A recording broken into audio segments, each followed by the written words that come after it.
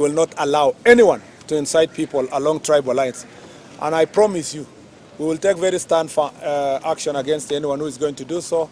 And we believe that the judiciary will work with us to make sure that the issue is dealt with accordingly. Asanteni sana. And I assume I have been very, very vocal, and there are no questions. Yeah?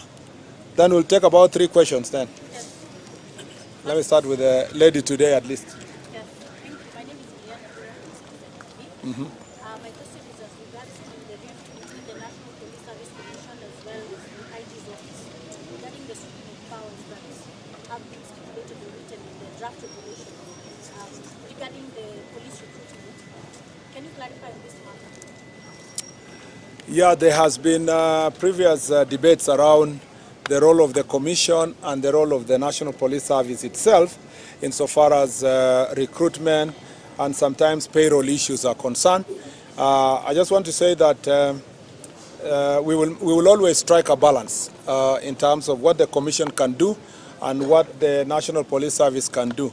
Identification of able men and women to serve in National Police Service require certain level of expertise on the part of those who are doing so, and therefore we cannot wish away the role of the police officers themselves in terms of identification, scrutinizing, and hiring of police officers. We can also not wish away the role of the Commission as retaining overall oversight authority. So the balance can be struck where the Commission can put in place the policy framework, the qualification standards, and then the identification can be done by the NPS itself based on the directives that have been done by the National Police Service. So if you ask me really as the Cabinet Secretary, I don't see any fight, especially because I will be the one who will now have to look at the regulations and transmit it to Parliament. So before I am satisfied that the regulations are capable of being taken to Parliament for adoption,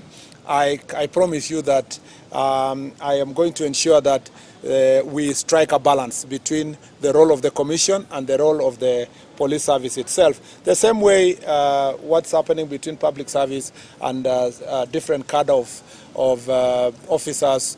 Some have been delegated to ministries to hire, even though the National Public Service Commission retains the overall responsibility. So there is, I want to assure Kenyans that there is no cause for alarm. As the Cabinet Secretary will transmit the regulations, this public participation that is going on is very important, and based on the views that we will receive from the officers and from the public, we are going to strike a very good balance. And to start with, I have a meeting tomorrow with the Commission and the IG, and then we will work together until we find a solution. This is a very sensitive sector. We do not intend to see any wrangles. We have had a very good working relationship in the past, and we want to even make it better going forward. And from a policy position and from a Cabinet Secretary office, there I don't see any cause for alarm, and I want to allay any fears that there is going to be a disagreement of any manner. I'll take 3 minor. The question is on Chan, specifically the game on Sunday in Zambia. Yeah. There's a concern raised by the local organizing committee chairperson just today. They say there's that threat, the security threat of people or supporters forcing their way into the stadium. Then they say if the same situation is witnessed on Sunday, then if we qualify for quarterfinals, there's a likelihood that our team Harambee Stars, that game will be transferred to either Uganda or Tanzania because of that risk. I think the back stops with you. That is a very important question, actually. The reason why the Inspector General of Police is not here is because he's holding various meetings now in Nairobi to discuss the question of how to manage security in Kasarani. First of all, let me say that as the National Police Service, we are very proud that our players are part of the team that is playing for our country in this CHAN. And you know that National Police team is Premier League champions. So we have direct interest, first of all, as National Police Service on matters football. But second, let me say that I was in Kasarani on Sunday to watch the match. And I don't think, and the coach has also, Benny McCarthy has recognized that without the support of the fans, we would not have done what we did, particularly knowing that over 50 minutes we played with 10 men. So the fans are extremely important for us, extremely important to have the fans. In fact, they call, the fans are always called the 12th player. And we do not want to miss the opportunity to have the fans or to play before our own fans. I therefore, from a security perspective, would like to beg all Kenyans to really avoid going to the stadium unless you have a ticket. It is going to reflect badly on us. It is going to give us security problems. If the capacity of the stadium is exited, you can easily have a massive disaster and a security challenge for all of us. I want to request Kenyans, for the sake of our team, and if we all want Harambee Stars to reach finals, let us respect the regulations that CAF has put in place, and even the penalty they have given us to play 60% of the capacity. Let's just abide by it, and let's buy the tickets the way it is required. It is important for us to do so. It's also important, perhaps, for the Ministry of Sports, working together with the county government of Nairobi, and perhaps also the governor here and other governors across the country, to perhaps erect big screens around various parks across the country as our teams progress to quarters, semis, and I believe finals, because there will be demand for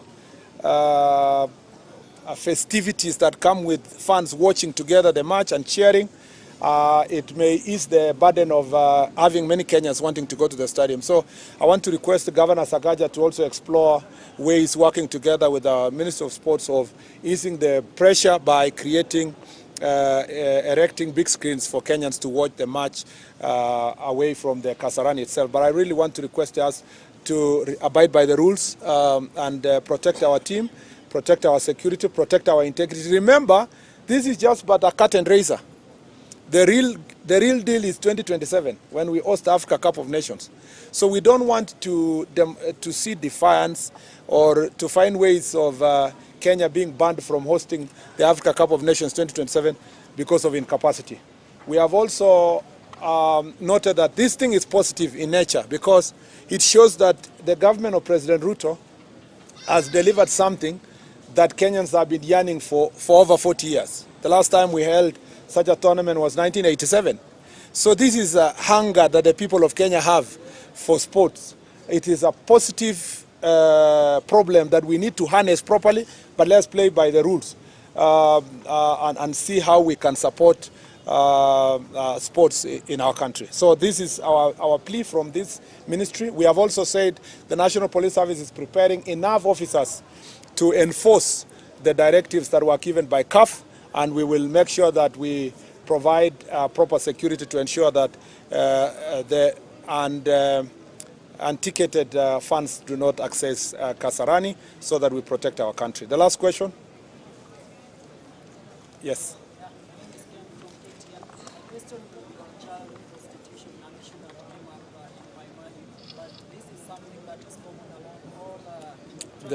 Yes.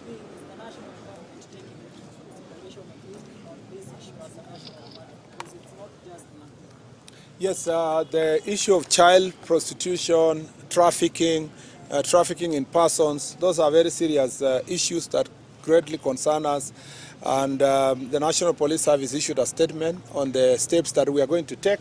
But as I said, we are going to strengthen the DCI agency that is going to deal with human trafficking, including for sex and children, trafficking of children, and all cases of defilement, gender-based violence. We want to make sure that we strengthen that department next time we hire our officers. We hire new officers or recruit new officers. The National Police Service is an area that we are going to give greater focus. I also expect that that issue will be raised during the Jukwaa La Usalama, which we are now late, to make sure that these issues are going to be addressed there. Allow me to give the governor 1 minute to say one word. Oh. Yeah. Thank you. It's unusual, but... I know, thank you. Thank you very much. I think for us, we are very happy to have the CS for Interior here with us in Nakuru today, because a lot of the issues that we have been going through, you have really pronounced them very well. showing that you are quite aware of what the issues we are facing here or the challenges we are facing here in terms of security, in terms of issues to do with land, in terms of issues to do with drugs and alcohol, gangs and the fishing at Lake Nakuru, the illegal fishing actually, and also finally on that issue of Mai Mahio that has been a problem for us as a county. We've put up a committee that's working with our county security team to go up there in Mai Mahio and in all those other centers that have been mentioned here, and hopefully together we'll be able to come up with a solution so that not only do we stop those who are doing it, but that it doesn't happen in the future. So we look forward to the Jukwaa La Usalama, Waziri, to those discussions there. But as a county, we appreciate and work very closely with the national government in terms of security so that we can make sure we secure and keep our county secure and stable. Thank you. Thank you very much. Asanteni sana. God bless you.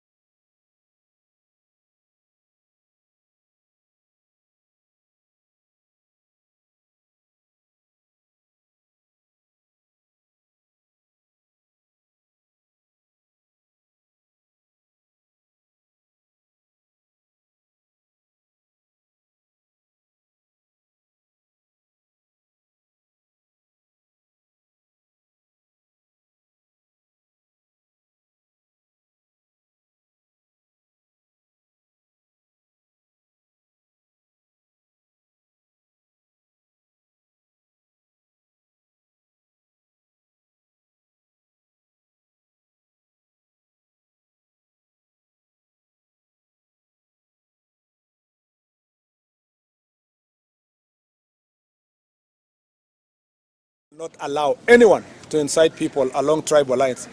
And I promise you, we will take very stern action against anyone who is going to do so. And we believe that the judiciary will work with us to make sure that the issue is dealt with accordingly.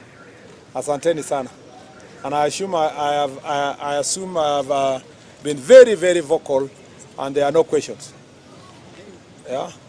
Then we'll take about 3 questions then. Let me start with the lady today at least. Yes, thank you. My name is my question is as regards to the rift between the National Police Service Commission as well as the IG's office regarding the splitting of powers that have been stipulated or written in the draft regulation regarding the police recruitment. Can you clarify on this matter? Yeah, there has been previous debates around the role of the Commission and the role of the National Police Service itself insofar as recruitment and sometimes payroll issues are concerned. I just want to say that we will always strike a balance in terms of what the Commission can do and what the National Police Service can do. Identification of able men and women to serve in National Police Service require certain level of expertise on the part of those who are doing so, and therefore we cannot wish away the role of the police officers themselves in terms of identification, scrutinizing, and hiring of police officers. We can also not wish away the role of the Commission as retaining overall oversight authority. So a balance can be struck where the Commission can put in place the policy framework, the qualification standards, and then the identification can be done by the NPS itself based on the directives that have been done by the National Police Service. So if you ask me really as the Cabinet Secretary, I don't see any fight, especially because I will be the one who will now have to look at the regulations and transmit it to Parliament. So before I am satisfied that the regulations are capable of being taken to Parliament for adoption, I promise you that I am going to ensure that we strike a balance between the role of the Commission and the role of the police service itself. The same way what's happening between public service and different cadre of officers some have been delegated to ministries to hire, even though the National Public Service Commission retains the overall responsibility. So there is, I want to assure Kenyans that there is no cause for alarm. As the Cabinet Secretary will transmit the regulations, this public participation that is going on is very important, and based on the views that we will receive from the officers and from the public, we are going to strike a very good balance. And to start with, I have a meeting tomorrow with the Commission and the IG, and then we will work together until we find a solution. This is a very sensitive sector. We do not intend to see any wrangles. We have had a very good working relationship in the past, and we want to even make it better going forward. And from a policy position and from a Cabinet Secretary office, there I don't see any cause for alarm, and I want to allay any fears that there is going to be a disagreement of any manner. I'll take 3 minor. We will not allow anyone to incite people along tribal lines, and I promise you, we will take very stern action against anyone who is going to do so, and we believe that the judiciary will work with us to make sure that the issue is dealt with accordingly. Asanteni sana. And I assume I have tumefurahi sana kuja hapa Nakuru. Hii ni safari ya Jukwaa La Usalama county number 28. Na tumefurahi sana kwamba tumefika hapa kwa finally kwa headquarters ya Rift Valley region. Ningependa kusema kwamba safari yetu ilianza Turkana na tumezunguka county 13. Hii ni county 14 katika hii region. Ningependa pia kusema kwamba katika hizo county zote tumeweza kupata nafasi ya kusikiliza na tumepata kuelewa yale shida ambao wanapitia ya usalama na ya kutoa huduma. Tumepata pia nafasi ya kuweza kurekebisha sehemu ambazo hatukuwa tunatenda vizuri. Lakini pia tumepata maoni tofauti ambayo imetusaidia kuboresha, inatusaidia kuboresha zile sera ambazo tunatumia kama taifa kuongoza kwa mambo ya usalama na kwa mambo ya utawala katika taifa letu. Kwanza ningependa kusema hapa Nakuru, hapa ni headquarters, hapa ni county kubwa, kuna zaidi ya milioni mbili, watu milioni 2, na hapa ni kielelezo ya taifa nzima, ikiwa kwamba tunajua wote kwamba Wakenya wote wanapatikana hapa Nakuru. Tunajua pia Nakuru ni city na challenges ambayo inakumba city zingine zile 4 ni kwamba hata hapa Nakuru iko na hiyo shida kama one of the 5 cities katika taifa letu. Shida ambazo tunapambana nayo ni tayari tunajua kwamba tuko na shida kidogo ya mambo ya mashamba. We have land issues in Nakuru that are of great concern to us. There are a bit of conflict related to occupation of a few parcels of land, notably in Gilgil constituency, Njoro, some parts of Molo, Subukia, Rongai.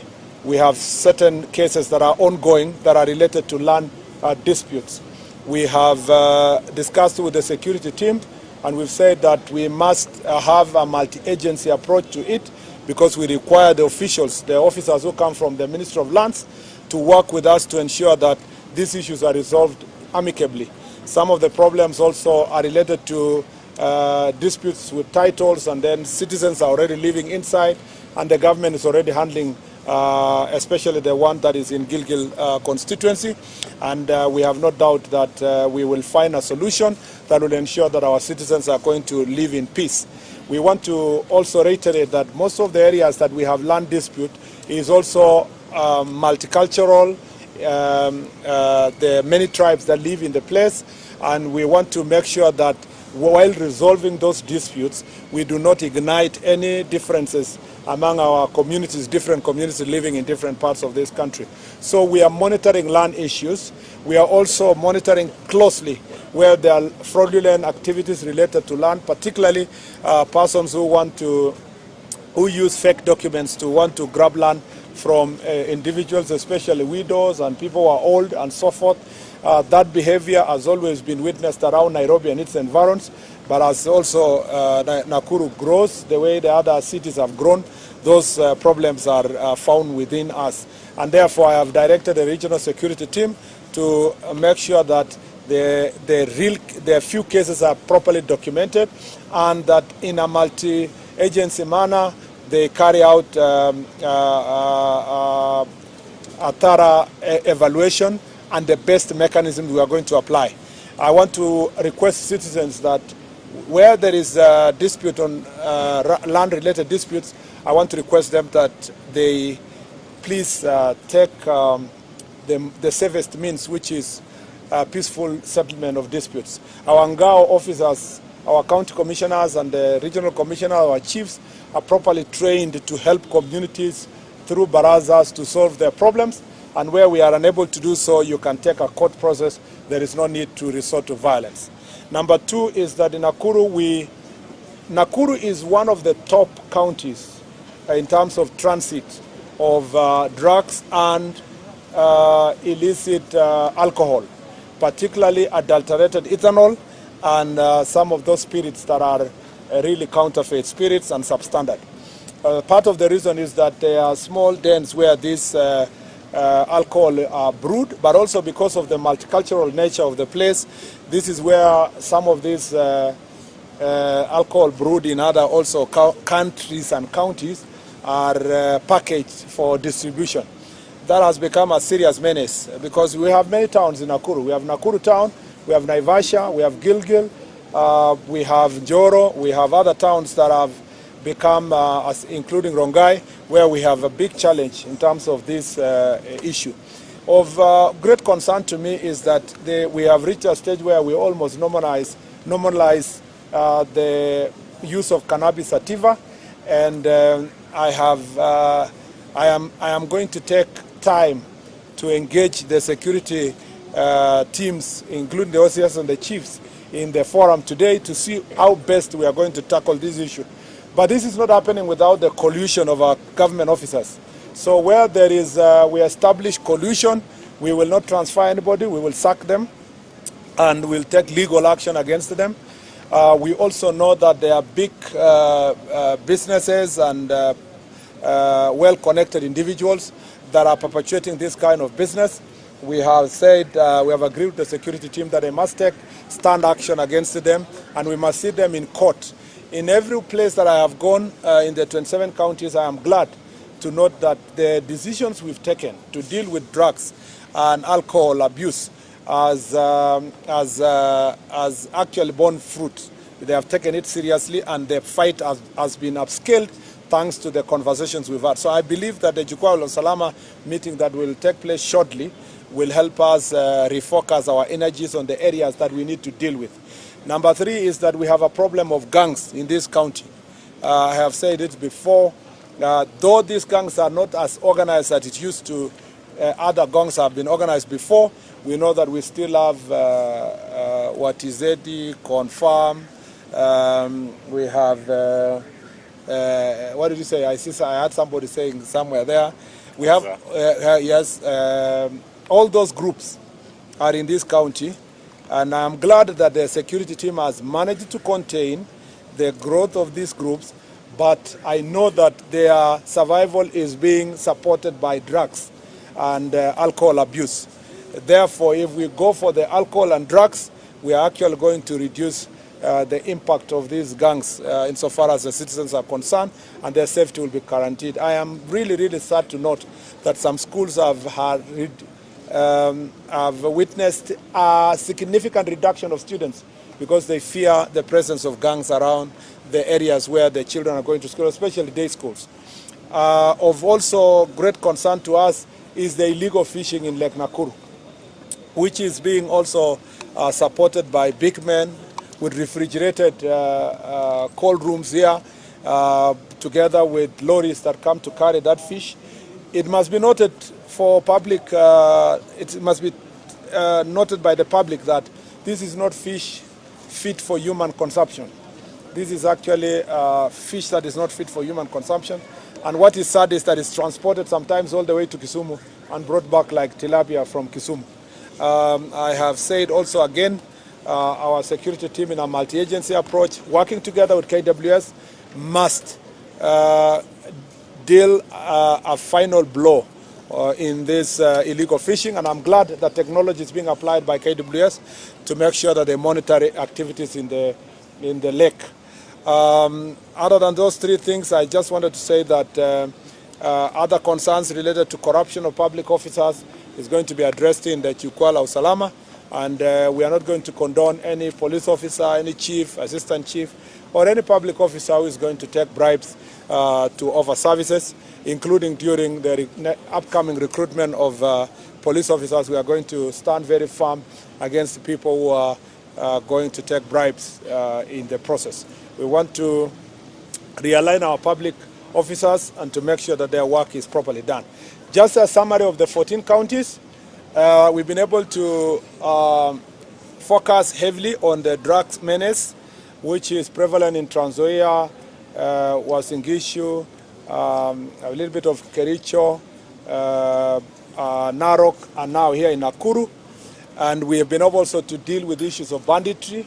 And as you can see, there is silence in the Kerio Valley because our officers have found ways of working in unison to get rid of the bandits. And therefore, counties like Turkana, West Pokot, Baringo, like Kipia and Samburu and Elgeyo Marakwet have witnessed a significant drop in acts of banditry across the region.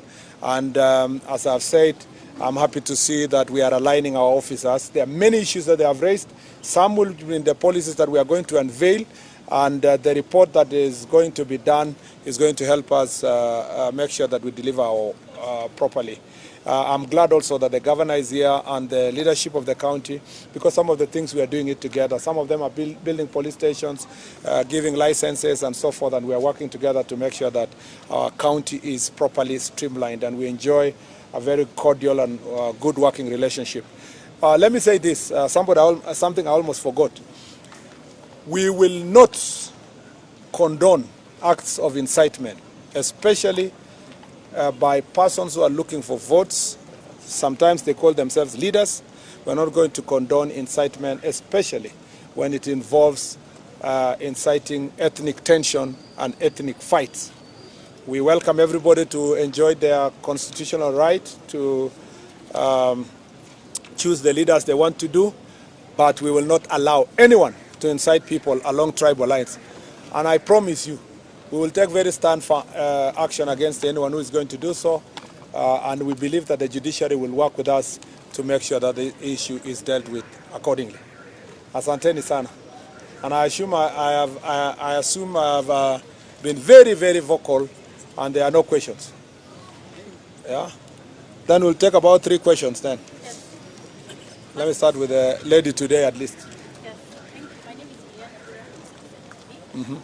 My question is as regards to the rift between the National Police Service Commission as well as the IG's office regarding the sweeping of powers that have been stipulated or written in the draft regulation regarding the police recruitment. Can you clarify on this matter? Yeah, there has been previous debates around the role of the Commission and the role of the National Police Service itself insofar as recruitment and sometimes payroll issues are concerned. I just want to say that we will always strike a balance in terms of what the Commission can do and what the National Police Service can do.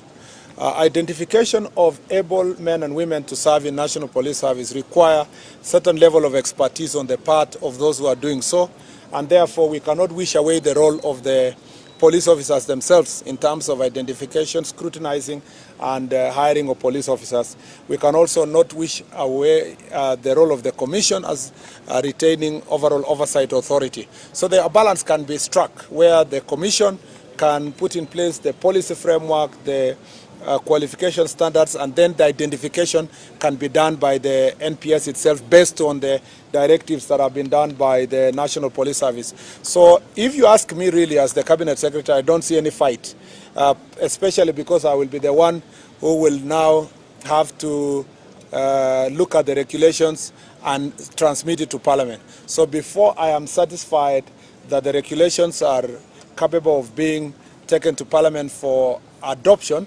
I promise you that I am going to ensure that we strike a balance between the role of the commission and the role of the police service itself. The same way what's happening between public service and different cadre of officers.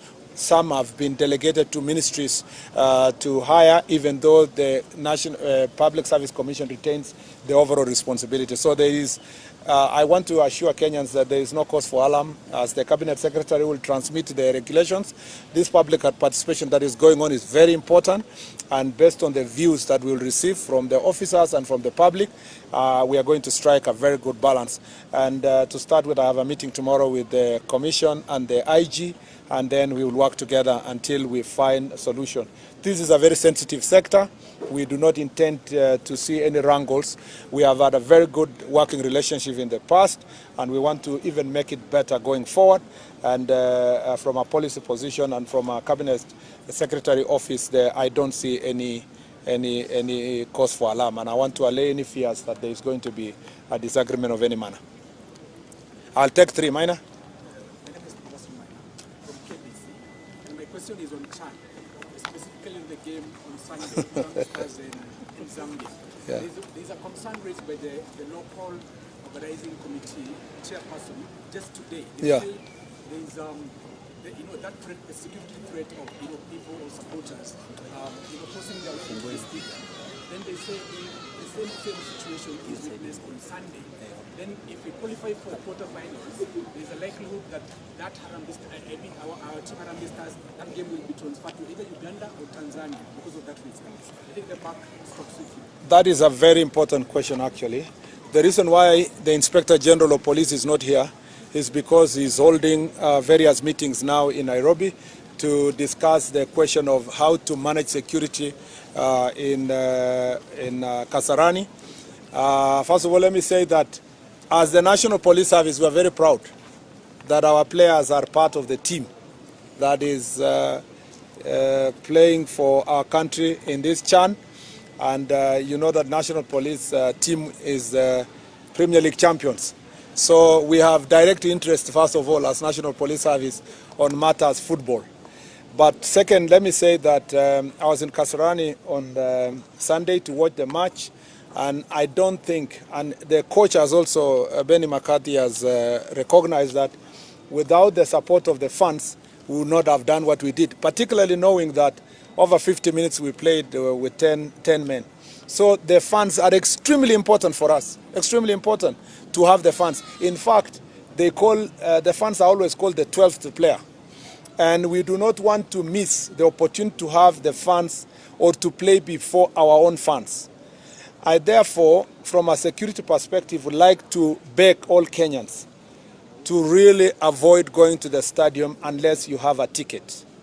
It is going to reflect badly on us. It is going to give us security problems. If the capacity of the stadium is exited, you can easily have a massive disaster and a security challenge for all of us. I want to request Kenyans, for the sake of our team, and if we all want Harambee Stars to reach finals, let us respect the regulations that CAF has put in place, and even the penalties they have given us to play 60% of the capacity. Let's just abide by it, and let's buy the tickets the way it is required. It is important for us to do so. It's also important, perhaps, for the Ministry of Sports, working together with the county government of Nairobi, and perhaps also the governor here and other governors across the country, to perhaps erect big screens around various parks across the country as our teams progress to quarters, semis, and I believe finals, because there will be demand for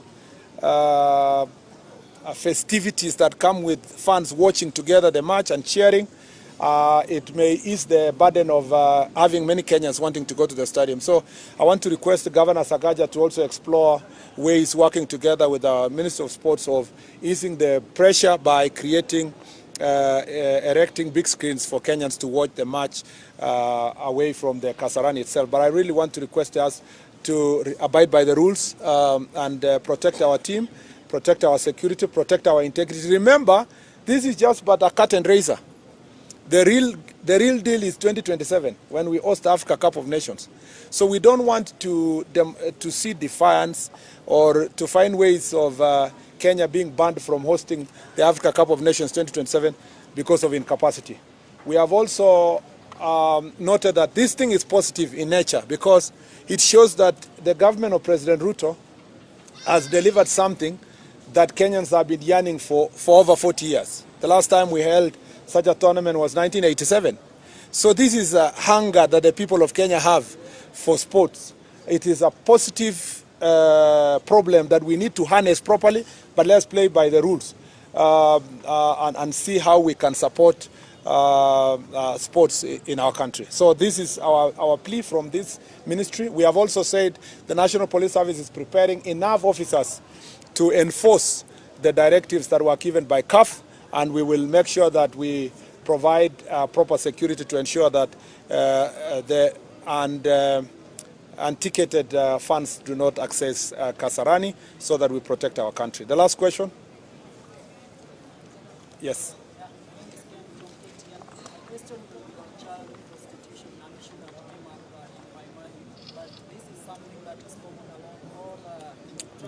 Yes.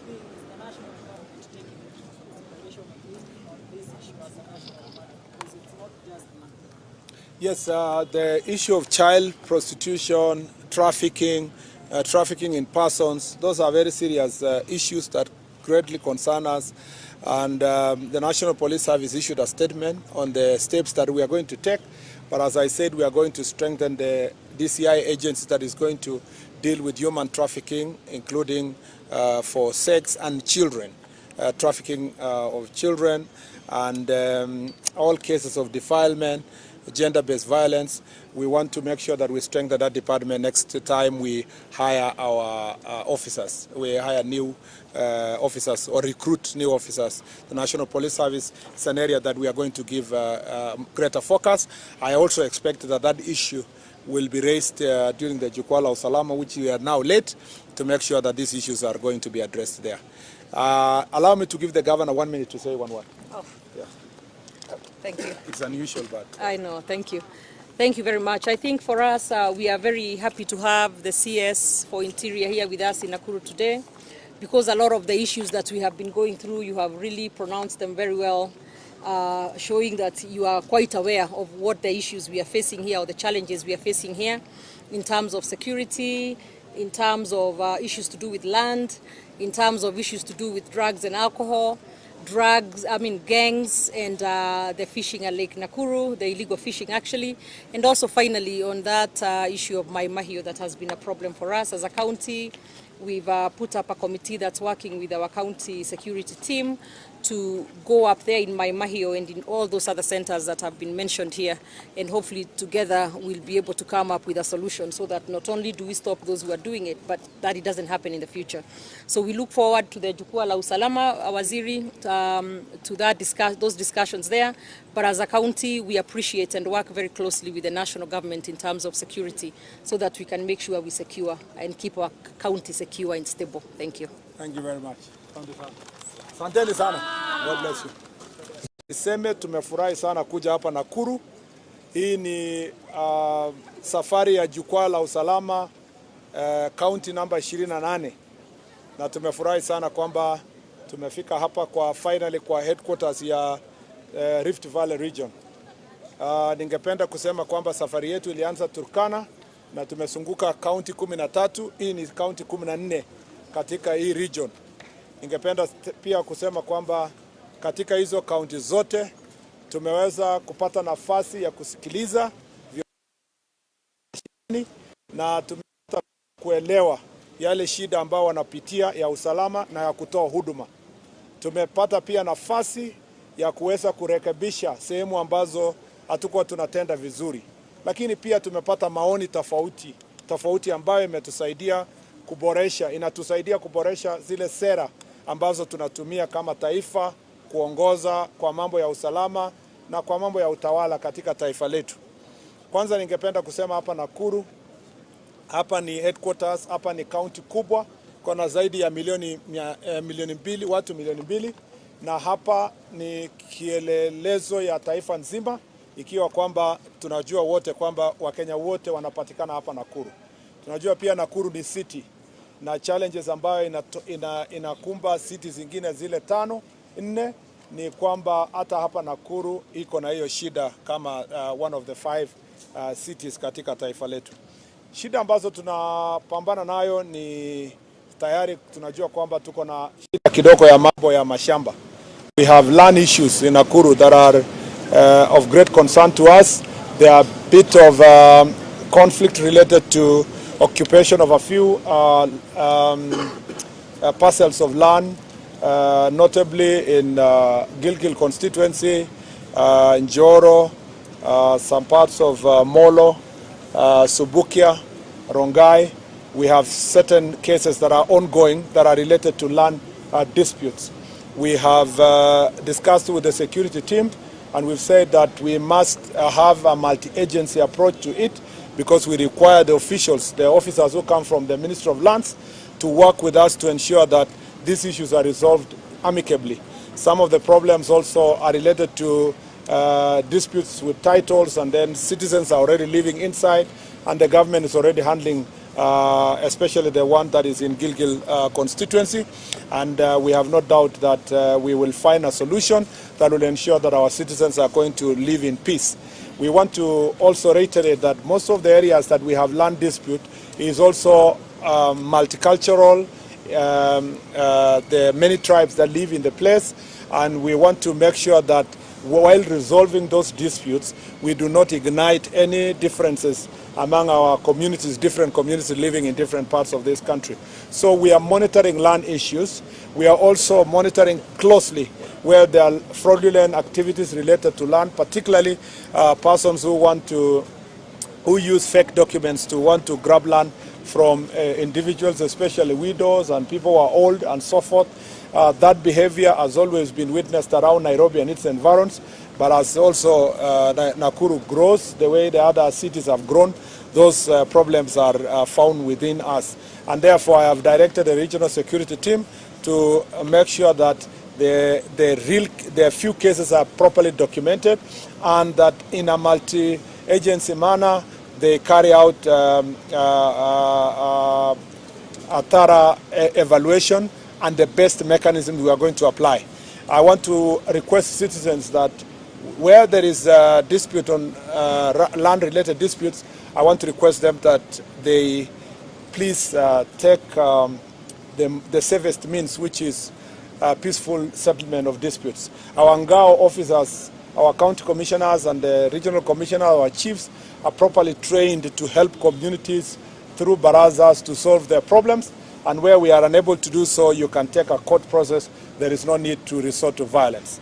Number 2 is that in Nakuru, Nakuru is one of the top counties in terms of transit of drugs and illicit alcohol, particularly adulterated ethanol and some of those spirits that are really counterfeit spirits and substandard. Part of the reason is that there are small dens where these alcohol are brewed, but also because of the multicultural nature of the place, this is where some of these alcohol brewed in other also countries and counties are packaged for distribution.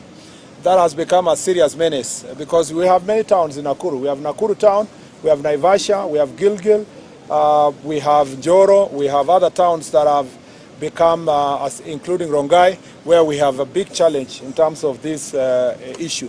Of great concern to me is that we have reached a stage where we almost normalize the use of cannabis sativa, and I am going to take time to engage the security teams, including the OCS and the chiefs, in the forum today to see how best we are going to tackle this issue. But this is not happening without the collusion of our government officers. So where there is, we establish collusion, we will not transfer anybody, we will sack them, and we'll take legal action against them. We also know that there are big businesses and well-connected individuals that are perpetuating this kind of business. We have said, we have agreed with the security team that they must take stand action against them, and we must see them in court. In every place that I have gone in the 27 counties, I am glad to note that the decisions we've taken to deal with drugs and alcohol abuse has actually borne fruit.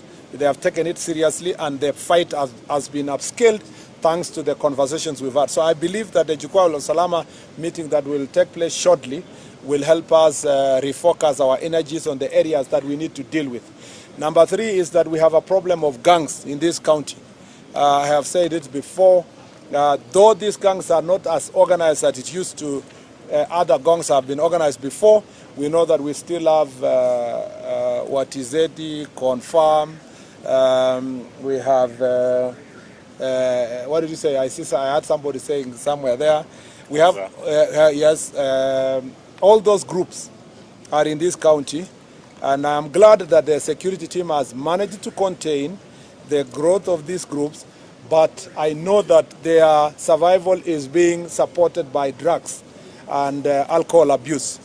Therefore, if we go for the alcohol and drugs, we are actually going to reduce the impact of these gangs insofar as the citizens are concerned, and their safety will be guaranteed. I am really, really sad to note that some schools have witnessed a significant reduction of students because they fear the presence of gangs around the areas where the children are going to school, especially day schools.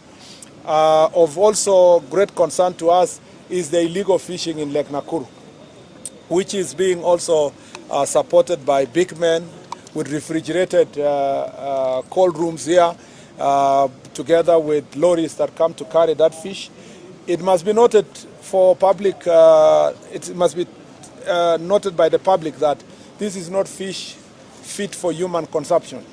This is actually fish that is not fit for human consumption. And what is sad is that it's transported sometimes all the way to Kisumu and brought back like tilapia from Kisumu.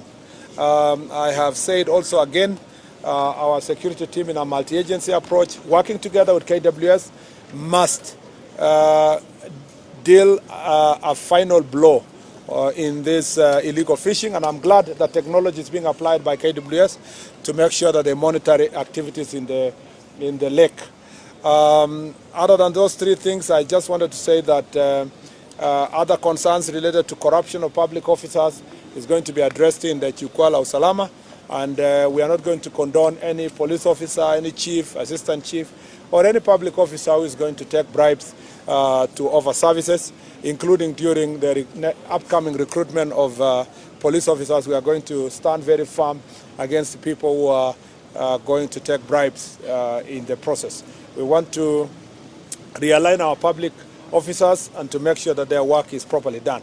Just a summary of the 14 counties, we've been able to focus heavily on the drugs menace, which is prevalent in Trans Nzoia, Uasin Gishu, a little bit of Kericho, Narok, and now here in Nakuru.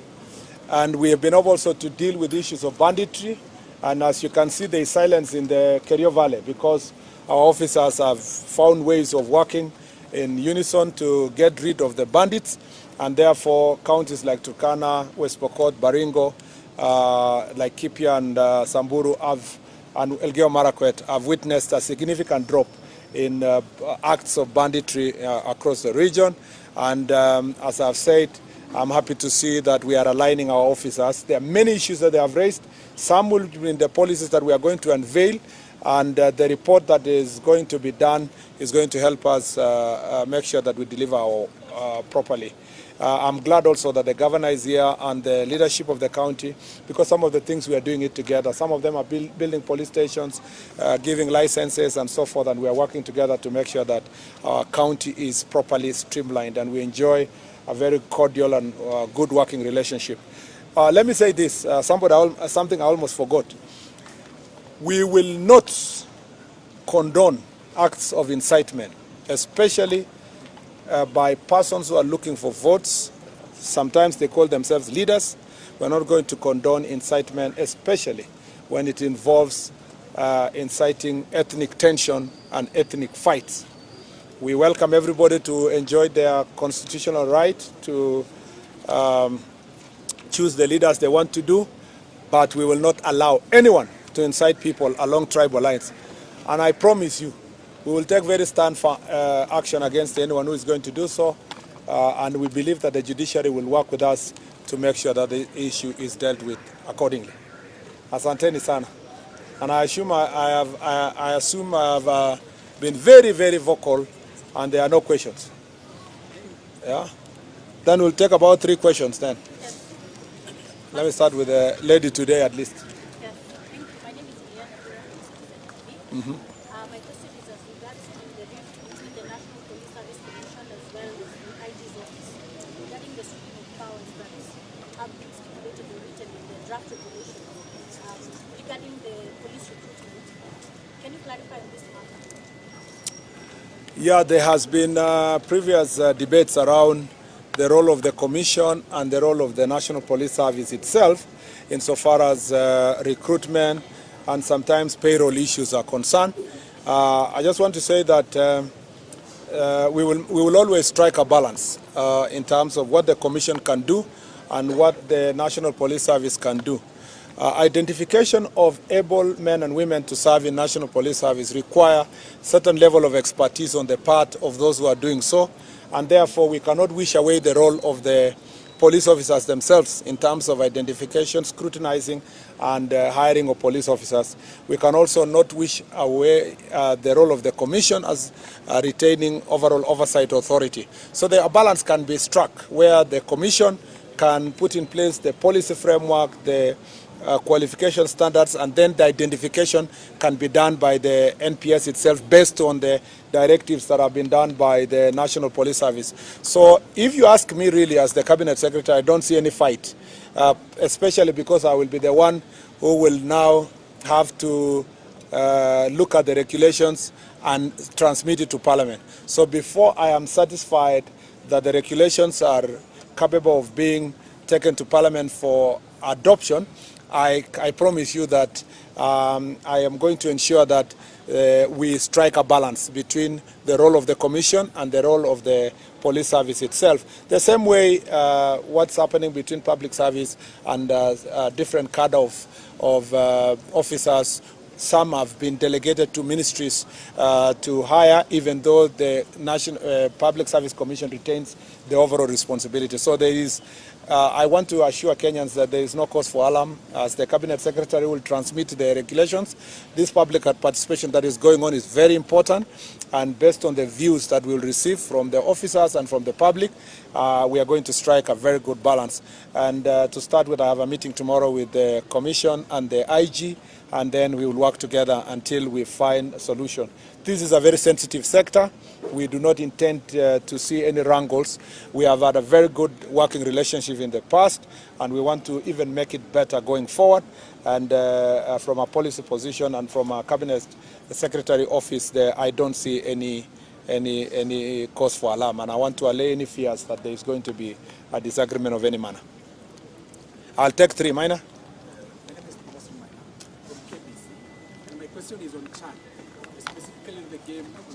Akichukua muda mrefu kuhudumia watu wengi, huduma itachelewa.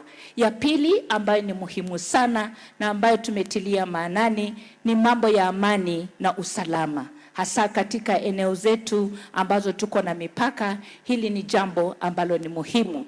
Pia jambo lingine ambalo ni muhimu ni kuhakikisha ya kwamba tunaleta huduma ya serikali kuu karibu na wananchi.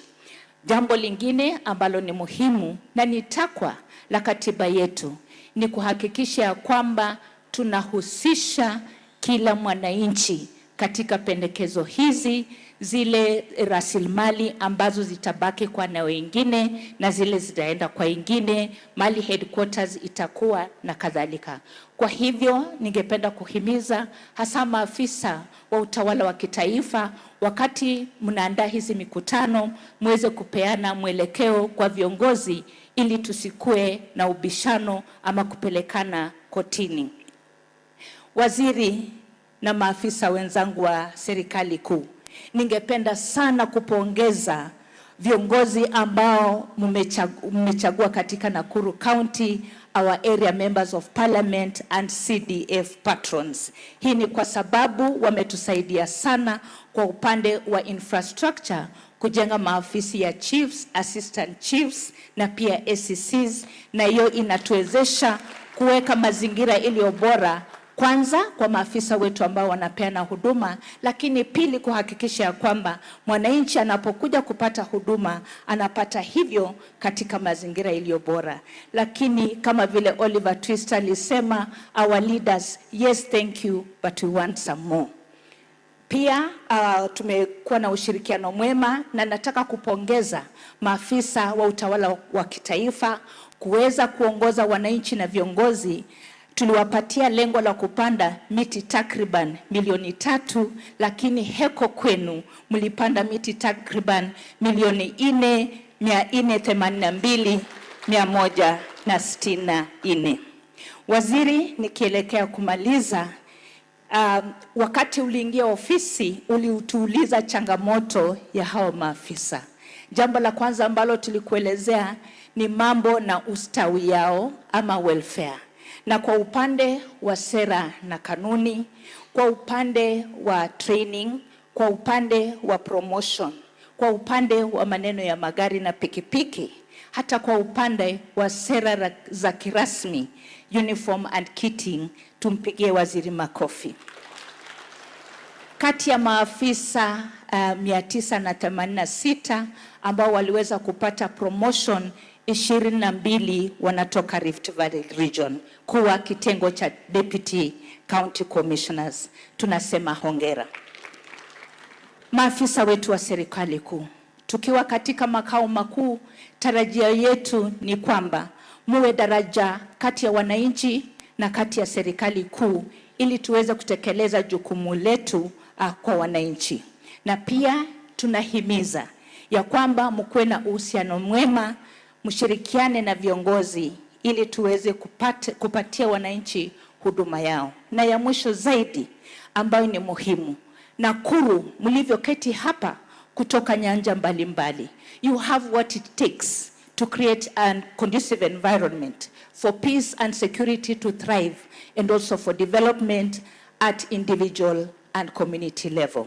And finally, kwa niaba ya wizara, waziri, tulianza jukwaa hapa Rift Valley tarehe 28 mwezi wa 5 kule Turkana. Leo tunakunja jamvi hapa tarehe 12 hapa Nakuru. The last dance is always the best dance. On behalf of the Jukwaa Secretariat, we have a lot of expectation on Nakuru, and we want to thank the regional security team led by the regional commissioner and the regional police commander for the wonderful support and cooperation you have accorded Jukwaa here in Rift Valley. Tunakoma tukisema Mungu awabariki, abariki na jimbo la Nakuru, na tunawatakia usalama na maendeleo. Thank you very much. Asante sana Pas. Sasa nataka tuingie mazungumzo sasa. Na kama vile waziri amesema, tuko na nafasi ya kunena na waziri wetu. Kwa hivyo lile la kukela leo utatueleza. Ningetaka tuanze na assistant chiefs. Eric kuja pande hii na Madam Florence ili uweze kunena na waziri na sisi pamoja.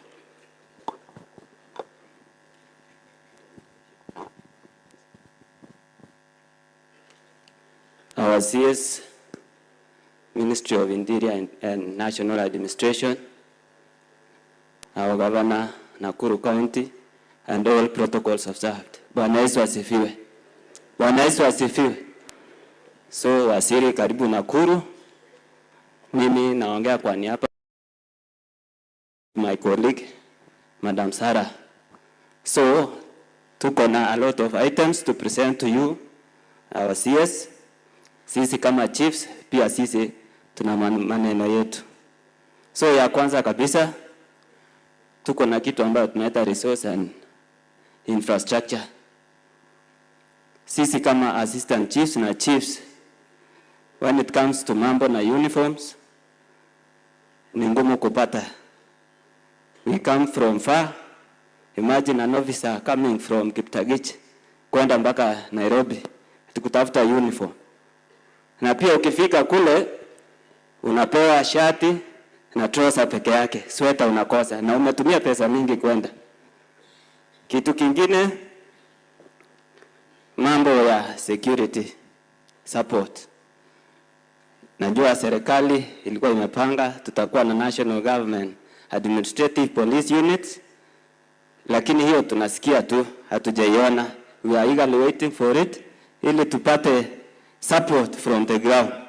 Tuko na watu wa nyumba 10, tuko na wazee na tunasaidiana kufanya kazi, lakini wao wameumizwa. Kuna mwingine alikatwa mpaka akaaga sehemu ya Kiptagichi.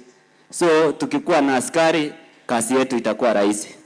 Mambo ya kupigana na illicit crew pia itakuwa rahisi. Pia tuko na court matters. Saa zingine we are arresting officers. We take our suspects to police station. Pia sisi tunaenda tunaandika statement. Siku ya kuapia kotini tunaenda. We are asking or we are requesting, sir, if possible, let the Attorney General stand on our behalf. Sio lazima sisi tukuje na tumesha arrest. Pia we have requested for, if possible, especially pale Kuresoi South na North, mambo ya pombe ni mingi. If possible, Tengabu be deployed with immediate effect ili kazi ifanyike. Kindly. Some officers pia, we are prone to risk. Kwa sababu saa zingine unaitwa usiku, unaambiwa kuna watu wamepigana, kuna incident may happen, na at the legal level, wananchi wana expect us to be there with them. And we don't have any ammunition. So if possible, kindly give us the proper procedure ili officers ambao wako na interested with acquiring arms wapewe. Pia sir, we want to thank the government because we have an AI. Lakini hiyo AI ni kidogo.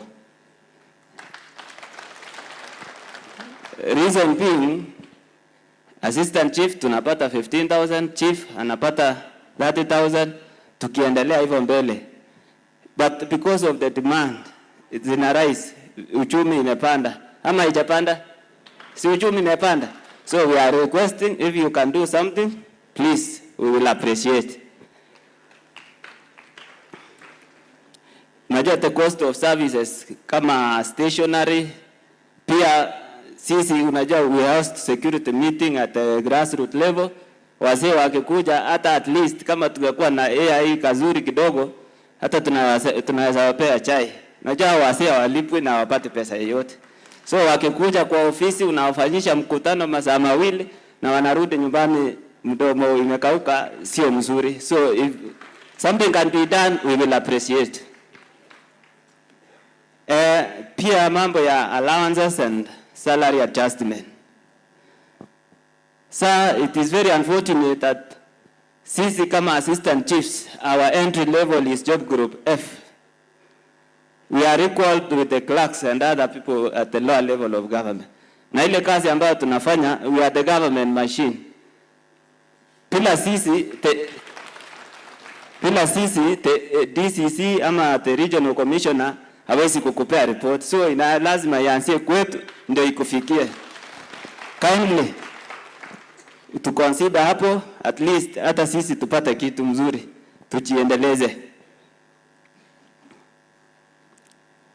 Another thing is, we have been hearing about extraneous allowance. Tuko na hiyo memo, ilikuwa ni ya 2021. Na sometimes unajipata zimeingia kwa forum.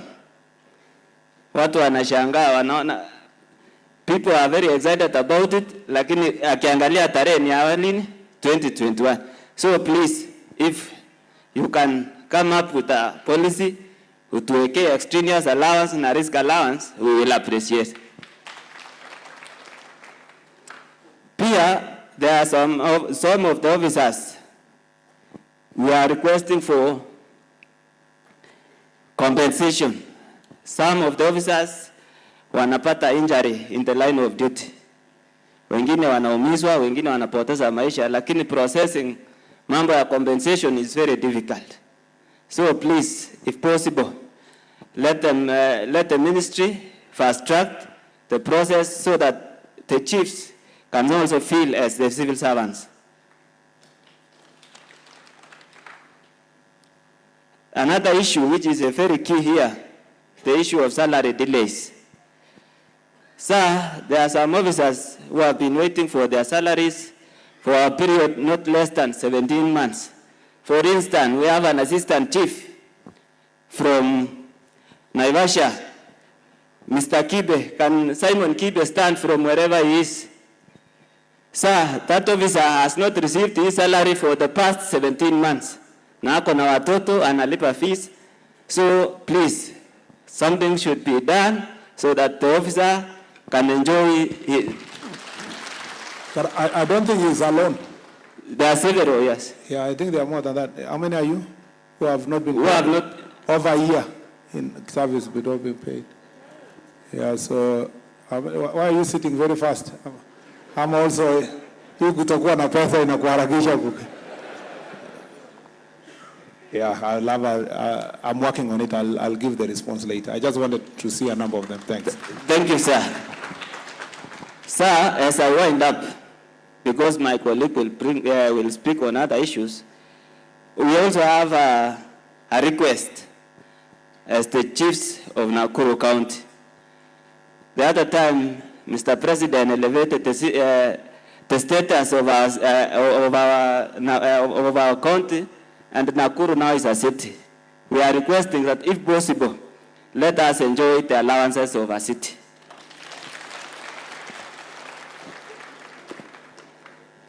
With few remarks, sir, I beg to end my presentation, and I forgot to introduce my name.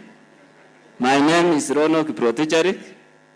I'm coming from Kuresoi South Sub-County, Keringe Division, Kipsanoi location, Tegat Sub-location.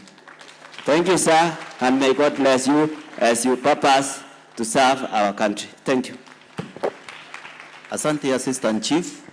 The next one, takuwa ni Florence Wambui. Florence? Usirudia ile imesema. So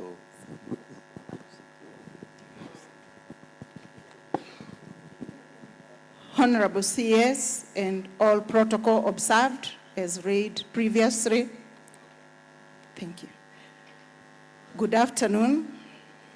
I am Marjorie Muiruri, Assistant Chief, Sokoni Sub-Location, Naivasha Town Location, Naivasha Sub-County.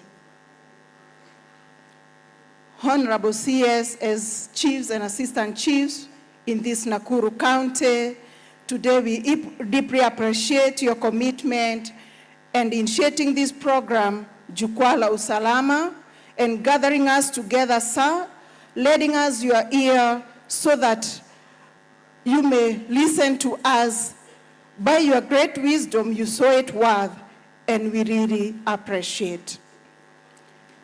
As chiefs and assistant chiefs and chiefs, we are grateful to the government for considering us to enact the registration of farmers through the subsidized fertilizer, and also now in tree planting through the Chief's Action Day on Climate Change. We are grateful to be considered in that program.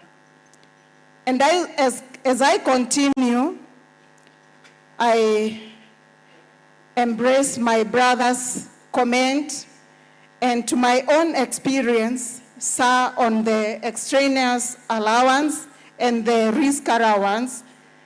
I have a personal story whereby, as I was going to raid with other officers at one of the slums in our area, somebody dashed to my neck.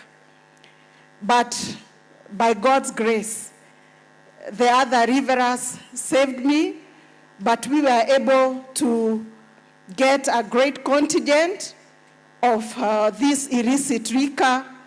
But as I sat down with my children and my family, I thought, what if it was over me? So consider us on that risk allowance. Direct my points on operationalization of new administration units, gazetted units, sir. Several administrative units were gazetted in the year 2017, but remain non-operational. This has resulted in workload strain due to increased population, and geographical size of jurisdiction is vast. We humbly urge the operationalization of these units to enhance service delivery to the community and bring services closer to the wananchi. We also make a plea that the newly proposed administration units be gazetted as well. Thank you, Madam, for what you have captured. We are grateful, but continue on operationalization. On succession protocols, sir, as Assistant Chief, we feel that we be considered to be automatically promoted to fill vacant chief's positions. Thank you. Especially after serving in acting capacities for long periods. Subjecting us to interviews sometimes, sir, it demoralizes us. We feel we are capable. Our morale is lowered. Consider us.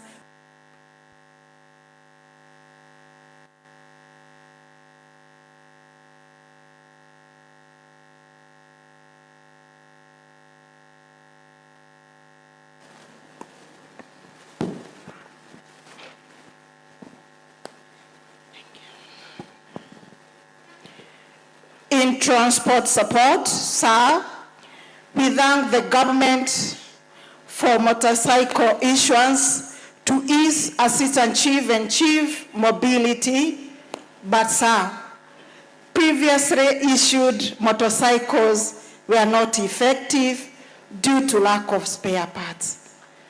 Whenever the motorbikes have a mechanical problem, getting the spare parts, it's a problem.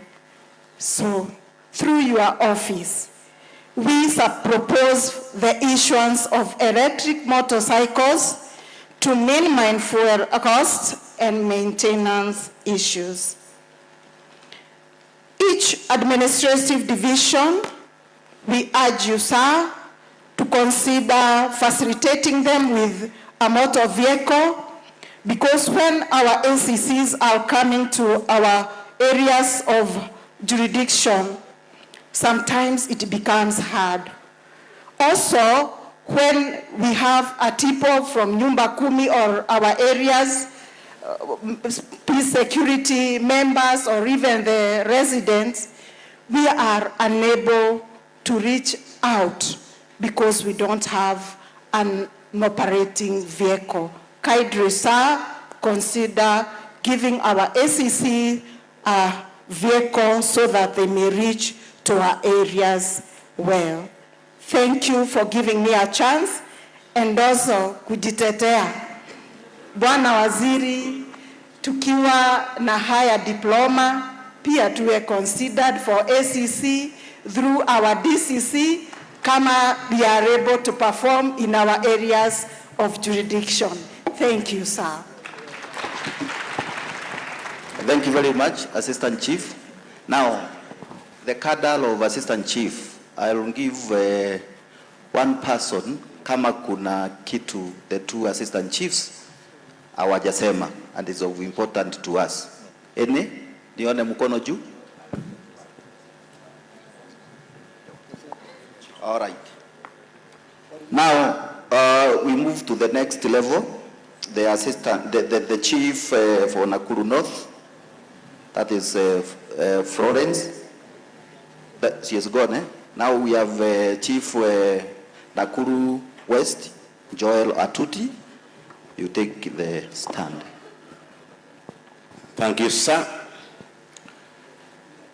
Our CS and our governor, allow me to ride on the already established protocols so that we proceed. Sir, the public and wananchi expect a lot from us on service delivery. If you train chiefs and assistant chiefs, they will be equipped with the knowledge so that they are able to cope up with the current issues that are emerging in the modern world.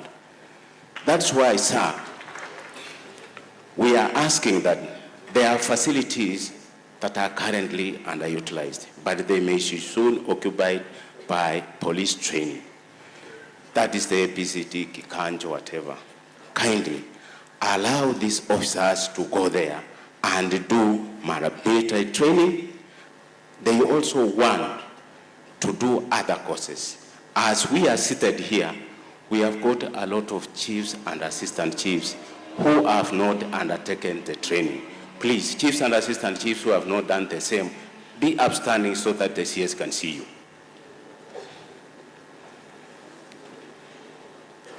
Sir, that is an overwhelming number, considering kindly sit down, considering the current, each area has its own unique dynamics in crime, emerging issues. If we equip them, sir, they will deliver because they are up to the task. Sir, this training is vital for equipping officers with up-to-date knowledge, skills, and emerging across various sectors, enhancing their relevancy and service delivery to the public. Certificates of completion will be used, making them eligible for promotion and their respective cadres. Sir, let us not only dwell on complaints. They are very good successes, and we appreciate. Your government actually elevated chiefs to ACCs. That's very good, sir, and we appreciate. Right now, we have got 35 chiefs and assistant chiefs with degrees in Nakuru County, who we want you to assist in elevating to ACCs. They are all here, sir. Kindly be upstanding so that the CS can see you. These are degree holders, sir. Kindly sit down. Sir, okay, proceed, sir. Yeah, and they are ready to go and serve in anywhere. Oh, very good.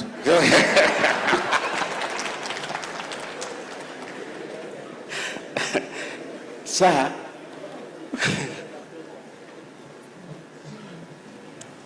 sir, we are currently have chiefs and assistant chiefs who are requesting for continuous training in the Kenya School of Government in various courses such as supervisory skills, mediation, retirement preparedness, conflict, and disaster management. Sir, when chiefs retire, and even our supervisors, we need that psychological guiding and counseling. You know, when somebody has retired, that thing, you know, it brings some not good. So kindly do that. Alternatively, sir, we were suggesting this. Let us have, because we are always going begging at the police training colleges to absorb us for the training, can we have Ngao Training College? The Ngao Training College will assist us train anytime, because we are always going to beg around. Is there space in Kiganjo? Is there space in APTC? Let us have it. And remember, these officers you see here in front, our DCCs, they are very good, as you see them. They are very good trainers.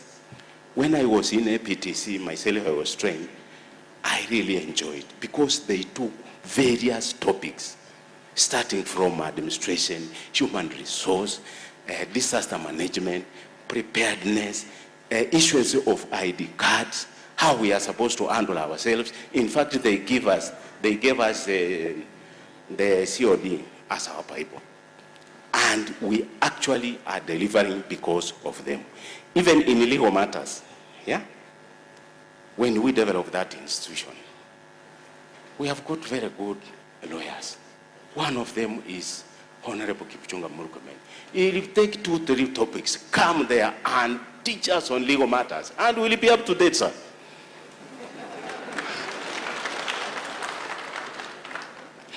Sir, we want you to review the schemes of service. The schemes of service, sir, it's limiting the promotion of chiefs to principal chiefs. Now our proposal is this, because you see, we only maybe have one principal chief. Why don't we do away with it? We start it this way. Chiefs to start at Chief 2, that is job group J. And then they progress up to job group P, that is the principal chief. There now, you will promote them on merit because it will not limit the number of principal chiefs. They'll just go up. Why am I saying so? If a chief is employed at 45 years, because for us, you know, there's a background, before you are given that job, and you are 45 years. Then you stagnate for 5 years on a job group, 6 years another job group. You only go home with 2 job groups. And you see, we are nowhere now there. Kindly assist us. As we are also going ahead, we are asking mass promotion for these chiefs here whom you have seen standing, so that when they come back, the way you are doing now the police, when they come back, they'll proceed with working. You will motivate them. Likewise to assistant chiefs, because they have not talked about it, let me talk about this. Let them start at job group G, so that when they are moving ahead, they will also go up to senior assistant chief and they'll proceed ahead. Sir, we are not holy. Crime is everywhere and it mutates. It mutates. So we are kindly asking, and we are insisting on this operationalization of new units.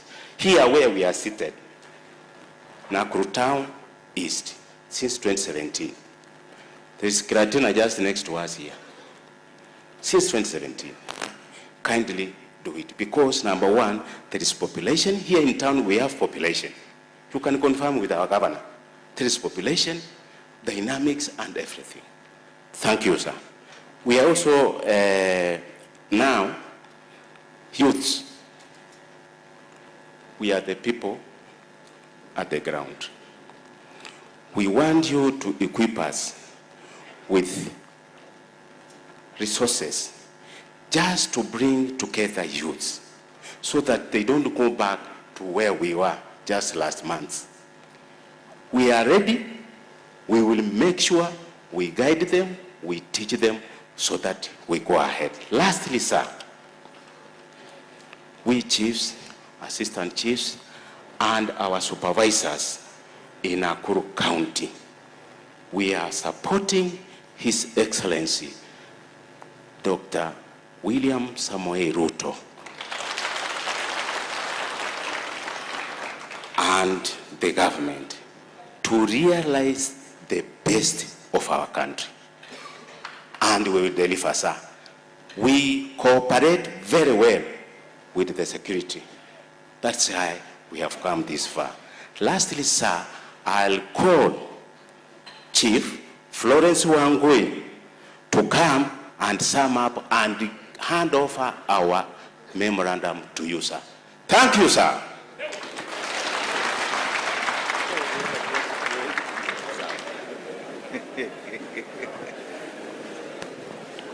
Thank you, sir. Thank you, sir. Good afternoon, sir. My name is Florence Ngugi, Chief Bahati Location. The many points that have been nagging these officers are the ones that are in this document. And kindly, sir, I would like to hand them over to you. Thank you, sir.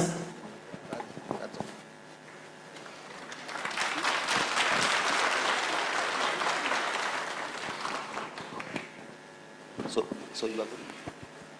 Asante sana. The chief is through. Our CS has the memorandum.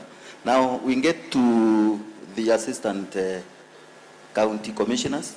Before the assistant county commissioners. Yes, sir.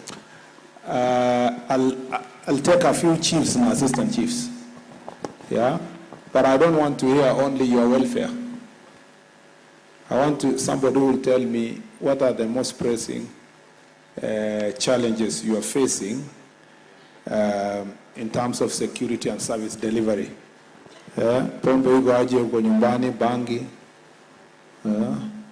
mambo ya mashamba nini. You have also say things that are touching on security issues. Msiseme yenu peke yake. You can also add yours. So and also you can propose solutions. So wangapi inua mkono? Peleka mic huko. Where are those people who are taking the mic? Tuanzie nyuma, utamalizia hapo. Anzia the lady and the gentleman there. The two of them. Mwenye amesimama, mwenye hajasimama wachana naye. The two.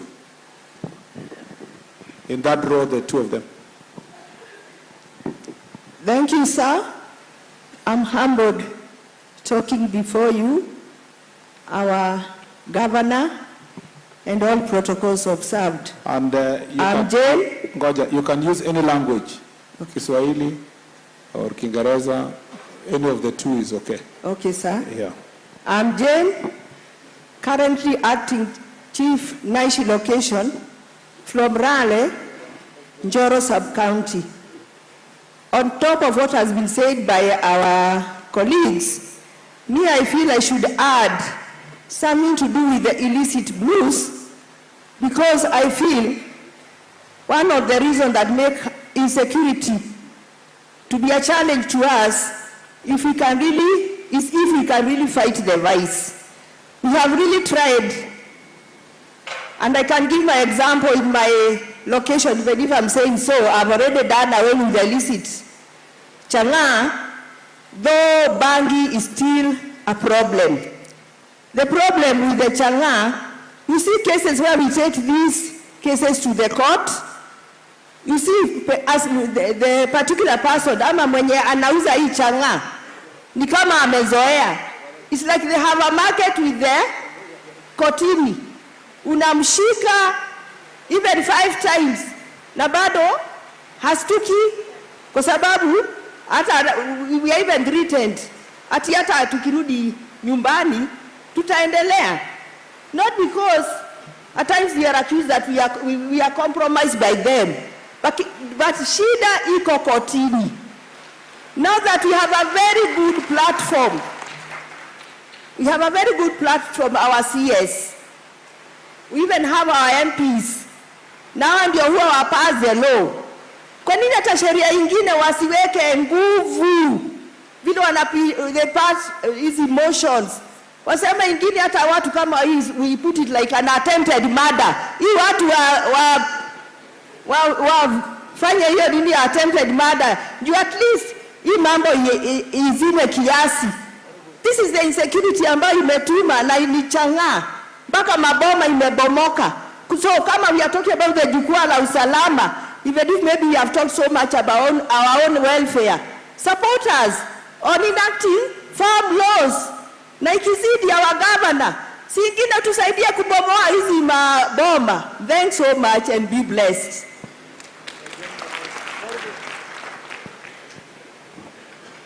Thank you, sir. Kwa majina naitwa Hudson Bushuru, Assistant Chief Subukia East sub-location, Subukia East location, Subukia division in Subukia sub-county, sir. Yangu ni machache ya kwamba kuna jambo ambalo linafanyika katika payslip zetu. Tunakatwa hizi pesa za NSSF, na tunapoenda kuangalia katika NSSF katika akaunti zetu, tunaambiwa kwamba zile pesa hazijafika kule kwa account. Inabidi tuende Nairobi ndio iweze kuwa factored in.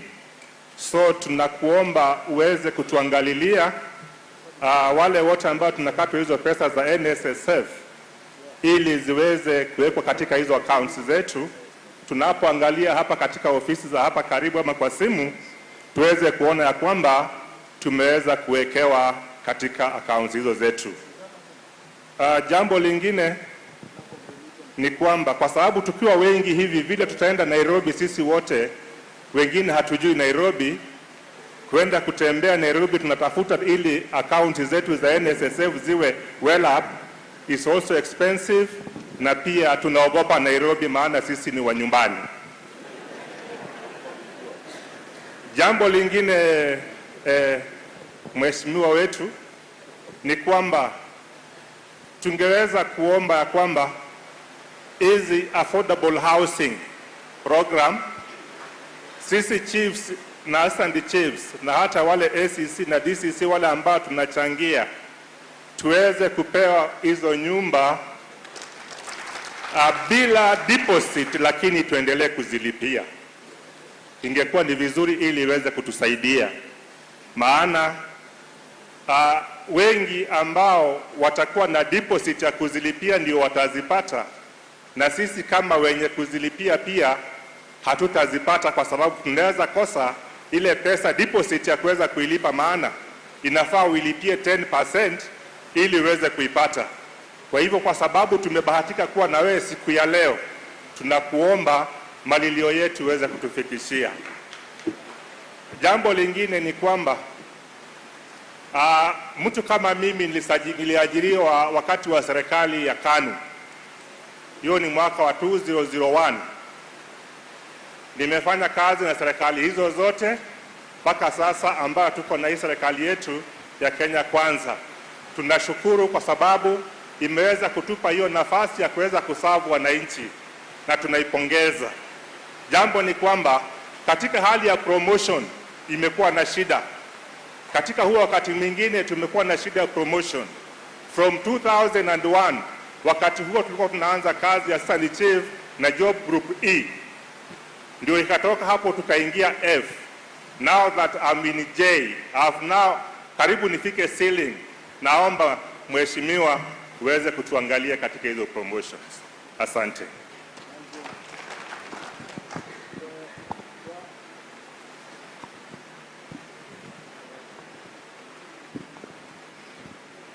Sir, our CS, Honorable Kipchumba Murkomen, Our Excellency, our Governor, Madam Susan Kihika, nashukuru sana kwa hii nafasi ambayo nimepata kusimama mbele yenu siku ya leo.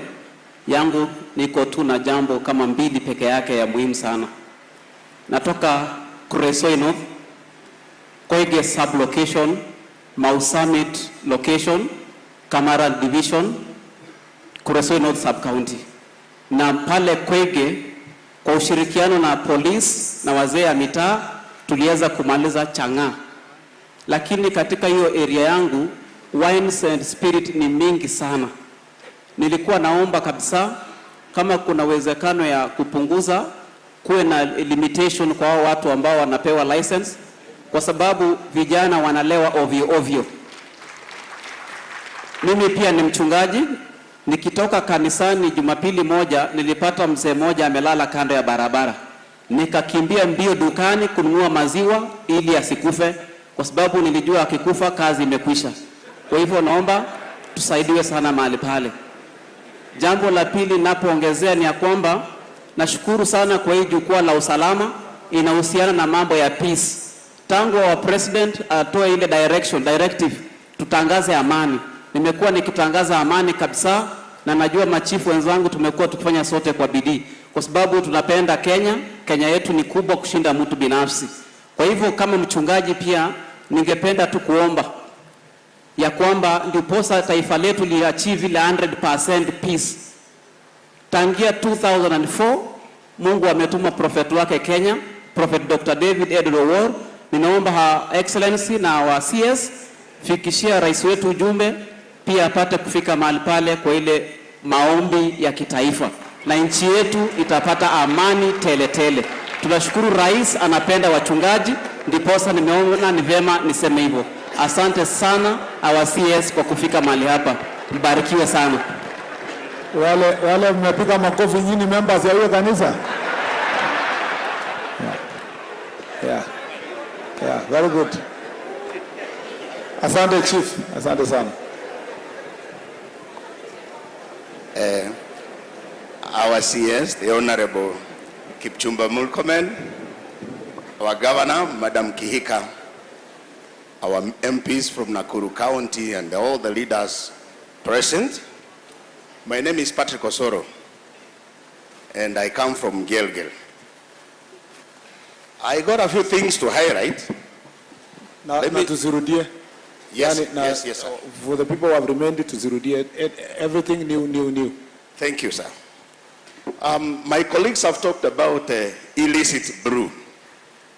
When there is a lot of illicit brew in your location or sub-location, everyone will be on your neck.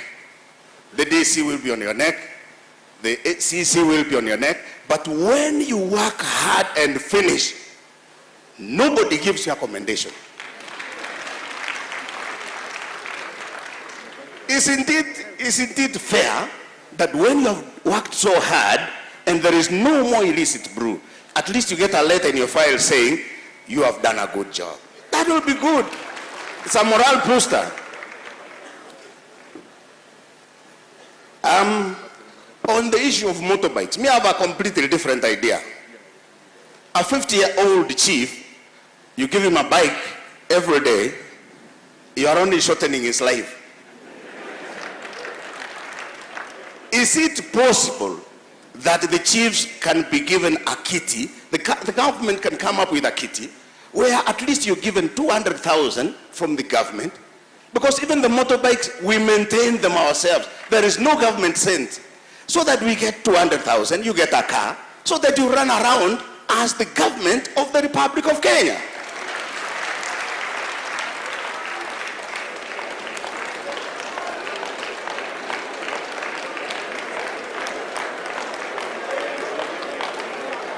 Thank you. Thank you. On job groups, I came in when I was 45 years, and I had about 10 years to work. Then it increased to 60. Now, if you start on job group F as an assistant chief, because I'm one, if you start on job group F, you work for 15 years. If you stagnate somewhere there in the middle, you will go home with a pension of 10,000.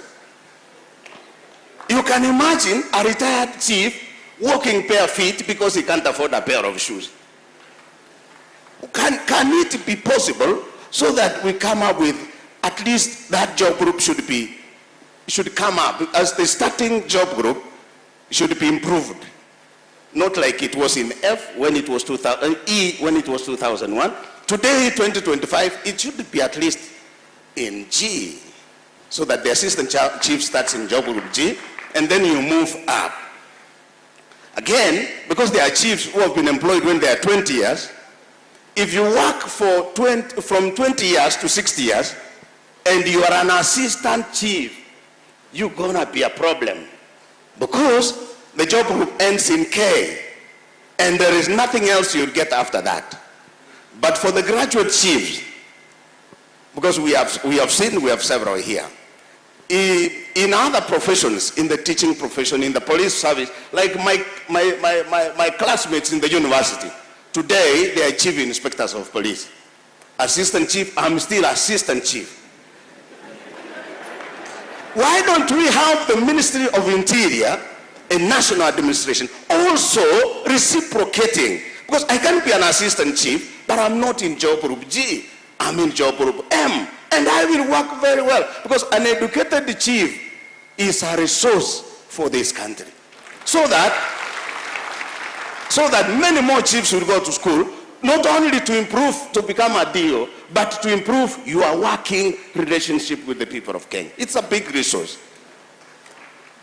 There is something we talked about, liquor licensing. Your Honor, we have a big problem in liquor licensing. Liquor licensing is under the county government of Nakuru. But everybody expects the chief to make sure those who are licensed are doing the right thing. Then I'm only suggesting, if it's possible, we can have the chief in that committee, the liquor licensing committee. So that in all fairness, you have known the processes that were taken, you know who was licensed, so that whoever comes in the middle, you know this was not in the list of liquor licensing applications. So that we can do a better job in the liquor licensing field if we have a chief on board. Your Honor, you can imagine an assistant chief or DO or the ACC arrested somebody. You took the changa to the police station, and then the judge says, enda fanya government chemist tujue kama ni changa ama si changa. Kweli? Kweli? Hiyo mtu ya kupika hiyo changa akirudi, chief hawezi ongea. Because anajua hapo amekufix penye huwezi kumtoa. Tunaomba hivi waziri, sababu wewe pia ni wakili, muangalie hii mambo pale kotini, tusiwe tunawekewa mzigo ya kutipisisha chenye sisi hatuwezi, lakini tusaidiwe ili kuhakikisha kwamba mwenye amebeba changa yake anashtakiwa na anaandikiwa mashtaka inayofaa ili tuweze kumaliza hiki.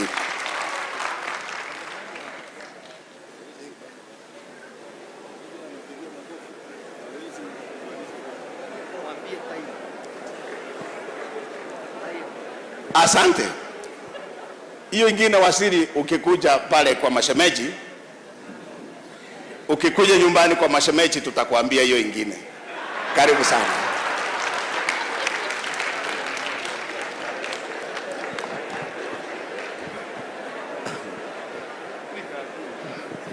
Thank you.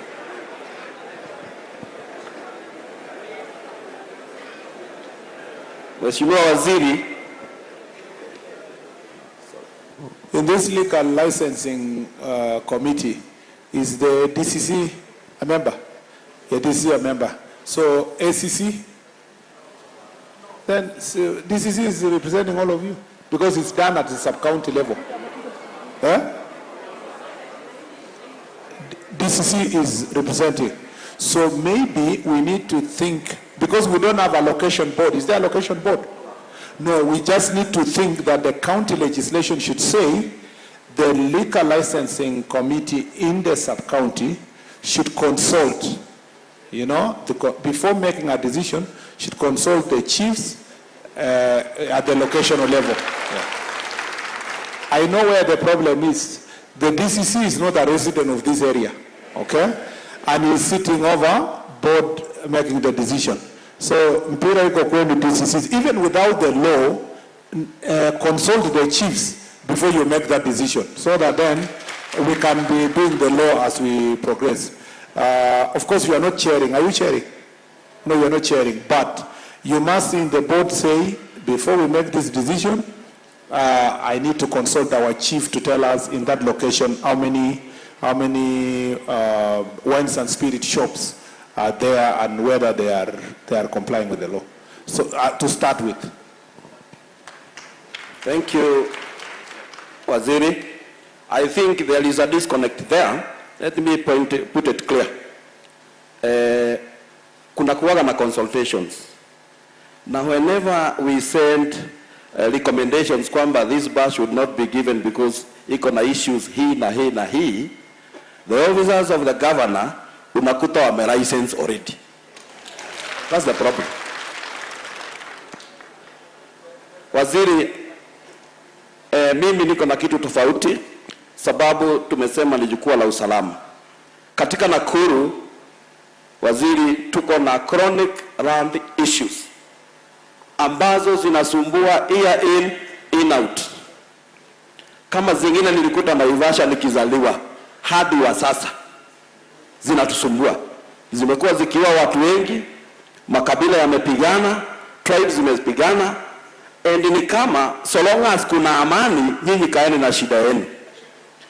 Nimeomba waziri hivi, take the mantle tafadhali, as the waziri wa interior, lead from the front, tumalize hizi land issues zote within the county. Number 2, nataka kuongea kitu tofauti na tujipende kidogo. Waziri, niliona kuna a member of parliament, you can member of parliament for Joro, wakati alikuwa ameketi pale. Wakati tulikuwa tunafanya introduction, wakati namba yake ilisimama, niliona amecheka hadi karibu asimame. Ulijua ni kwa nini? Kwa sababu ya representation ya watu wake iko sawa sawa. Kuna mahali bwana waziri kumefigwa, like in Naivasha, a population of 390,000 people.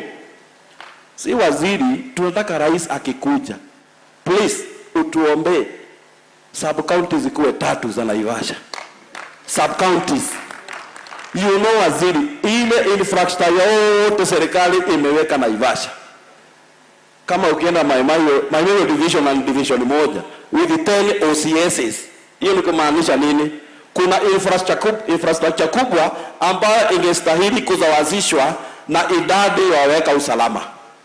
That is why we are calling upon bwana waziri tuangaliliwe hiyo mambo ya kuwekewa sub counties hata kama ni zingine 3 na operationalization. Hapa waziri, tunataka kukutuma kitu. Na sababu ulisema mtu akiongea vibaya hapa asamehewe, najua nitasamehewa. Na wale hawatanisamehea unitetee. Sisi katika Naivasha, I think tuko disadvantaged. Because the other government tulishiriki sana kuunda, wakati iliundwa tukatoroka. Kenya Kwanza government tulishiriki sana kuitafuta, wakati tuliunda tena tumetoroka.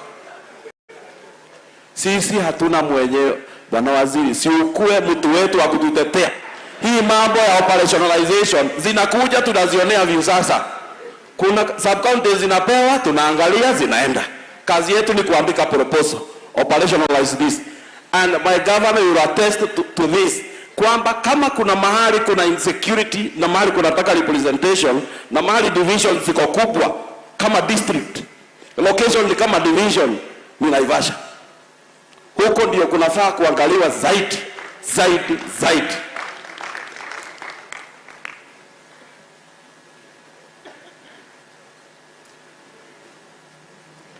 Hiyo mambo ingine ilikuwa ya arrest bwana waziri. The assistant chiefs wanted to mean kwamba whenever a person anapata. How many divisions are in Naivasha? 3, sir. 3 divisions exist? Yes, sir. How many divisions are in Joro currently?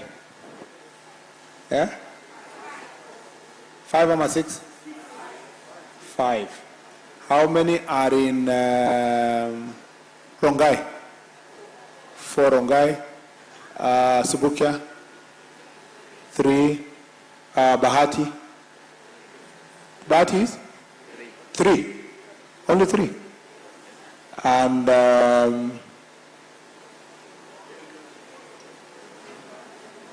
Molo nimesema? Gilgil is how many? Only 3 divisions. Okay. And wachana town muko karibu na. Okay, wacha niulize, Nakuru Town East 2 divisions and Nakuru Town West 3. Huh? Unajua, I understand here town, I know the problem where it is. You have a smaller land, bigger population. Okay? So we have to know how to balance. We have the same problem in Nairobi. Yeah, we have Nairobi almost 8 million people, and then because it is compact in one area, we are struggling between the numbers and where will the boundary be. Yeah, and there are many gazetted in town east, the gazetted which is not operationalized in town east. In town east.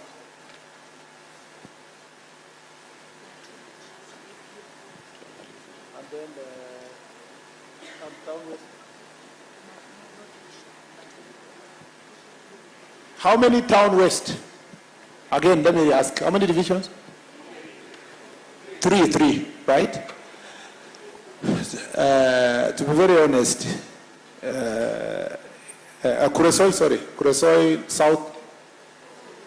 How many sub-counties? How many divisions? No, I'm saying the operational ones. 2, Kuresoi South. Kuresoi North, iko shida Nakuru. Ya ukweli. Thank you, sir.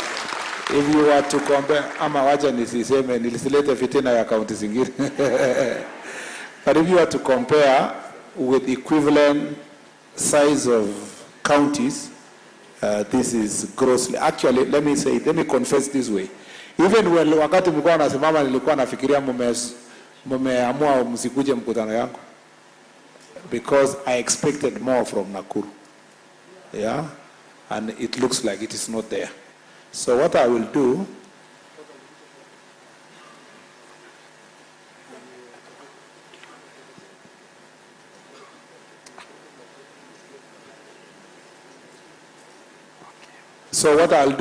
all the gazetted divisions, all the 10 of them, nitatuma ACC next week. Thank you, sir. So what you will do, mtatafuta offices, where they will be, and so forth. And then Dapanga kutangaza the locations and the sub-locations, even as we work on the other proposals. Thank you, sir, for that. So nimekuwa acting. Thank you so much. Thank you so much, sir, for that. We also request, sir, tumesaidiwa kujenga hata police stations in some areas, na zilikamilika, na tungeomba pia, as we operationalize the divisions and the locations, we also ask for the operationalization of police stations zenye tumemaliza kujenga, pesa imetumika mingi. Like one in Mayala, His Excellency the President was there to open the office wakati alikuwa Vice President. And to date, bado ni police post. So we request iwe elevated, sir. Kitu kingine, kuna kitu ilitajwa na Assistant Chief ya arrests. We wanted to mean kwamba kuna officers wanapata kesi in the line of duty, wanashtakiwa. Tulikuwa tunataka kumean kwamba hawa officers, the Attorney General must stand in for them instead of wao kujiwekea wakili. Nafikiri hiyo umeelewa, waziri. La mwisho nikitaka kusema mimi naitwa Francis Kuria, mimi ni chairman wa Nakuru Chiefs Welfare Forum, and we are committed to assist the government in whichever way, in whatever means possible, and we are non-political. Na hiyo tumeuliza au tuangalie na jicho la huruma, sababu hatuna mtu pale wakati mnapika chakula. Kama hakuna mtu wa kuchota supu, sisi hatuwezi ona imechotewa wapi. So stand up, ingia hapo Mheshimiwa Waziri. Thank you, sir. The last two, hebu amweni ni nani na nani? Huyu mimi. Yes. Alichelewa kusimama, ataongea baadaye. Wananchi kutoka hapo, mkue ready. Wakati tunafungua ya wananchi mseme yenye chief angesema. You and the last one was standing there. Asante sana Ketini. Mlichelewa kusimama. Asante sana waziri kwa kukucha Nakuru, na nishukuru kwa sababu ya Jukwaa ya Usalama, maana mimi majina yangu ni Mark Cherutich, Chief of Chorai Location in Kilgil Sub-County. The county of Park ni Baringo, nimetoka Bartabwa, na nashukuru ya kwamba baada ya mwaka 20 nimerudi partapo wa jusu kwa sababu ya hali ya insecurity. So ni kusema ya kwamba usalama imerudi pale, na nishukuru kwa sababu ya kazi ambayo unafanya. You are doing well. Point ambayo niko naye ni ya kwamba waziri ni ya kwamba Olchorai is a settlement scheme, na mimi ni chief ya Olchorai, na nusu ya Olchorai kuna shamba inasemekana ni ya ni watu wengine, na hiyo shamba ni shamba ambayo wananchi wameishi.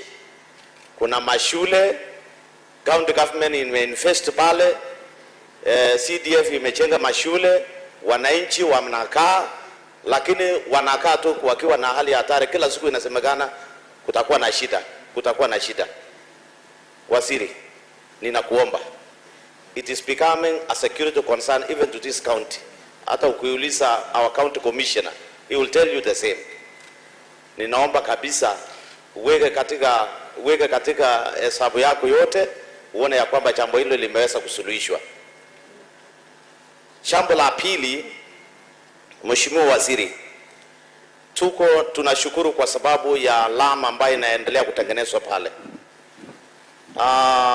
Waziri, Mheshimiwa, unajua wakati rais wetu ambaye yuko sasa akiwa deputy president, hata kabla hajakuwa deputy president, alikuwa anakujanga pande ya Kongasisi. Mheshimiwa, mimi mwenyewe vile naniona hivi, tukiwa na MCA, the former MCA, hapana, tunataka barabara ianze Elementaita, iende Kongasisi, iende Kiambogo, Munanda. Sidio hiyo wewe unataka the link from Munanda kwenda no sir. Utaramuka. The link from Elementaita to Kongasisi. From Elementaita to Kongasisi. Correct.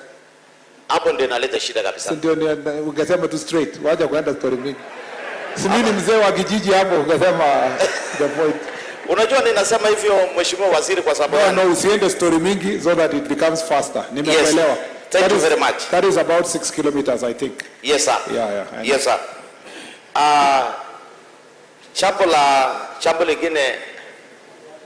Jambo lingine sana.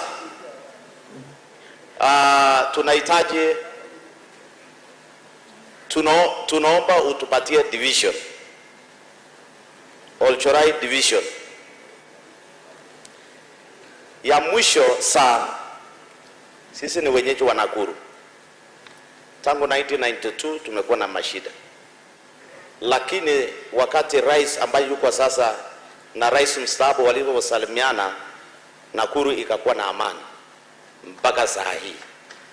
Tunaomba Mheshimiwa Waziri ya kwamba ukipata nafasi ya wazee, mwambie wakae wakiwa wawili, wakuja Nakuru, wakuja watuongeleshe hapa ili Nakuru iweze kukaa vile ilikuwa inakaa. Asante sana Waziri.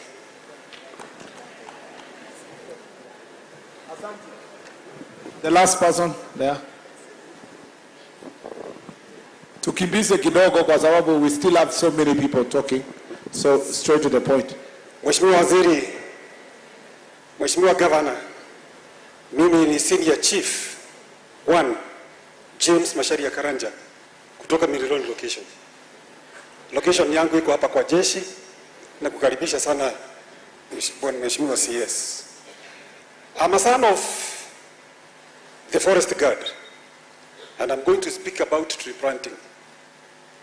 It is a very important exercise ambayo tulipewa na Mheshimiwa Rais, and I want to be a champion for that. I want to be the Nakuru County champion for tree planting. Na njia moja ya kufanya hivyo, ninaomba challenges ambazo tunapata katika kupanda miti tuziaddress saa hii kupitia hii microphone saa hii. Jambo la kwanza, naombea hawa chiefs na assistant chiefs kila mtu apate tank ya 10,000 liters ya maji. Kila chief na assistant chief apate water harvesting kwa ofisi yake. Ndio ikifika ni kupanda miti within the area inakuwa rahisi. Ya pili, kila chief na assistant chief apate allowance ya kupanda miti ya 1,200 pa quarter, ili na yeye akienda kupanda miti asiende kununua miti kwa pesa yake. Assistant chief ama chief asiende kununua miti kwa pesa yake. Hiyo ni moja. Ya pili, ningetaka kusema kuhusu KRA na KEBS. Mihuri ya KRA na KEBS inatumiwa vibaya kwa pombe ambazo si pombe ambayo ni haramu. Unakuta imewekwa muhuri ya KRA na imewekwa muhuri wa KEBS. Sasa ukiangalia una mihuri ziko sawa, lakini ile kitu iko ndani si sawa. Sasa tunasema Bwana Waziri, ukalie hii watu ya KEBS na KRA wasiweke mihuri yao ovyo ovyo, ndio mambo ya ethanol isipate njia kuingia kwa machupa na kuuzwa kama pombe mzuri. Pia ethanol na methanol hiyo ambayo inaua watu ipigwe from the source, because we know the source. Ipigwe from the source. Matajiri wasio na supply hiyo kitu, alafu ikifika kule chini kiua watu, unakuta chief anasimamishwa kazi mbele ya watu. Ingine, Mheshimiwa Waziri, tuko na airstrip hapa kwetu mahali panaitwa Lanet. Tunaomba kupitia kwako na gavana wetu hiyo airstrip ishe itusaidie katika mambo ya usalama. Jambo la mwisho Mheshimiwa ni hii mambo ya government chemists. Tunaomba government chemists hapa Nakuru, ndio mambo ya ripoti zinahitajika na jaji wakati umeshika pombe haramu inakuwa rahisi kupata na sana sana upande ya bangi.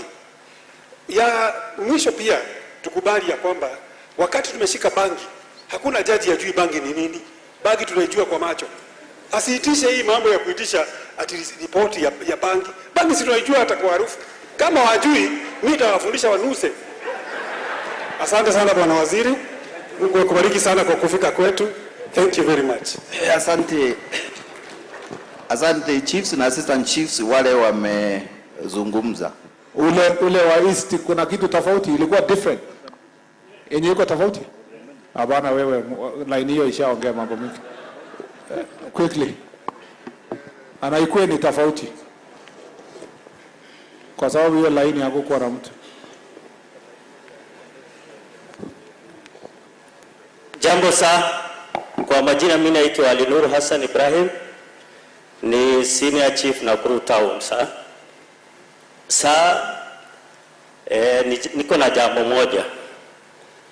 Ya kwanza, sisi kama machiefs ya Nakuru East, we were only 3.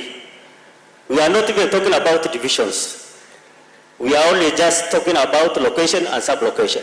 Can you imagine Nakuru Town, mimi kama chief, Nakuru municipality, mimi na dio area yetu iko the same. Chief ni moja, and then crime iko juu. Kwa hivyo saa, sisi kama Nakuru East, we are only 3 chiefs, one is now retired, and we like you to consider us, sir. Thank you, sir. Thank you.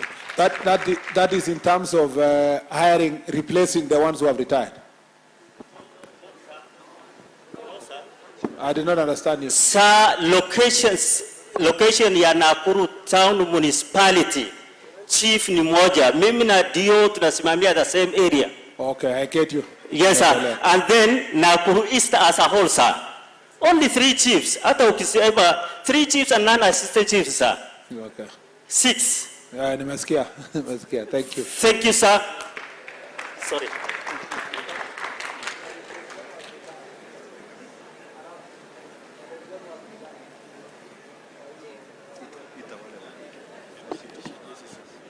Okay. Sawa, nimesikia. Nataka tuendelee kidogo.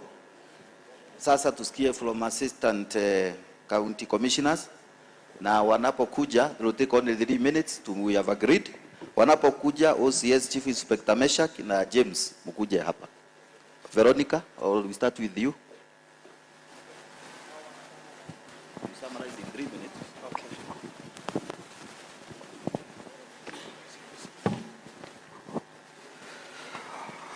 in the interest of time, sir, allow me to follow, or rather to fall into the already established protocol. My name is Edward Mwangi. I'm ACC Kuresoi North Sub-County. Firstly, I would like to convey gratitude on behalf of the ACCs to you and also to His Excellency the President for honoring our plea and intervening in fast-tracking promotions of ACCs who are stagnated in their previous job groups for far too long. We had lodged or presented our grievances to His Excellency the President during our previous meeting at the Kenya School of Government, Lower Kabete campus on 13th of June this year. So due to your intervention, sir, 638 ACCs were promoted to job groups L and M, and 282 senior ACCs were promoted to DCC to cadre. So we're also grateful to the national government's input in building capacity and competence in us through in-house training, such as induction workshops, paramilitary, AO certificate and DPA courses, and also sharing information of available scholarships to study home or abroad. So this has instilled knowledge, skills, and competence in service delivery amongst us. However, there is quite a number of ACCs who are yet to sit for their diploma in public administration that is tailor-made to enhance effective, efficient, and excellent service delivery in public service. Also, the year 2021 cohort, which has already been in service for more than 3 years, and successfully sat for the AO exams and the mandatory paramilitary course are yet to be, are still in ACC 3 level. We once again request you, sir, for your intervention. Well, let me just state, Nakuru County has 51 ACCs, of which 34 were deployed as divisional ACCs and 17 as ACC1, AO1, and AO2. So, sir, as you create more divisions, I would like you to consider the 2021 cohort, because most of them are still at the headquarters, and it is very important for them to acquire skills as field officers. I being one of them. So, sir, as you deploy them, consider me. There is a division just next to me there. It has been gazetted, and I've been eyeing on it. I've been talking with my supervisor that I need to go to this division. It is in Kuresoi North. So, kindly don't bring somebody else before I go there, sir. So, in the spirit of multi-agencies approach, I'm in Kuresoi North Sub-County, sir. As an ACC? Yes, headquarters. Oh, headquarters, or you want to field? Yes, I want to field. Unapenda kazi ya ground? Yeah. So, umesikia county commissioner? Ile tukitoa next week, uone mambo yake.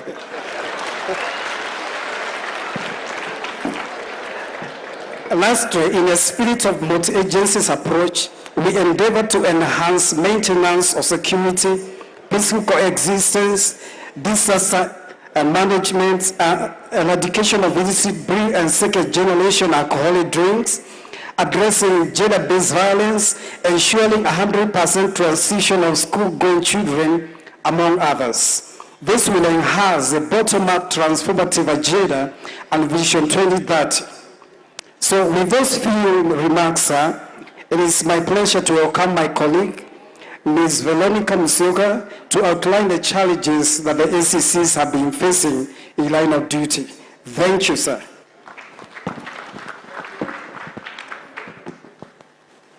Veronica.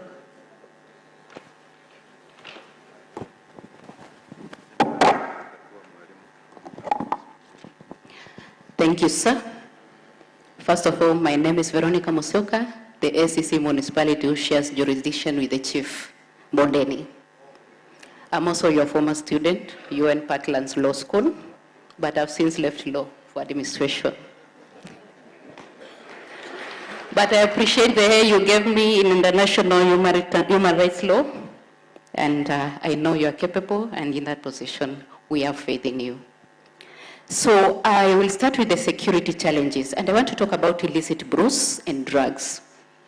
The problem we have, especially here in town and in Nakuru, is a transit and also a destination zone. These things do not come from here. The main challenge is ethanol, and ethanol is not produced here in Nakuru. It comes in barrels, diluted, and very fast consumed. Within 30 minutes, you'll find no trace. You'll only see drunk people. So if we can cut it at our borders, we will be doing a good job. So we need a stronger border control. We also have the problem with hard drugs, heroin and cocaine, and mixtures such as model. Also, they come in from Mombasa, and also ash from Ethiopia. If we can control what comes in, we'll be able to put this problem in hand. We also have a problem with slum areas. We have a lot of slum areas and foreigners, people who are undocumented, illegal immigrants in Nakuru County from the neighboring countries in East Africa and also from other places. I remember last year we had to deport some South Koreans who were preaching some gospel which was not conducive to us. Lastly, we have a problem with the highway. Nakuru is a place which is in isolation in terms of deployment of security agents, and also the other challenge is illegal fishing. There's need for a clear and unequivocal communication to the residents of Nakuru as to why the fish is toxic and why they should not be there, because they say they don't have this research you just done. Maybe if it can be disseminated to us and put it in a language that one Nigerians understand, with pictorial effects of what diseases caused by toxins in fish can cause to the public, maybe we will reach these people who are fishing in Lake Nakuru. Let me go to the working environment, sir. Facilitation. This is a horse which has been beaten for too long, but our mandate has been expanded. Every tricky thing is pushed to Ngao. Something like tree planting, 100% transition, things like any department that needs mobilization on the ground, public participations, and all these things need resources. We are really begging this wananchi to attend events, mobilize, give public participation, because these people will be left with us and they will be asking for money, transport, tea and lunch, and we have nothing to give them. And that causes a problem because next time you call upon them, you will not get them. We also have this problem with transport, and I say to you, sir, when you empower Angao, and we're asking maybe if we can consider having a pool vehicle for all divisional SECs in the sub-counties. That would work so well because you have empowered all the HODs in that sub-county. You have also empowered all wananchi because Angao vehicle is almost a PSV vehicle. We also are talking about postings. We have a feeling that postings need to be done according to officer strength. There are officers who are well suited for field postings and others who are well suited for headquarters posting. And sometimes when you mix these two, you have a problem. And sometimes mandates, when you have an officer in a place who is not able to perform, the strain is felt by the other officers who are able to perform. So when maybe some place falls vacant, somebody has to step in, and that expands our mandate. I move on to training and career progression, and we believe that we need fairness in this so that at least officers in field, as opposed to the officers in the headquarters, can also get scholarship opportunities, because we don't get them here in the ground, right? We hear some of us are able to do courses such as SMC, SLDP, which are promotional courses, and maybe even get master's training. Lastly, on training and career progression, we were thinking that an educated chief is an empowerment. And ACCs is a cadre that can train these chiefs. In my 4 stations, Kericho, Eldoret, Masinga, and now in Nakuru, my chiefs can bear me witnesses that they are trained in legal matters, the basic law that they need to do. Some of this confusion, you hear the chief anakula pesa ya mtu, it's just that they don't know what to do. And we can be TOTs for them. Maybe we can devolve training to regional centers like this so that chiefs don't need to go to Nairobi for training and seek opportunities and they be trained in-house. Or we can have our own girls' school where we can discharge this mandate and ensure that our chiefs are not ignorant. I also want to talk about continuous professional development. It should not only be for professions like law, medicine, we also need them for the chief. Maybe they attend a certain course every year so that they know that they keep up the developments. Because I'm sure there are chiefs here who are still operating with some things like laws which were repealed with Katiba in 2010. We also need to handle change management, sir. And that is a problem we have because government policy dissemination is only as strong as the person who is disseminating it. And what the mwananchi knows is what the chiefs know. If the chief doesn't know what bita is in a language that is understandable, that mwananchi of Nakuru is not going to know what bita entails. Can we translate these documents into Kiswahili, even vernacular? Or put them in simple English that a chief can interpret and a village elder will understand so that the people know this bita is good, this thing that is being proposed by the government is working, and then be reachable for clarification so that at least wananchi watasema pale kitu watuelewe. I want to talk about welfare, sir, on prompt composition of work injury. If you permit me, sir, I have a chief who underwent brain surgery. He was hit during a raid. It was hectic getting him treated. And if we have assistant chief Kiteto here, he can stand this. His car still scares me in this town. So, sir, maybe we can follow up on that because motivation of such officers is good. It's still healing.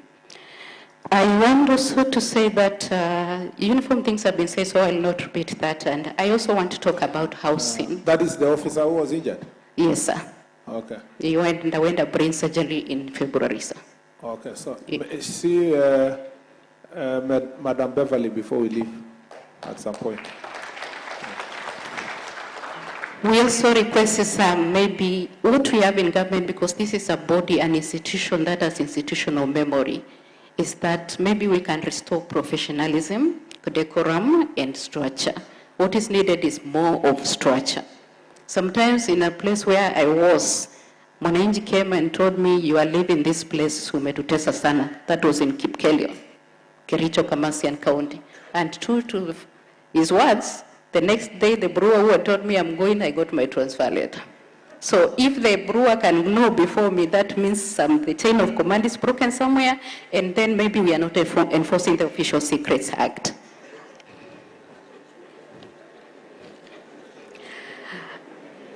I want to conclude the working environment aspect with performance incentives. We always get appraised, and the ones who score 101, we have never seen what comes out of that. Once that appraisal form goes to Nairobi, maybe we could do that. And we also request that in policies that affect government and administration, we could consult Ngao before making some decisions on practicalities on the ground. I want to finish, sir, if you permit me, with the youth question. Between all these girls, the person closest to the youth is the SEC. Because we are closer in age. They mistake me for one of them, but tujaona wakamba wakizeeka sana, sir. But we need to reframe the girl service, sir, so that we are facilitators. Allow me, sir, to request a colleague to stand up, because I know she's very good with youth affairs. Chebet Katam of Kuresoi. Madam. This lady is very good with youth. When she was in Nakuru East, we used to go with barasas with her. And we can harness officers like this who are still youth, sir. And tailor programs, youth programs, so in a language that will reach youth in their forums. Because not many youths will be able to go to the normal traditional barasas that we do. So we need to meet them in their forums where they are at. And such officers, please be seated, thank you. Such officers are the ones who are going to take us there, because between the chief who we hired between 35 and above and the DCC, the person who is younger is the SEC, and they will understand that youth better than the language that is used by these people and be able to reach them. SEC Kerriget in Kuresoi South.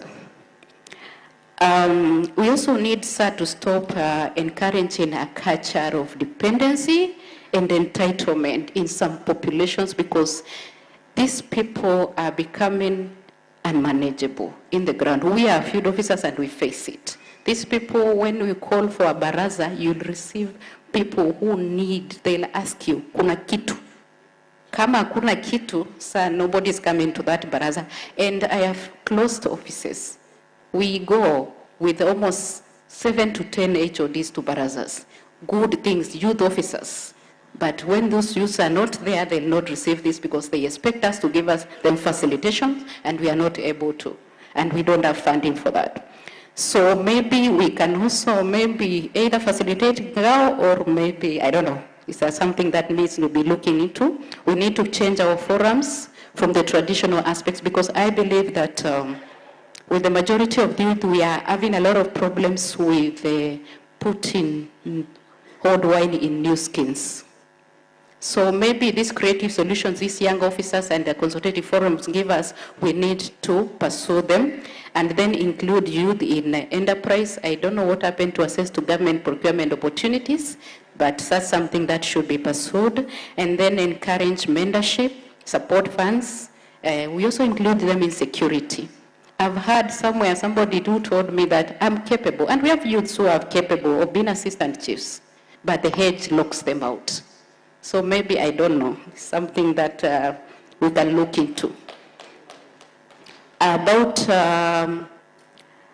radicalization, sir, violent extremism and organized crime, which is spearheaded by the youth. We also need to have a multi-agency approach, a whole of government approach, because most of this radicalization is being done in our schools, especially public day schools, where these people are having a lot of problems. In this town, when the schools are closing, we have to talk to the head teachers so that they close. They close in shifts so that they don't meet in the streets. So they need to look into that, and maybe we need to be aggressive towards that so that these fights in schools stop out. And thank you. And then lastly, we need specialized youth officers, people who can reach this youth. And allow me, sir, to conclude the youth question with that. Thank you so much for hearing us. Thank you, ACCs, for those contributions. The OCSs. Now I want to move to the OCSs, and that team will be represented by Chief Inspector Meshach and Chief Inspector James. Meshach? You are Meshach? Karibu.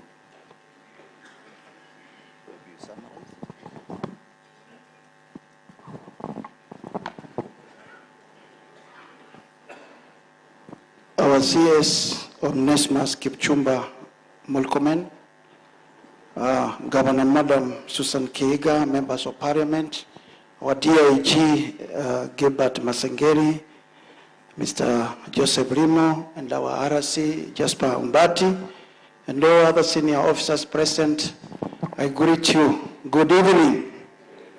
My name is Chief Inspector Meshach Mwangangi, currently the OCS Mbondeni Police Station. I was picked up to speak about only 3 items, and then I will only stick to them, and then I will be done. Our chief guest, thank you so much for visiting us. I'm glad this is not the first time we are meeting.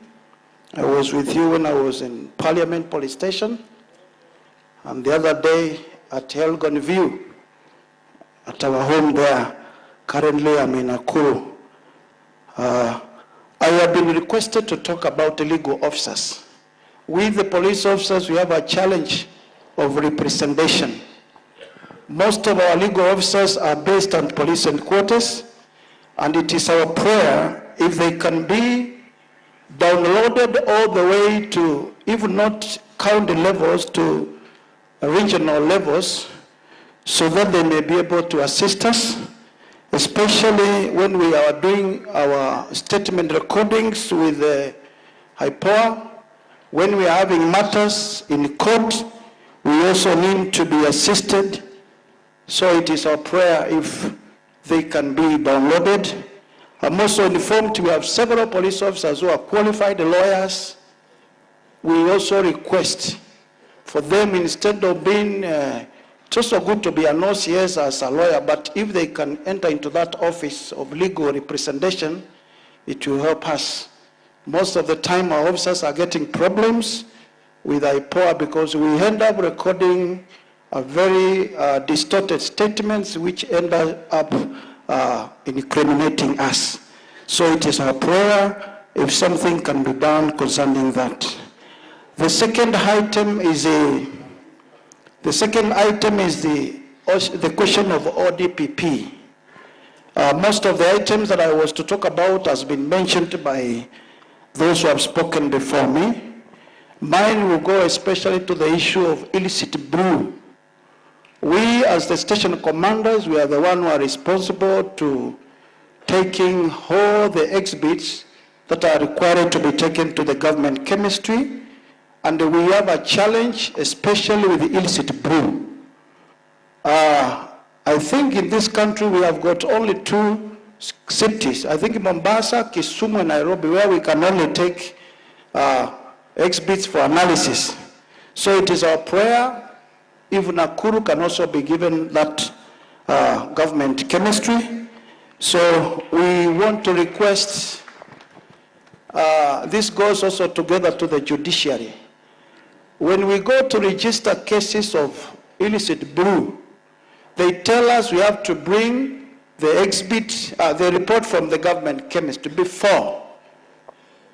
And even those who have brought to court, they have not refused their chang'aa. Wanasema ni yetu.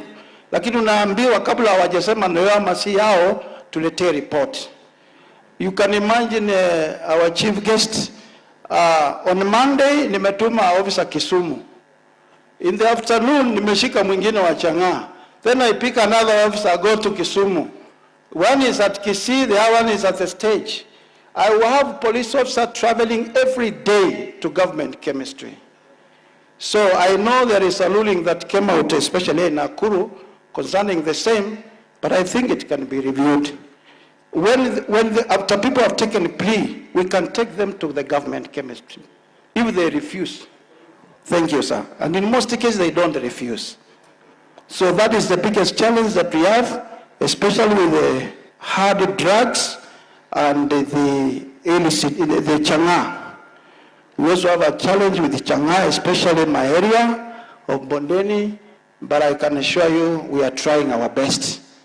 We hope that our best will bear some fruits in the near future. The other item that I was requested to mention about is about transfers, our guests. This is where most of the station commanders have got challenges. I was speaking to one of our senior officers, I was telling him, from chief inspector and above, if you tell us to jump, we will not ask you why. We will ask you how high or how many times. We are willing to obey. But down there we have officers who can face us. Wanatuambia Mwangangi sifanye hiyo. Some of them, Your Honor, they are so drunkard. I have a strange request, if it can go through. If these drunkard officers can be transferred to their home village, pale kwao nyumbani. I've been an OCS for quite some time. I'm one of the senior OCS around here, and I think your declaration is going to benefit me. I've been an OCS for this is my 13th year. As an OCS, I've been approached by a wife, sometimes a mother, asking me, kwani huyu kijana yangu amumupeangi leave? Nikiangalia record, it does not miss a leave, but they don't go home. You can imagine amekuwa transferred pale kwao.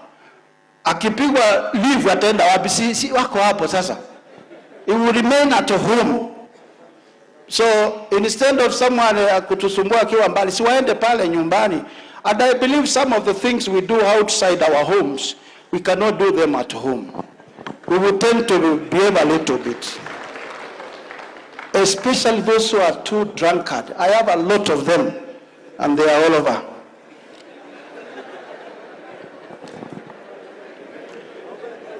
The issue of transfers. In my station, I have not less than 6. I am a man of the cloth. I've been talking to them, but sometimes it doesn't help. We've taken them to rehab center. After 2 months, they go back. But I believe if they go home, they will fear to be seen by their classmates how they are behaving at home. The other one is about the same transfers. We have officers who have overstayed at the stations, and it is our request if they can be transferred. We have officers who are stayed in a station for about 5 years. We've always had about 3 years, but I don't know whether it actually comes to pass. We, the OCS, we are used to transfers. I am in Bondeni now for 1 year and 2 months. When I finished 1 year, I began to pack my things because I looked at the board. No one hardly goes 1 year. So I'm ready to move any time. But there are officers who are always there for the last 5 years. And this is where another strange request I have, our chief guest. Next time, let it be considered, kama transfer imekuja ya OCS, OCS aondoke na watu yake.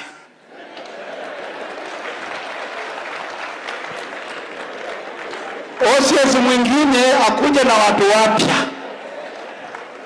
Challenges come, they ignore the OCS, and I'm not campaigning nikakae kwanza, wanang'oa OCS, he comes to face the same guys. They will bring him down again. So wakati mimi naanza kuondoka mimi niende, another one comes. It's a strange request. I don't know whether it is practical, but at least I've talked about it.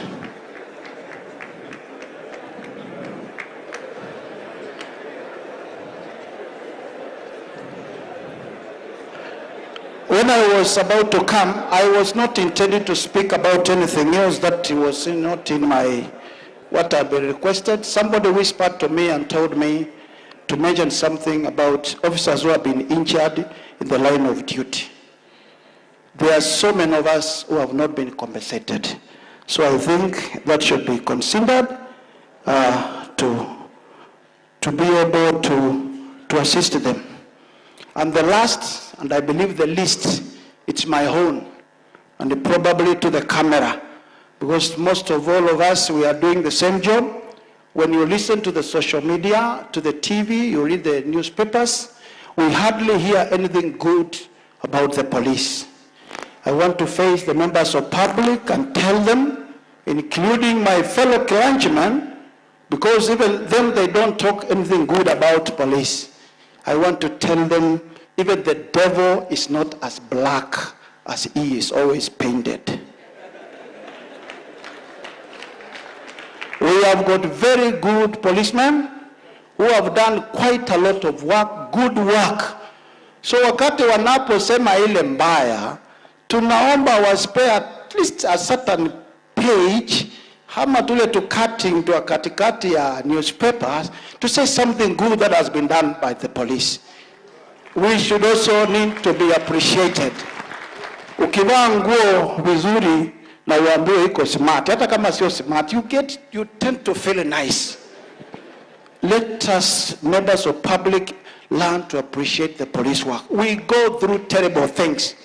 Mimi, I'm almost exiting the service now. In the next 3 years, I'll be watching you from the view sasa. I'll become an elder. So, to the members of public, tutambue ile kazi kidogo tunafanya mzuri. Tumeteseka sana, lakini mtuambie asante, mtungonge, alafu mtuambie asante. Otherwise, chief guest, nimeshukuru sana. I believe Fandi Masengeli, you have heard. I don't know why the CS, I listened to him in the radio. He said, corporal to sergeant, na akifika kwa inspector, he always keeps quiet. Even now, amefika kwa inspector na akanyamaza. Afande hakusema, alisema inspectors wapewe chief inspector, lakini hakujua kuna chief inspector nao wapewe something pale pale. You not mention that one. I believe believe I have reminded for myself. At least Mungu amekusaidia kufika chief inspector. Kuna mtu your age is a corporal. Thank you, sir. Otherwise, nimeshukuru sana. Thank you. It was a privilege talking to you, sir. Thank you very much, Chief Inspector Meshak.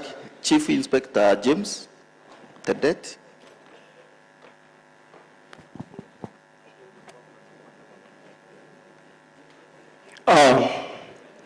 The CS Interior, Honorable Onesmus Kipchumba Murkomen, Her Excellency the Governor, our Regional Commander, all protocols properly observed. My name is James Tendet Kesham, and I'm currently the OCS at Likia Police Station. Now, mine will be very much brief. I will be tackling on the legal perspective in terms of training, first of all. I remember very well that one commissioner of police by then, Major General Hussein Ali, said that for any law enforcement agency to remain proactively responsible to the dynamic challenges of politics and its social environment, then the need for continuous training should not be overemphasized. And therefore, ile majabu mingi huwa mnaona za singine, it is because of lack of training. We are actually, it is a very humble submission that these regional training centers, like this one we are sitting here, to be adequately funded so that it conducts training always. Hata saizi tungekuwa hapa tuko na wanafunzi, so that at least we benefit or we make our capacity in handling dynamic situation in a better manner when we respond to public demand. Secondly, Article 244 of the Constitution, that is Chapter 14 on National Security Organs. One of the objects and functions of the National Police Service is to train staff to the highest possible professional standards so that we respect human rights and guarantee freedoms which has been enshrined in Chapter 4 of the Bill of Rights of the Constitution. And therefore, training forms a major component of an effective police officer. I humbly submit that the office of the IG and the DIG be adequately funded in order for matters of training to form part of a better police officer.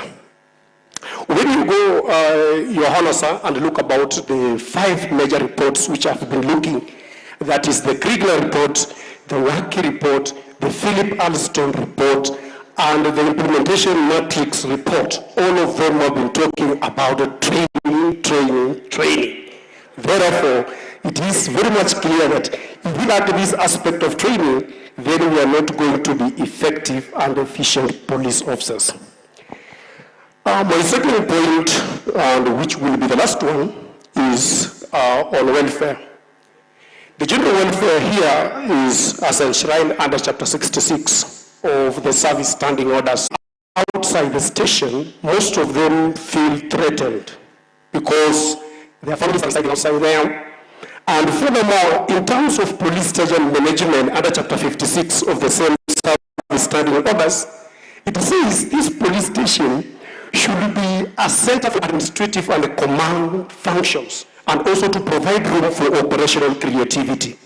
Now, it is in my humble submission that the 3 key people, the OCS, the deputy OCS, and the sergeant in charge armory to be housed at the station for effective management. Last but not least is the issue of legal challenges with the bill, but it does not see the light of the day. That we introduce prosecution by the DCI on these criminal matters, which are lesser, and then these other bigger crimes, let us leave it for them, so that to let us demarcate. And I know under Article 157, 9 and 7 of the Constitution, I know the ODPP is mandated to charge. But we can categorize the crimes, and then we take the criminals like this of Bruce, we can smash this one. We can sort this one out. And then they remain with other crimes of higher magnitude. And on the same issue, the National Police Service Act has been amended several times and it has not been made, its framework is not even understood. The definitions that have been dedicated especially to the DCI. These gadgets, especially the tracking ones, are not adequate. And if not adequate, they are not effective or as effective as the public expect. Therefore, it is my humble request to have them provided adequately. I am also asking a question. Initially, during the previous regime, there was a plan to equip every police station with tracking gadgets like the ones used for tracking mobile phones. That is, pursuing criminals of all walks of life. For example, cybercrime, murder, robberies. We have them in our stations, and it's a problem with us at the station level. But when it comes to tracking them, it becomes challenging because at times, even those given the mandate to do so are not able to do it because the items are inadequate, and at the same time, some of them are not doing it effectively. Point made. Go to the next point. The next point is also another one relating to the use of drones. We have to collect intelligence, and we should not leave intelligence collection to SPIF alone. Let us support them by engaging them using technology. Technology is very important. When you look at what Francis Carlton did when he came out with the issue of fingerprints, that was science. When you look at what Friedrich did when they found the so-called DNA, that was science. Police is both a science and art. Can we support them? Thank you, sir. Thank you very much. Tumemaliza na OCSs. I want to go to sub-county police commanders. Timoni, step forward and says Cecilia Chepkoech. And as you do that, AP Services, Chief Inspector Eileen, step forward so that you can be presenting your issues.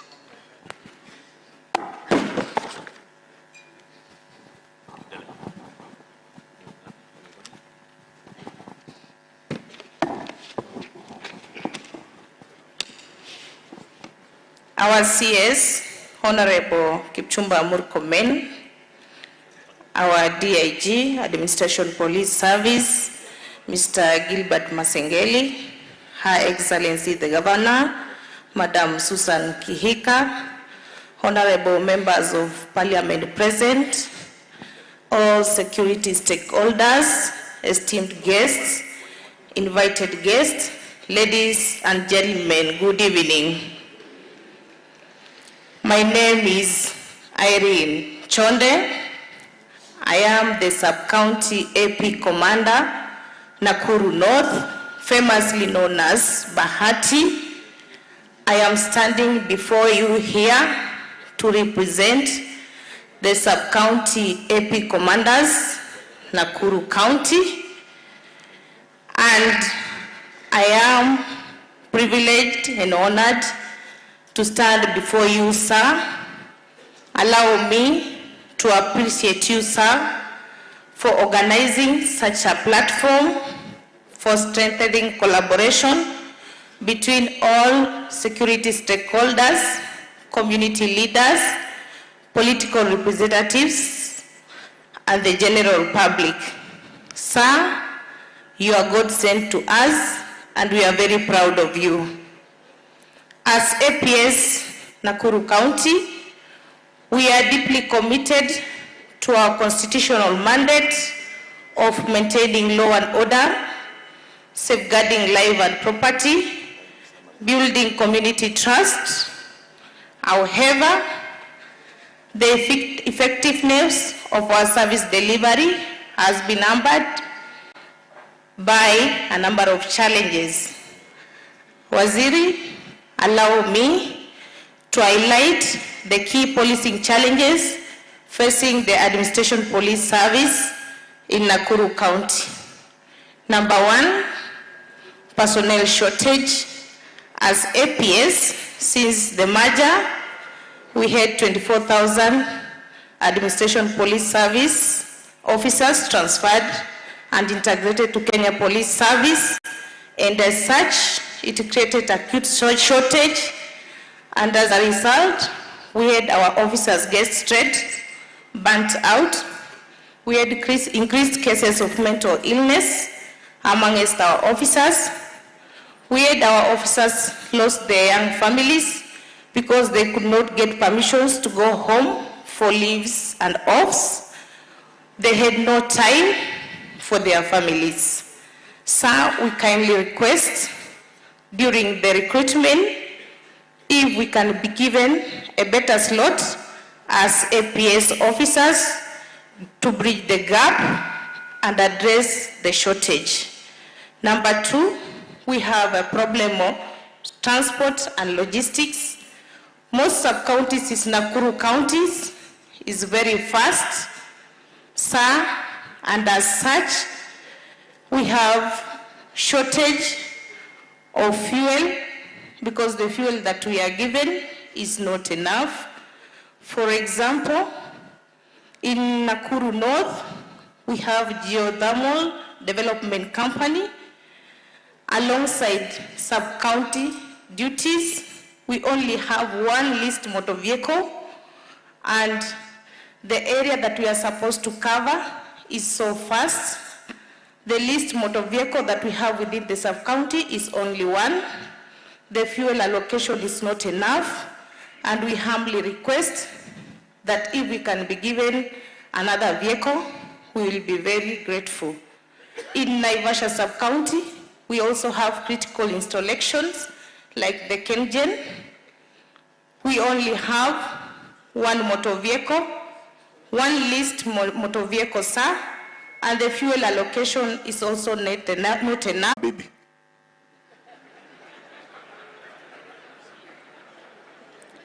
I have over 176 police officers. I am saying my unpublished findings.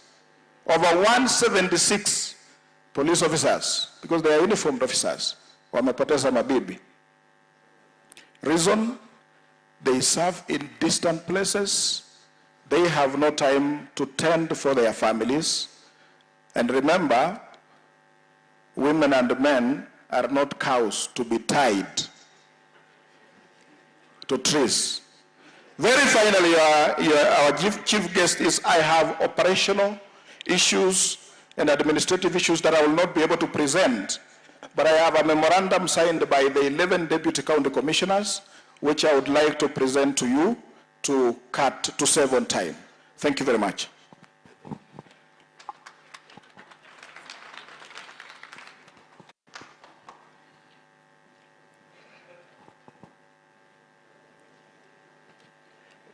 Thank you, Deputy County Commissioner. Sir, we are through with the officers. If we can manage time,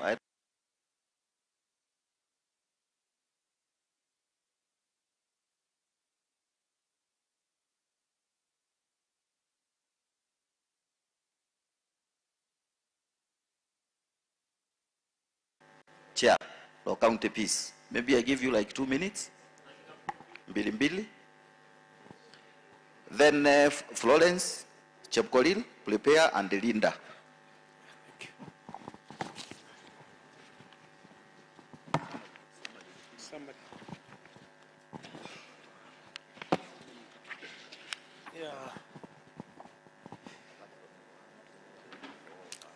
Our chief guest, I want to give a presentation because you have been given 2 minutes. I think I'll go through a few a few of the issues, and then I hand over the memorandum to you, sir, because it is written. It's a memorandum of from County Peace Forum, and let me try to talk about some issues. 1 minute summarize, then you... Okay, fine. Thank you. County Peace Forum is a community-based committee which deals with matters of peace and works very close to the GAOs and the security team. It matters community cohesion, bring cohesion and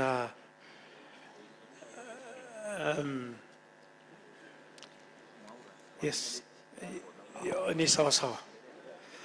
Yeah, okay.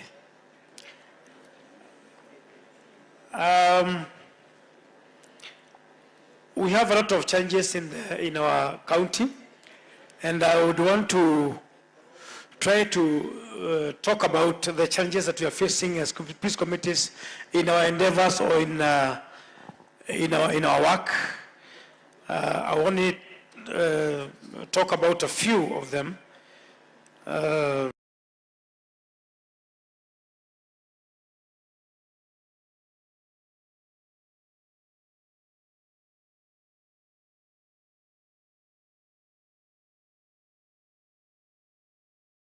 Okay. So that, because we have about 10 people to speak, so it's better to go faster. Thank you. And then those who are taking health break, you go quietly, and then you come back.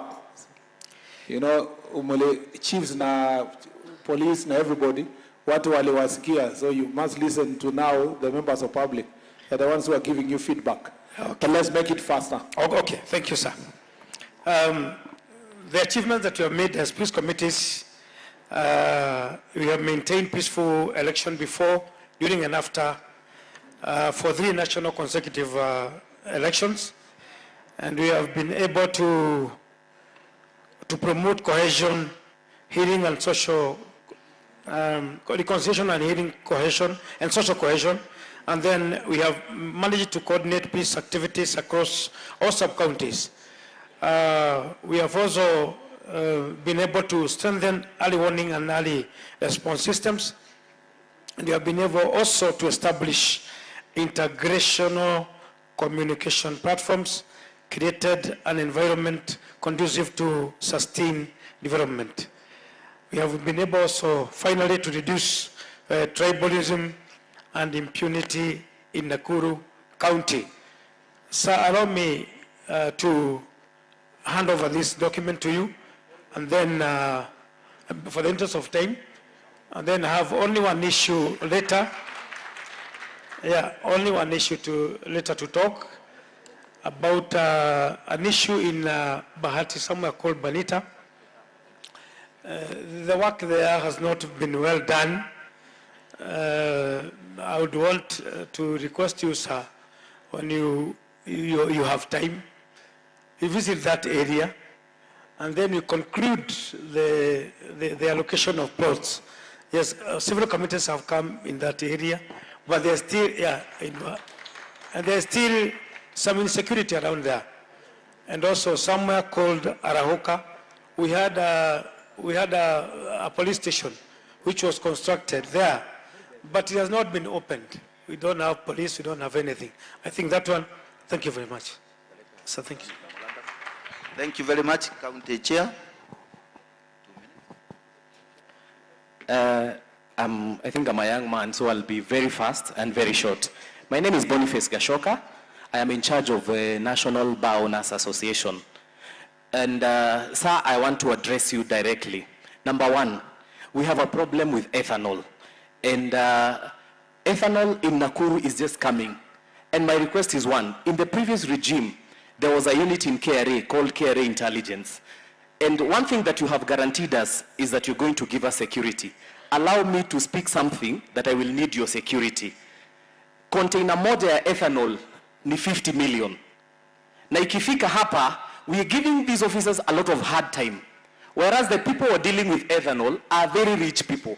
So my request is one, why don't you give us a special unit that will be fighting ethanol in the whole country? So the next one is manufacturing. We are blaming the bar owners that I represent, 54,000 of them in Kenya, because of manufacturing. Kwani ethanol na pombe mbaya nani anapika? There is a time this regime did put a lot of controls on manufacturers. I'm requesting, can you continue with the controls and inspection of manufacturers? Because it is them who are bringing illicit. The next one is this. The bar is a source of intelligence. But my issue is this. Do you know that in Nairobi alone, we have 18,000 liquor traders and only 6,300 are licensed? In this sub-county that we are in right now, we have 1,700 liquor traders practicing their business and they are not licensed. Those are the exit of illicit. So the next one is this. Please, Nakada, you're really fighting, you're doing a good job when you're fighting bang. But really, my friend, Dr.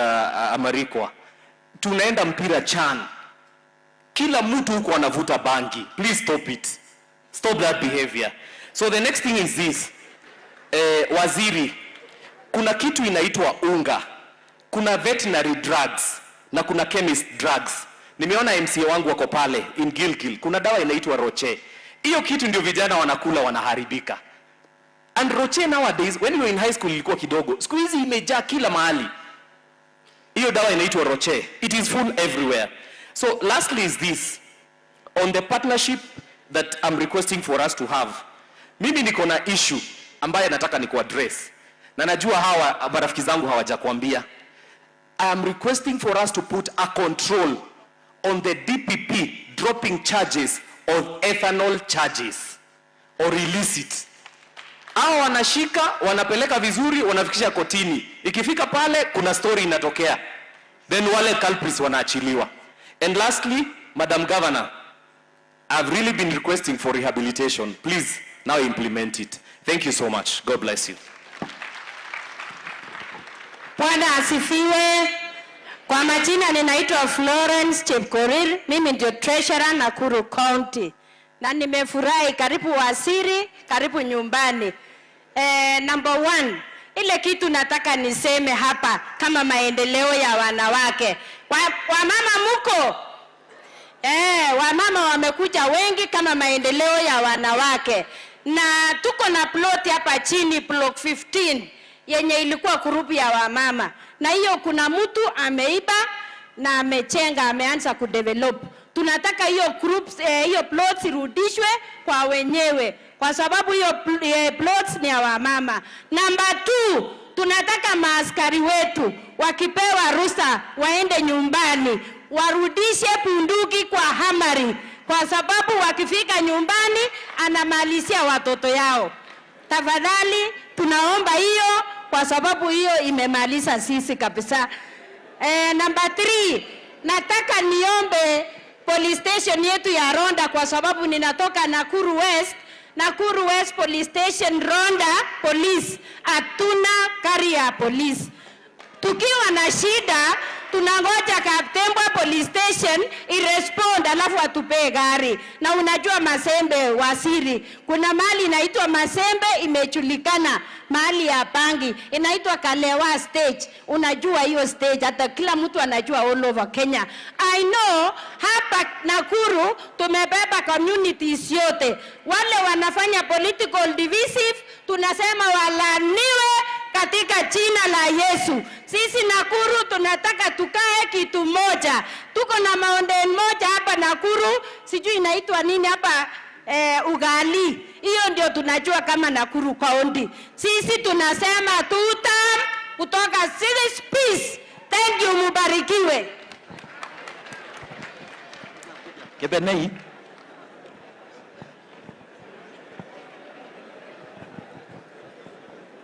Bwana Waziri,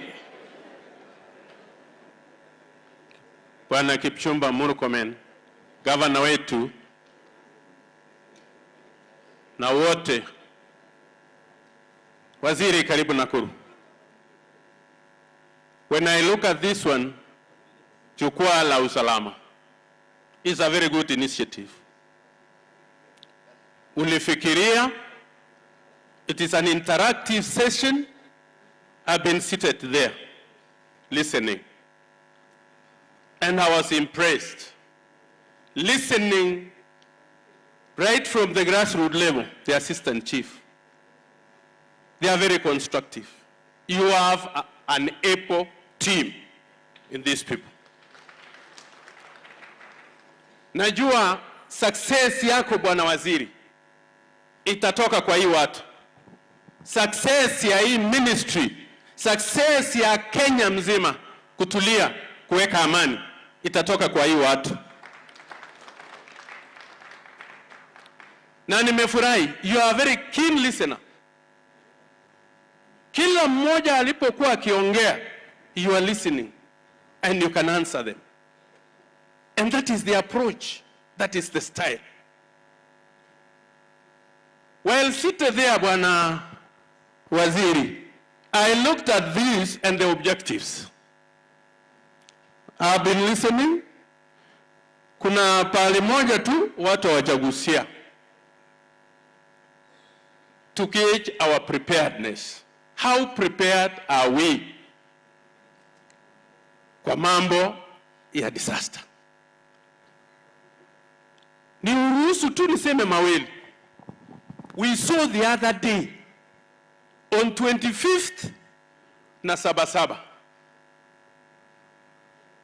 I want to commend your entire security team from this particular county. The police force, the administration. Hii upepo ilikuwa imekuja, Waziri, ilikuwa kali sana. Ilikuwa kali kabisa. Ile tukumbusha mambo ya ile 92. Na ilikuja ikapita upepo kabisa, ikaenda kakwama, ikatengeneza bedroom kule Molo. Lakini hao watu yako walifanya kazi.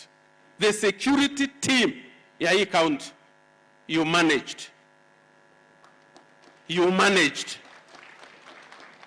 Na siasa ndiyo inatuharibu. Coordination, tumefurahi sababu kuna coordination kati ya county government ya Nakuru na security team. They are working in tandem. And that is why we are achieving the results. So ile kitu tunataka kuitega na kuangalia kabisa. 92 mambo ilikuja sababu ilikuwa ya multiparty na tukaumia sana. Hatuwezi hii county ya Nakuru tukiweka amani inaweza kulisha Kenya mzima. Wameongea hapa nikimalizia. Wameongea kabisa na ulisema we should not be repetitive. Hawa wameongea kutoka assistant chief mpaka kwa county commissioners. Mbeleni hapo Bwana Waziri, a motivated team will always give you the results. They have requested something. I know it's a policy framework, but it will take your office to sit and decide how you will assist these people. Vile hiyo request wamesema kutoka kwa assistant chief mpaka kwa county commissioners. Unakuta DCC kama wanaenda mikutano, zamani walikuwa naenda mkutano, unasikia DCC wanakuja sababu unajua hata lunch ile viongozi watakuwa hapo watakula. Lakini kwa saa hii ita DCC shy, nothing. Hao watu communication ile kitu imetusaidia saa hii mpaka hata unaona tuliweza kukua ile unrest ni mambo ya communication network. Hizi masimu, chiefs hawalali kwa manyumba. Empower them. I have seen mambo ya promotion na nini, you have talked on it. So nimemaliza nikisema Waziri, endelea na hiyo moyo. I know it has taken much of your time. At the time that you spare for your family, it's not there. But it is worth sacrificing. Thank you. Be blessed. Bwana Waziri, our Madam, Mama County, Nakuru County, Madam Susan Kihika, all protocol observed. Mimi naitwa Kevin Kiungo Tabu kutoka Nakuru East. Bwana Waziri, asante sana kwa kufika huku kwetu. Niliona mlikuwa classmate wakati wa Senate, na hiyo wakati nilikuwa nacheka sana kwa sababu mlikuwa mnapingana sana. Leo hii tunawapata pamoja na tunafurahia kuhudumia wananchi. Mimi yangu ya kwanza ndaongelea sana kuhusu mambo ya wananchi ambao ni youth. So sisi kama youth tuko na so many things ambao chiefs, DC na security panel wanatuhusisha na kuna zingine watuhusishi. Ya kwanza kabisa tunaomba sana bwana waziri tuweze kupata dialogue, tuweze kuhusishwa kwa sababu sisi youth ndio kila wakati mambo ikichomeka si wazee wanafanya mambo, ni sisi tu, na tuliamua kurekebika. Siku hizi natembeaga hivi, sijui ni kwa nini. Nilishaamua kutembea hivi. So bwana waziri, tuko na issue moja bwana waziri kuhusu mambo na climate works ambao ni kazi mtaani. Bwana waziri, kazi mtaani last regime ilikuwa imeajiri vijana 1500 to my ward. Nakuru East sub county tulikuwa tumeajiriwa watu 7000. But kwa hii regime yetu ambao tunaipenda sana watuletea watu 400 ambao kila ward ilikuwa watu 90. Chifu wangu iko siku nilimuuliza watu 90 tutachukuaje? So bwana waziri, tunapenda jiwe kwa dokoti yako direct. Tukitoka hapa leo hii utakuwa umeongea na president wetu ambao tunampenda tuweze kupata kazi mtaani ambao kila mtu ambao aliapply bwana waziri atafikiwa. Bwana waziri, sisi kama Nakuru Town East tuliapply only 7000. Na 7000 bwana waziri, tuoni kama inaweza washinda wewe na governor. Tupate tu hao watu wafanye kazi, tutamaliza crime, tutamaliza drugs. Juu sisi ndio tunajua pen drugs iko, sisi ndio tunajua pen crime iko. Tungependa sana hiyo mambo na climax works iguziwe, itililiwe manani. Ya pili bwana waziri, kuna reform youths ambao walireform, walikuwa jela, wametoka jela, tena wako home tu. Tungependa sana bwana waziri au reform groups waweze kupata good conduct kwa sababu imekuwa shida sana. Kuna mmoja ama wawili niko nao wanafuende majuu lakini good conduct noma. Na kwa sababu mzee anasema ni tuta ni mbwekse, acha tufanyia vijana wetu pia kwetu mbwekse wakienda majuu bwana waziri. Kuna group ambayo iko Nakuru West, ambayo iko Nakuru East, ambayo inaita Bunga na Bro. Hawa vijana bwana waziri, hawa Bunga na Bro ni watu wanaohimiza crime ni noma. Na bila hao vijana hatuwezi fikia Nakuru County. Nakuru County ni chapter nyingine. Tuwe kusumbua mama. Mama sana anafanya kazi. Juu mama anafanya kazi, sisi kama vijana tulishaamua. Hatumsumbui tena, hatusumbui president, hatusumbui waziri. Waziri ya kwamba tutakuwa na kusumbua kama Nakuru County. Na tangu aende hata unaona mambo ni mzuri. Tangu ile mjamaa tu atoke huku, mambo simekuwa sawa, si ndio? So mimi yangu ya pili, issue yangu ni tree planting bwana waziri. Tunapatia administration tree planting. But sisi kama vijana, situpatie seedlings, tuzijenge, mnunue kutoka kwetu direct. Tupatie MP. Juu nimeona mahali pengine assistant chief akisema wapatie tanga. Hizo tanga na naomba wasipewe. Tupewe sisi. Tuweke tree nursery, tuuzie government. Bwana Murkomen, ukinunua tree nursery kwetu itakuwa faida sana kwa vijana wetu wa Nakuru County. Ya tatu bwana waziri, tulikuwa tunaangalia affordable houses ambao tunaomba bwana madam governor iwe social houses. Niliona juzi ulikuwa na bwana Rama ukaenda huko juu, lakini sisi ndio tuko mjini. Sisi watu wa mjini tunaomba hivi bwana waziri. Wewe kama waziri, kuna mali hapa kwa NOS. Hao NOS ni watu 60 tu, wako na eka 5. Hizo eka 3 chukua, jenga affordable houses, toa watu wa Flamingo, watu wa Kimathi waingie hapo, then utengeneze huko kwingine bwana waziri. We have solution na tunaweza zitengeneza tukiwa na wewe tu. Bwana waziri, tunaomba sana rehab center. Tuko na moja tu Nakuru County ambayo iko Gilgil. Na hao vijana hao wote wamereform, wengine wako kwa drug. Ikuja hapa town, bwana mgama atakutafutia nafasi tuijenge ya kisasa, ikuwe affordable, ambao kila mtu ambaye iko ghetto aweze kuipata bwana waziri. Bwana waziri, mbili zangu za mwisho. Bwana waziri, kuna issue assistant chief. Nani hawezi hapa kazi assistant chief? As long as you are youth unaweza. Lakini nimekuwa 35 years old. Tuwezi apply. Mimi sasa niko na 30 years old. Siwezi apply kazi ya assistant chief. But ikisongeshwa chini from 25, hivyo itakuwa vizuri sana. Tuweze kuapply, pia vijana waweze kupata kazi. Sasa hii mambo imekuwa digital. Ukiwekea wazee hii mambo ya digital, wataweza na agency. Lakini si vijana tuko sure mambo na Gen Z, tukipata hizo nafasi za chief, tukipata kazi za askari, tutawezana na hawa Gen Z, tutaelewana na tutakuja wote kwa serikali. Bwana Waziri, tunaomba sana President wetu ni mtu mwenye anafanya kazi nzuri upande wa staff. Alipatia Harambee pesa mingi sana, ni heko sana. Na tungependa sana aifanye sasa, tukue na Nakuru Chapter League. Nairobi ilishafanyika, Madam Organize, sasa tukue Nakuru. Pia sisi tumerepresentie malalamishi yetu. President pia aweze kuzifanya nini? Kuzipata. Madam, lakini tusisahau na waziri, kuna promotion na kuna demotion. Hawa chief wasikudanganya tu ni promotion. Ule ambaye afanyi kazi adimotiwe. Ule ambaye anafanya kazi apromotiwe. Ikuwe serious. Nimesikia sasa akisema mtu ni mlevi na pale kuna vijana wako kazi. Avutwe kazi, wengine waingie kazi. Mwana anafanya kazi mzuri, apeo sifa na ape. Na natumia example yako Bwana Waziri. Ulikuwa Minister of Transport. Sasa wewe ni Minister of because you did a good job in that docket. The reason why you are the best place. Madam alikuwa senator. Sasa hizi ni governor. Hakuna siku utakuwa mzuri. Na mlikuwa wengi. Wengine wako kazi. Ni same kwa polisi, same kwa chief, same kwa DC. Mwenye alikuwa na nafasi mzuri, apeweka kazi. Ya mwisho kabisa Bwana Waziri. Bwana Waziri, tunakuomba sana. Nilikuwa naona news siku fulani naambiwa, Moi alikuwa anafika mahali anasema, wewe utakuwa chief na unakuwa. Mimi leo hii ningependa sana unisikie tu mtu mmoja, wewe sasa ni chief na unaingia kazi. Shukrani sana Bwana Waziri.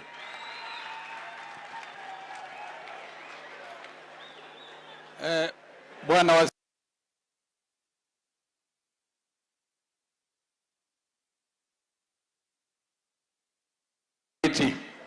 na ningependa kuchukua nafasi hii hasa kukushukuru kwa sababu umekuja Nakuru ukataka kusikia maoni ya watu ya Nakuru. So ningependa kusema ya kwanza, watu hao unawana watu wa security, machiefs, ile amani ambayo tuko naye Nakuru ni hao watu wametusaidia na ningependa kuwapongeza sana. Jambo lingine Bwana Waziri, kuna hii mambo ya michezo. Wakati ule kulikuwa na ile watu wa kwenda barabara. Sisi kama manyora tuliorganize peace in tournament na wao vijana walicheza. Hata wakati ule watu wengine walienda barabara wakakosa kufanya hivyo. Mimi ningeomba katika wizara yenu at least muwe na pesa kidogo ya kufanyia kazi hiyo. Ya pili, shida ambayo tuko nao kama peace committee ni upande wa pesa. Nilikuwa nikifikiria kama tungekuwa na pesa kidogo kwa sub counties ama kwa county ambayo itakuwa ikisaidia kazi hiyo, na hiyo itakuwa mzuri. Na jambo lingine, kuna area kama hiyo, ninasema kwamba mimi ni mtu wa cross border, kuna area ambayo inakuwa na shida. Na ukiangalia mahali kama Neswet tayari kuna GSU hawana gari, upande wa hiyo Neswet hawana gari, na upande wa Likia. So ningefikiria kwamba hiyo ikitengenezwa inaweza kuwa mzuri. Na kwa haya machache ningependa kusema asante sana kwa sababu usiku umejia.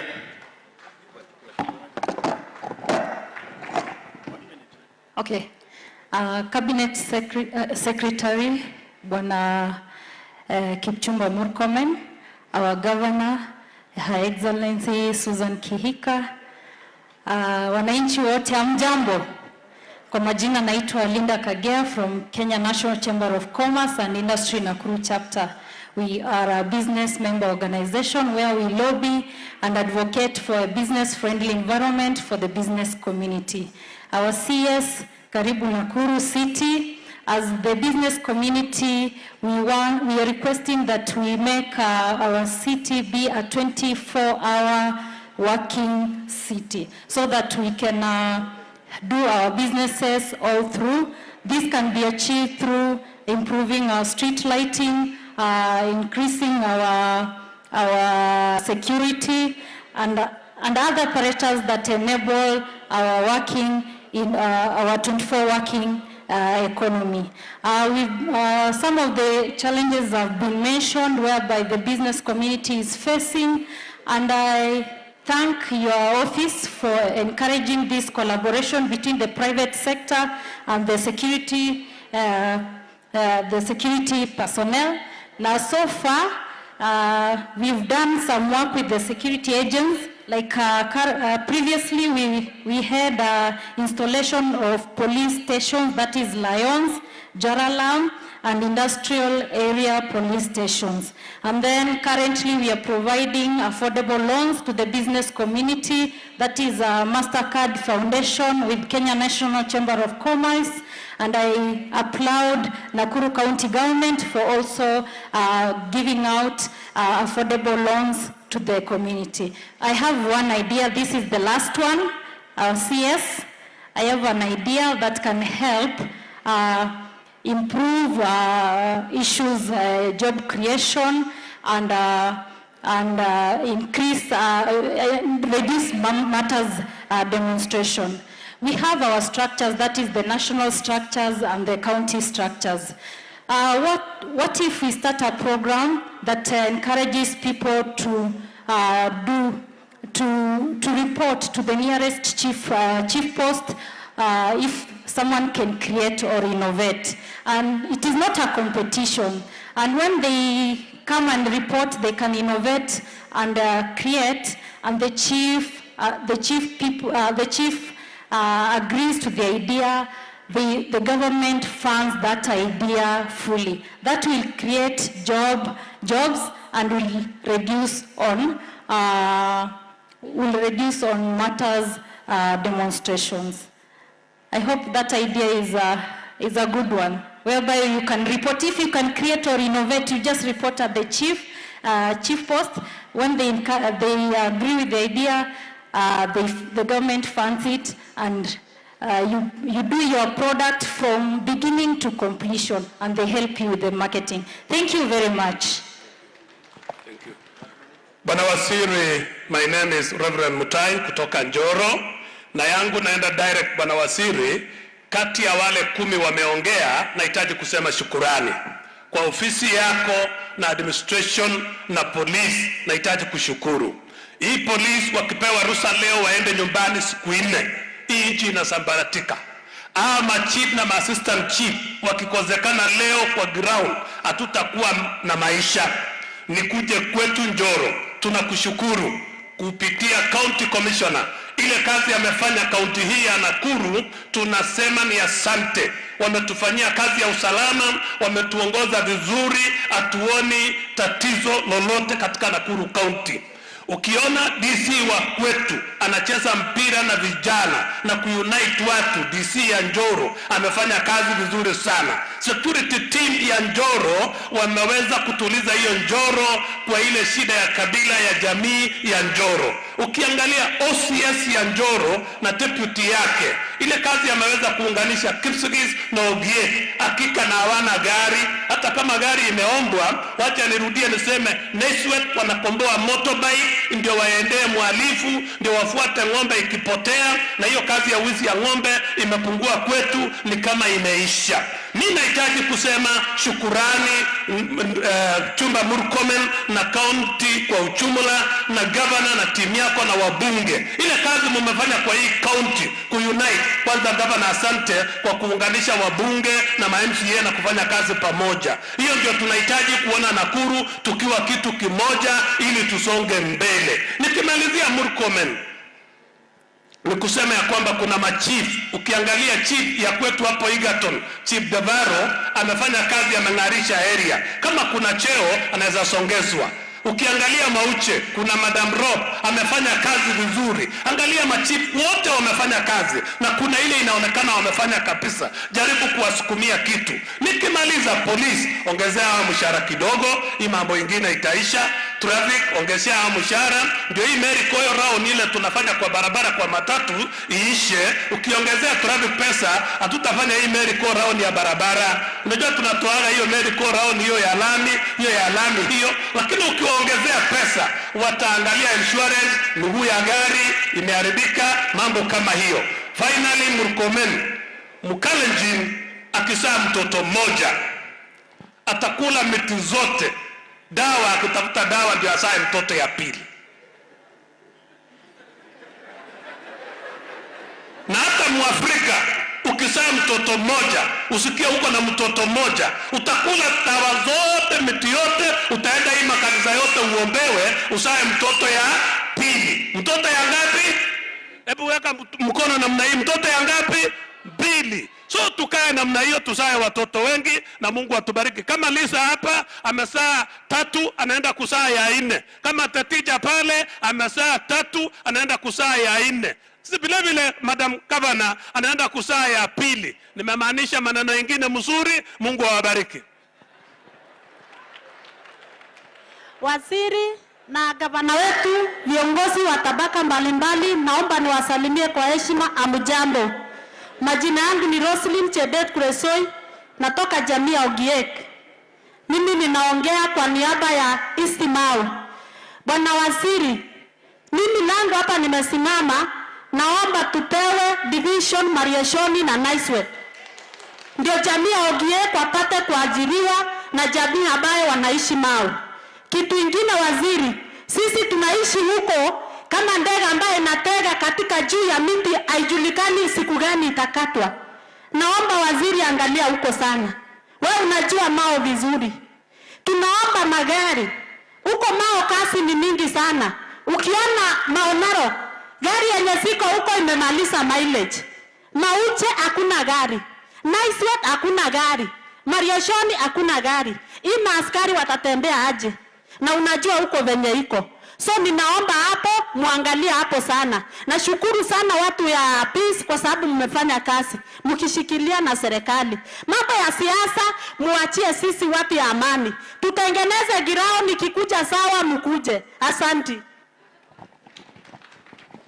Honorable CS, I'll talk about the mental well-being of our officers. According to the World Bank Organization, an estimation of 12 billion working days are lost globally each year due to depression, anxiety related to work. And to this, I want to tie with Nakuru East. Nakuru East, in 2009 census report shows that we had 163,599 population, and when it came to 2019, we had an increase of over 30,327 people, which has a significant growth of 18.5% in our sub-county. With this, I want to say that if you look at our jurisdiction, our area chiefs say that there are 3.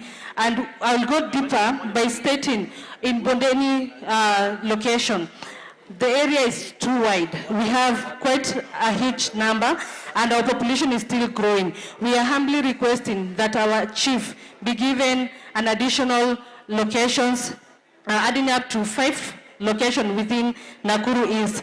And I want to go to the next point, which it's about additional police posts within Nakuru East. I will propose that we have 2. One, it's in Buruburu in Manyani, and the other one in Pembembili, which will be able to help us curb crime because we have a huge population. And then lastly, I'll talk about frustrating transfer of police officers. We have people who have ill motive to talk about police officers when one have been arrested and does not want to comply. They will say that that police is arresting that particular person. And they will go further by writing notifications to the higher authority to condemn a particular officer. Kindly, sir, when you get such information, please come back to the ground, do a survey to ensure that this particular police officer was doing the right thing or the wrong thing before transferring any particular police officer, more especially the OCSs, because if you look at our statistics, the way our OCS was talking in Bondeni, we will find that we had police officers who will not stay for more than 3 months. This is because people have ill motives behind. But more important, kindly look into the mental well-being of our officers, because that is the thing that affects in service delivery. Thank you. Nataka tutulie kidogo, tunaelekea kumaliza. Hata huyu akuja ni introduce. So we have another population ya university in Nakuru. we want them to say a name. One of them speaks for the other. Okay, the Interior CS, Governor, and all protocol officers. I'm called Silas Kiplangat. I'm standing in for the colleges. I study in Nakuru Kenya Medical Training College. And Bwana CS, I want to just give some few points about the state of students and the security within our county. Madam Governor, we want to thank you and your office for improving our security for the students within our county. You came and installed the security lights that has improved our security. Another thing, Bwana CS, we want a relationship between the police and the Gen Zs to be a relationship that is good, because most of the youths tend to have, when they look at the police, they don't have a good relationship. Another thing is about the youth empowerment. Through your docket, please empower these youths. When you empower the youths, there will be no crimes around. The way you can empower the youth is by bringing in youth tournaments. We tried one, but we lacked funds, so it collapsed. Another thing is about mental wellness. We want to advocate the mental wellness because it's a major issues that affects our youth. Nowadays, the issue of drugs leads to mental health. And through your docket, Madam Governor, just try and empower the youth, encourage mental health. Thank you. No, thank you very much, Your Excellency, Bwana Waziri, Honorable Kipchumba Murkomen, the Governor of Nakuru City County, the government dignitaries, all protocols observed. Good evening. Now, Bwana Waziri and Madam Governor, my name is Mutuma John, the immediate former Secretary General and the current President, Egerton University Student Association, representing over 20,000 registered students. Oh, I've seen Madam Governor was trying to tell you, let me introduce myself again. I'm Mutuma John, the immediate former Secretary General, Egerton University, and the current President, Egerton University Student Association, the only public university in Nakuru City, representing over 20,000 registered comrades. Now, Bwana Waziri, if I speak in human eloquence, in angelic ecstasy, just like a bourgeois leader, I'll be nothing than that clicking sound of an old rusty gate. Tunaelewana Bwana Waziri, hapa tunaambiana ukweli, na tukiambiana ukweli tunatatua maneno na inaisha hivyo. Ama namna gani Waziri? Sasa pale Egerton University, Bwana Waziri, tuko na shida ya Kongongeri Farm. Watu wametoka nje, watu wanaitwa sijui ni Wandorobo ama nani, wamekuja wanasema watu hawaingii, wanasema shamba ya university haitalimwa. Madam Governor, I know you are aware of that. So kindly please intercede, because I know even if episcopacy intercedes on our behalf, it will end in fiasco, Bwana Waziri. Ndio nimalizie, mimi ni mtu wa kuweka muda sana na kila kitu imetajwa hapa na wenzangu. Bwana Waziri, as I was taking the stage, you have seen me. I've come here limping. That's why I never shook your hand there. So I will request the media team, I shake the hand of Bwana Waziri and Madam Governor. Na Bwana Waziri, nikikuja hapo, wa manyora vile alienda huko nje, hatujakuwa na kelele. Bwana Waziri, I know you are very powerful. Acha huyo jamaa akae huko, sisi tuendelee na amani Kenya. Mfanyie vile mlifanyia Migona, ama namna gani? Na akirudi, kama mnaogopa Bwana Waziri, nifanyie rally yenye ulitengeneza Eldoret, nitafunza yeye adabu. May the God bless you.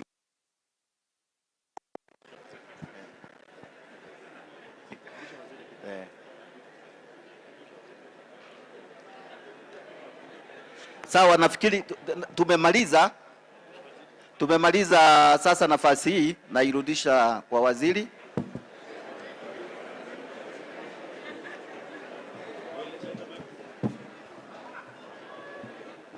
Na tunarudisha kwa waziri, tutulie huko nyuma ili tumalize. Huyo mtu ya picha alikuwa ameenda wapi?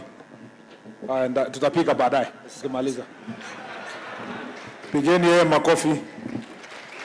Tutapika tu saa hizi shortly. Haya, tusimame wote.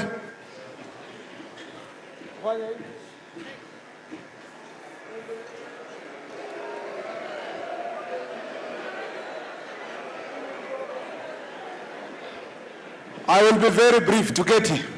I'll be very brief. That respond to a few of the issues mumesema. Alafu niite Madam Governor apatie the other leaders for a few minutes and then tumalizie hapo. Kwanza wacha niseme asanteni sana, mumeongea vizuri. Na nirudie ile nilisema hapo awali, makosa ni yangu. Kwa sababu kama hatungechelewa kidogo bado tungesonga. Niliona tungekaa mpaka saa 2 vile nilikuwa nimesema, lakini kwa bahati mbaya kumbe hakuna taa. So nikaona kumbe hii mkutano ilipangwa ikijulikana itaisha by saa 7. Lakini sasa giza imetokea. So that's why I also need to hurry for the other leaders to speak. Ndio tumalizie hapo. Kwanza, thank you for your patience and thank you also for your presentation. And wajasi tumezoea hapa kuongelesha tu nyinyi na kutoka. Leo sasa mmeleta lecture kwa viongozi ikiwa pamoja na mimi. Na I have always enjoyed every county I have gone to. I have enjoyed listening to people. It has enriched my ability to be patient, to listen, and to improve on the ideas that I have.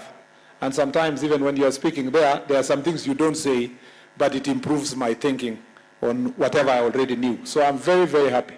Nikitoka hapa saizi, I know Nakuru. I know Nakuru better than I came. Najua kuna places hakuna police station, mnang'ang'ana na mambo ya pombe, mko na samaki problems kwa huko and so forth. Let me start by saying, kabla tujasema mambo yenye nijibu hii yenu kidogo, wacha niseme yangu kidogo. Number 1, mimi nataka niwashukuru for being diligent government officials, especially for doing your job with a lot of enthusiasm despite the challenges you have. Thanks to Ngao, ndio tuliweza kuregister farmers in 2023 when we just came to office. And that's why we have a working register ya farmers. Na distribution ya fertilizer iko vizuri kwa sababu ya nyinyi. Kwa sababu ya nyinyi mmesaidiana na county governments kufanya mambo ya SHA na national na county government kuregister SHA. And you've done a fantastic job. Kwa sababu ya nyinyi tumeweza kupanda miti mingi sana kwa taifa letu. Zingine mnapanda wenyewe, zingine mnasaidia other government officials when they are coming to do tree planting system. Kwa sababu yenu we have had great progress kwa mambo ya transition from primary to secondary school, and that effort has continued to bear fruit kwa sababu imesaidia ku increase level of transition. Na mambo mengine mengi yenye nawaambia pongezi. Pia kwa sehemu nyingi sana tumemaliza mambo ya pombe haramu na madawa ya kulevya kwa sababu ya kazi mnafanya. Ingawa it remains our biggest challenge, but you've done a good job. For you to do a good job, kitu ya kwanza, you must love your job. You must love your job. You must go back to your first love for your job. Siku ile ulikuwa unataka kuwa askari, ulikuwa unafanya chochote, unatafuta mtu yoyote kusema unataka kuwa askari. Kukuwa chief ama assistant chief, uligonga milango yote ukisema mnisaidie. Wengine hata mlipigia mheshimiwa, mkaongelea na nani, ukasema mnisaidie nataka kuwa chief. That thing that made you or pushed you, you wanted to become a chief. That passion should continue. You must always remind yourself that you are in public service. I know kuna challenges, hakuna ofisi, hakuna gari, hakuna nini. Lakini kabla ya hizo zote, hata machief wenye mliandikwa 1 year ago, si mliandikwa mkijua hakuna ofisi, kuna motorbike, na bado tu ulisema nataka hiyo job. Uliandikwa kama askari ukiwa salary iko chini, lakini ulisema I still need this job.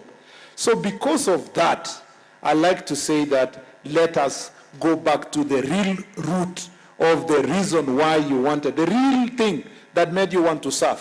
Mjue ya kwamba sisi ambao tuko public service tuko wachache sana. Wachache sana. Maybe hata hatufiki milioni moja out of 50 million Kenyans. So meaning that in terms of even percentage, we are merely 2% of the population or less of the entire population of Kenya. And therefore we are privileged. Even with all the complaints to Mesema, we are privileged.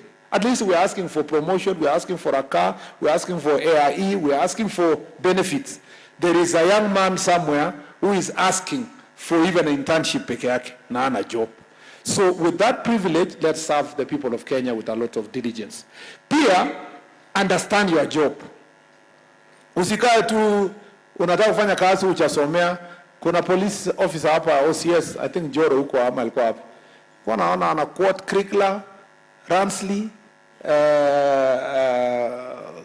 you know, karibu niulize na huyu mtu anasomanga saa ngapi? Na anapambana na chang'aa saa ngapi anasoma hizo vitu saa ngapi? No, you know, even when you speak, even the ACC who spoke here, my former student, you know when you speak and you have been applying your mind, even the DCC who spoke here, have done research, you know, those are the things we want to see when we meet you. You're adding knowledge to yourself, you're getting new ideas, you are, you know, doing something. This is the kind of work we need. Usikae tu hapo ukisema, na bala chief mwingine anasema, anaenda barasa anaambia watu, ninawaomba nyinyi mregister SHA. Mtu akiuliza swali moja anamwambia ni shilingi ngapi kuregister SHA? Chief hajui. Yeah? Ama unaona chief akiuliza swali anasema, mimi sielewi sana, lakini hii SHA wamesema register tu. Sielewi sana, lakini kwa sababu serikali imesema, sasa raia wanakuona wanaona hii mtu hapendi hii kitu. Ni ile tu anaogopa kupoteza kazi. You know, we know you can tell somebody who is there for the salary and you can tell the one who is passionate about the job. And I want us to be passionate about our jobs. Let us add knowledge. Let us seek knowledge. Let's seek information. When you go, that is why I totally agree with all arguments you have made here, that we need training, continuous training, especially for police officers. In all other kind of public service, people go through training. The police officers are the most disadvantaged people when it comes to training. I want to insist here that we will take the proposals you gave us to look for resources for continuous training of our officers so that you have the capacity to deliver to the people of Kenya. Number two, if you want to succeed, and if you want to succeed as the country, kwanza mumeongea kwa hapa, watu wamesema hapa, wenye wako hapa ni serikali. Saa hii Nakuru mzima, watu wenye wako na shida mambo ya security, shida zote wako nao, wanajua serikali, wamekutana wako kwa K9. Ukweli ama si ukweli? Yeah? Wanajua the government is here. But at the same time, wanajiuliza, why are we suffering and the government is here? Kwa sababu nyinyi mmeenda mpaka grassroots. Shida kubwa tunapambana nayo sana inaitwa ufisadi, inaitwa corruption. We have to confront this monster called corruption, called kitu kidogo. Hiyo ndio inatumaliza completely. Inaharibu jina ya chief, assistant chief, OCS, polisi, you know. Sasa tunakuwa watu wa kutafuta excuses. Msijali hata kama sisi ni corrupt. Mtafute hata kitu moja yenye sisi ni wazuri jameni na mtushukuru. Yeah? Suliana OCPD OCS alikuwa anang'ang'ana Mwangangi. Anajaribu kung'ang'ana kutafuta njia ya kutengeneza jina. The reason why he's saying that is because tuko na shida mingi sana. Watu wa bodaboda wanatulia. Akienda pesa 500, jioni polisi anapeleka 300. Akienda nyumbani na kwa familia yake, anajua kwamba he's not working for his wife and children. He's also working for police officer. You see, now that brings in hatred and bad blood, you know. If you are a traffic officer somewhere, do your job. Be diligent. Don't be the reason why pombe inapita. Don't be the reason. Let me tell you guys. Hakuna vile, na tusidanganyani, hakuna vile pombe haramu, bangi, na madawa ya kulevya inauzwa kwa any place in the Republic of Kenya bila support ya police na administrative officers. Hakuna. Ukiona mahali penye bangi na pombe na nini inauzwa sana, polisi ya hapo ndio wanasaidia. In fact, ndio hao ndio watchmen ya kuhakikisha kwamba inauzwa hivi na wanapata kitu kutoka hiyo uuzaji ya hiyo pombe. That is why, na ukitaka ujue ni ukweli, unaona polisi akikuwa transferred na mwingine akuje, the place inakuwa sawa. Ukweli ama sio kweli? Sijauliza nyinyi, ngoja nauliza nyinyi hapa, ukweli ama sio ukweli? Mnaogopa kusema ukweli? So I have said, for any place tutapata pombe haramu inaendelea, bangi imezidi na all this ubaya, there is no need to waste time asking Inspector General of Police, asking who. Hiyo ni makosa ya chief na OCS. Watu wangapi? Wawili. Tukishakutana chief na OCS, chief tunamuuliza, did you report? Anasema yes. Akisema yes, tunauliza OCS, why did you not enforce? Tumeelewana? Tumeelewana? If we are similarly patia lecture, sasa mimi wacha niseme yangu. Mumeelewana na mimi? The only way tutamaliza pombe haramu na bangi na hii mambo yote kwa county hii ni to make sure that the leaders at the grassroots level have the passion to fight against to have a fight against these things. Number 3 ni kusema there are many things you have raised here about welfare yenu. Wacha nianzie kwamba kwanza tumepambana na mambo ya training. I have already said about the police officers, how we are dealing with promotion. We are working on the transfer policy. And I like, so now ideas inaendelea kuja. Ule OCS wa Bondeni amesema, hata ukini transfer, na askari wako hapo wamekaa 6 years. Ule OCS mwingine atakuja tu, atakuja kuwa na hiyo tabu, the same one. Ukweli ama sio kweli? So we need to make sure that transfer system is rotational for everybody, not just for the OCS or the leaders in the place, and we will make sure that that is sorted. Once we finish recruitment, tutaona vile itakuwa rotational kwa nchi yetu mambo ya transfer. Pia mambo ya promotions, tumesema we have sorted that. Chiefs mumeenda training, wenzenu karibu 15 tayari walienda wiki hii. Yeah? Na kwa sababu kulikuwa na space, because kuna watu wengine hawakuja, walikuwa 58, 59, wakasema hawawezi training, macho yao yuko kwenda retirement, hawataki mambo ya training tena. So we have added another 10 chiefs ambao nataka wataenda kesho.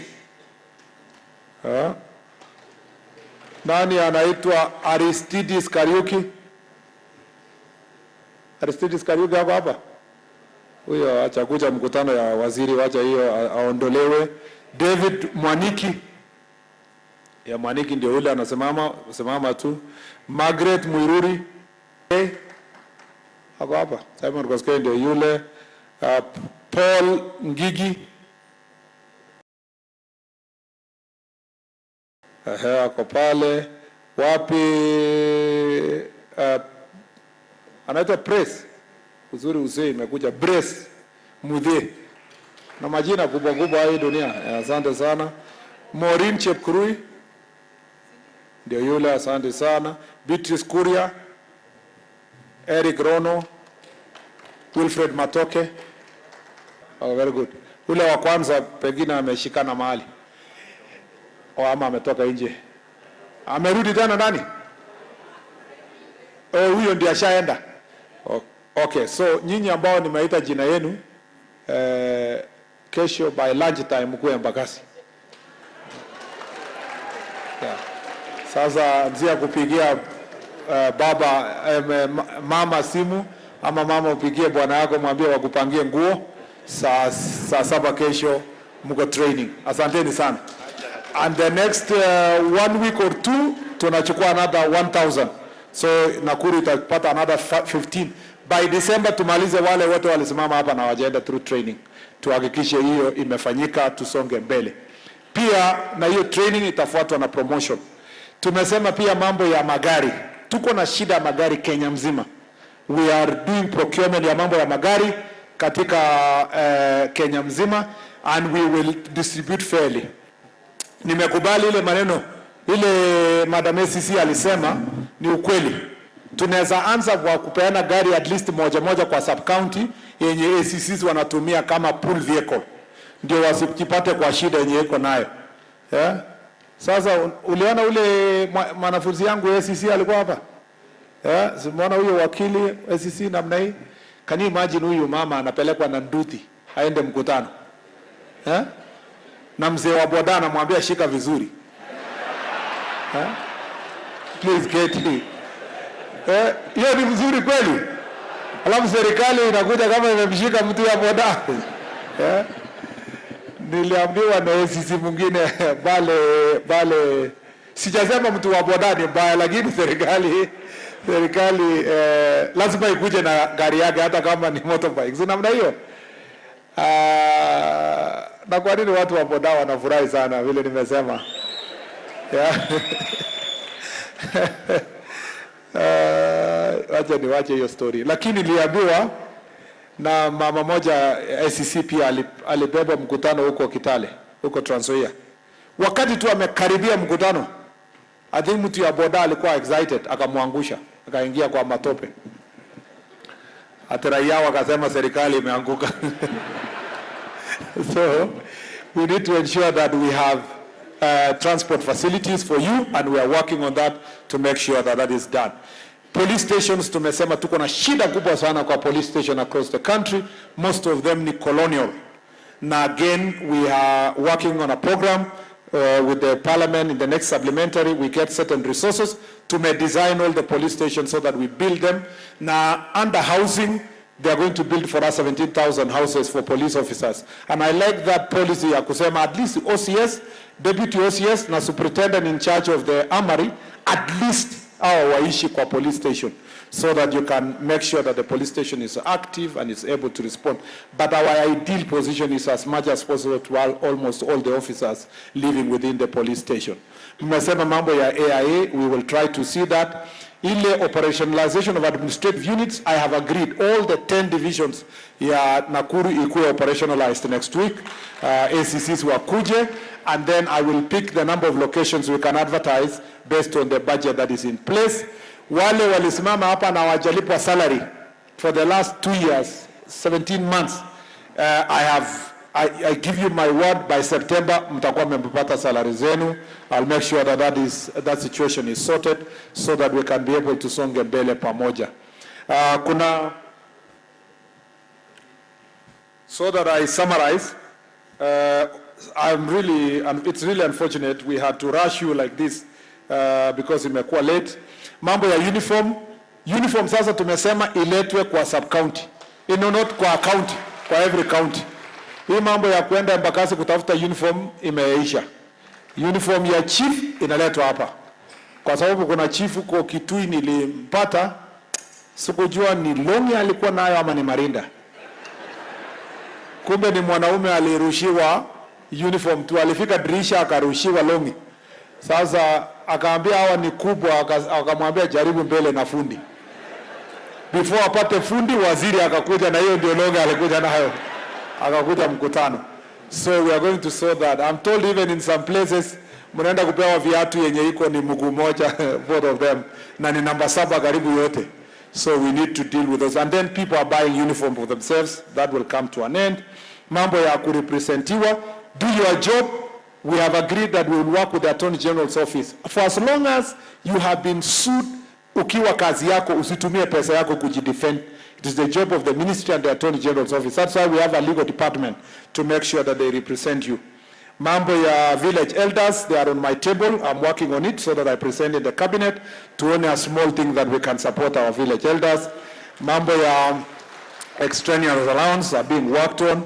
Compensation for officers when wanaumizwa, I take that seriously. Mambo ya risk allowance, operationalization of gazetted nimesema, promotions, mobility, mambo ya training, mambo ya graduate chiefs to ACCs, nimewaambia we will reserve those opportunities for you. Mmesema Ngao Training College, kama ingekuwa na pesa ningesupport sana. Tujenge university ya Ngao peke yao, wanatrainiwa. Na mimi nikitoka hii job mimi naenda kuwa vice chancellor huko. Ndio nikuwa na train my chiefs. But we'll see how we can work with the existing government institutions in a more decentralized manner, including government installation. Netwa nini the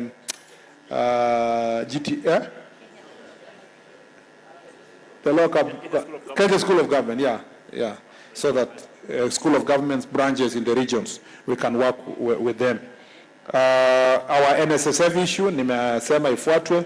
Wines and spirit licensing, we should work together with county government. Madam Governor atasema kitu baadaye, but so that we streamline those issues. The scheme of service for chiefs, nimesikia hiyo, and we already had it across the country. We are working on it. Magistrates, we need to amend the law, and this is for members of parliament. In law, there is something called presumption of, we need to presume this is changa unless mwenye alikuwa anakunywa aseme haikuwa, so that we shift the burden to the person who had changa, so that the magistrate will just, and I also like the proposal walisema, let the person take the plea first, then they can be given bail, alafu sasa twende government chemist ndio turudi. Kama hatapinga apewe fine aende, kama atapinga twende government chemist, then case iendelee. I think that those are some of the good proposals I've heard from here. Mambo ya land conflict supper, I'm very much aware, including Oljorai and others, and we are working in an interagency manner to resolve mambo ya land issues and to deal with fraudulent invasion of private property. Hiyo mambo ya road hiyo barabara request, mambo mingi serikali inafanya hizo road request, including hiyo ya Kongazisi imeombwa huko. Si wapi Madam Chief wa hiyo area wa Tangitano. I thought Madam Chief wako hapo, ya hiyo ni chief yangu huko. Na wengine, you know what we are planning to do, so it will be done. You just need to be patient. Tutafutie pesa ndio tumalize hiyo small link. And Chief, thank you for your proposal umesema. Mambo ya mimi pia ni mtu niko na stakeholder ya Nakuru, by the way. Sinione tu kama mimi ni mtu hivi. Niko pia na network hapa. KRA, KEBS and so forth, I agree. We need to continue working in multi-agency, especially on matters of ethanol. And I agree with the chairman wa watu wa pombe. Ule aliongea hapa, he made very nice points. Lakini anauza pombe, lakini akae mtu mwenye anakunywa. Ni kijana, wewe unazaje kuwa mtoto ya pastor na unauza pombe? Lakini you made very good points, and we'll do a follow-up on those issues. Mambo ya airport hapa, it's ongoing. I am very much aware that Nakuru airport itaisha karibuni. Illegal immigrants, we have a plan for it. Illegal fishing in the lake, tumesema we need to do also some operation in a multi-agency way to deal with this issue. And we need scientific tests and publicity on the toxicity of the fish that is coming from this place, and I agree with you on all those proposals. Training and career progression, mambo ya continuous training, change management, transfers. I agree. Imekuwa makosa kubwa sana kwamba we are transferring police officers, ACCs, kupitia political influence. You know? Na hiyo sijawahi kusikia such an example. This was a unique example. Ati Brewer ndio atakwambia wewe utaenda. Si ni kweli? By the time Brewer anakuambia kuenda, sinamaanisha mwenye ana transfer watu ako na good network na ule Brewer, si ndio? So it is something that came out strongly also in Narok yesterday, that officers are very unhappy with transfers that are politically motivated. The other transfer pia imesemwa, let's do transfers with consideration of family issues, unless of course there's an emergency and so forth. And I agree that has also be properly captured. especially when it involves women. And they have children and they're staying with them and so forth. And especially young families. It is something. I don't know the statistics. Yeah, 17 wives were Amanda. Yeah. After DCC, DCC 17 police officer. That is, I would, Madam Beverly and the SNA, your research, your DCC, we can interrogate further.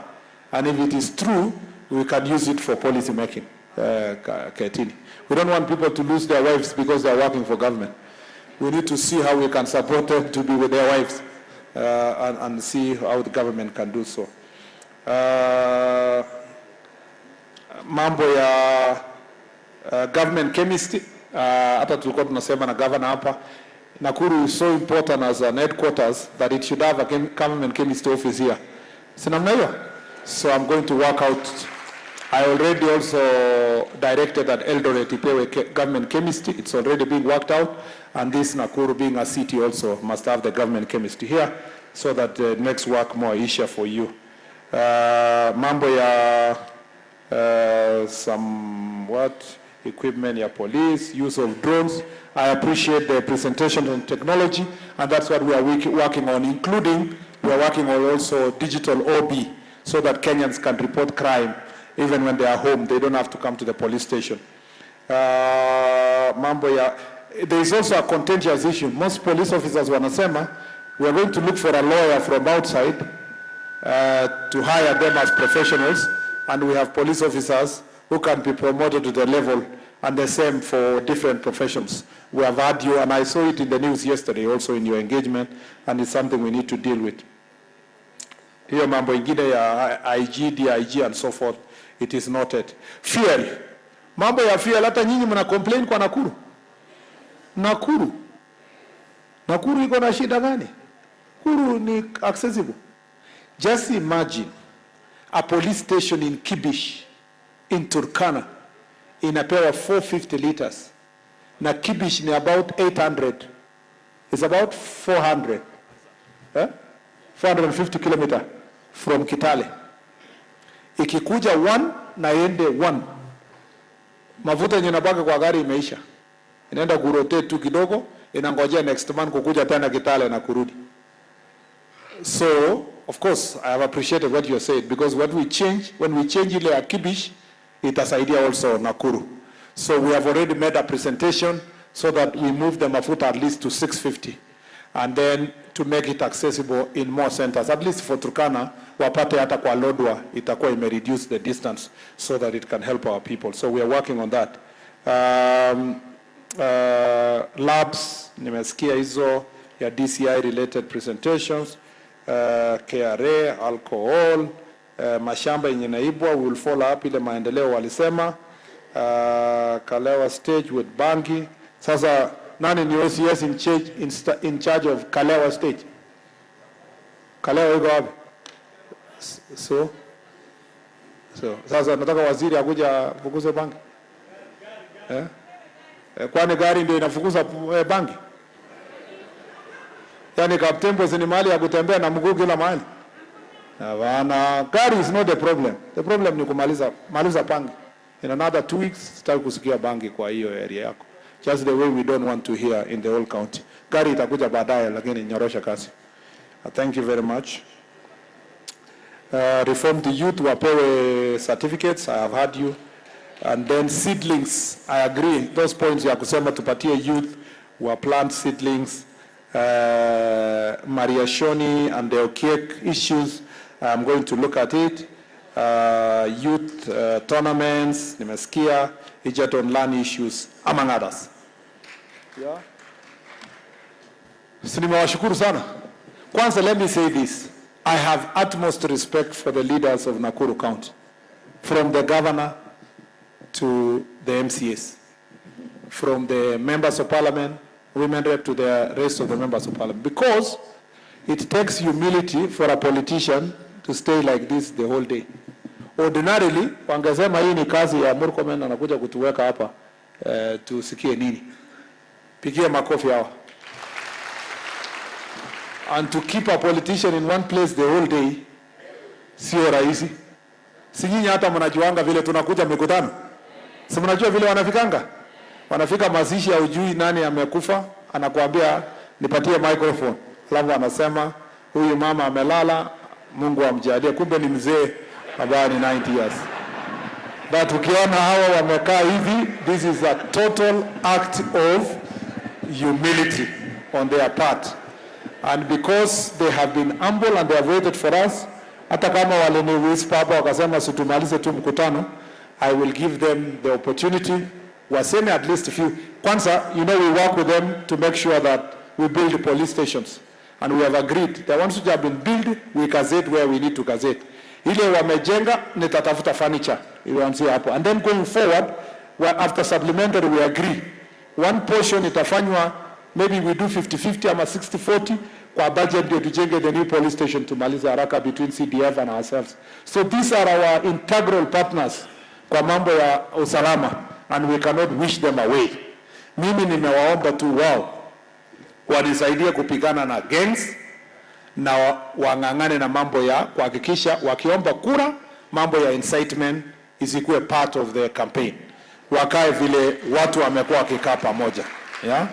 Na mimi nimewaashua wale wazuri, because wale hao wote ni wazuri, wenye watafanya kazi yao vizuri, nitahakikisha wale wabaya wameshikwa na kuwekwa jela, kwa sababu we want this Nakuru.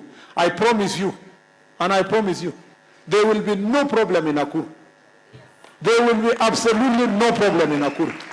I will keep my personal eye on every corner of Nakuru, including deployment of our officers, including na mtu yoyote atajaribu, I will take very stern action again. Wacha na ile wanasema tumepelekwa kotini kwa terrorism nini, tutakupeleka hata kotini for genocide if you contemplate to do those kind of things, because we want Nakuru to be the Nakuru that we have enjoyed over all this period of time. And therefore I want to tell our police officers here, kama wewe ni police officer, kama wewe ni administration officer, unafanya mkutano ya usiku na people who are inciting violence and undermining this administration, we will deal with you and deal with you squarely. Sijui kama tumeelewana?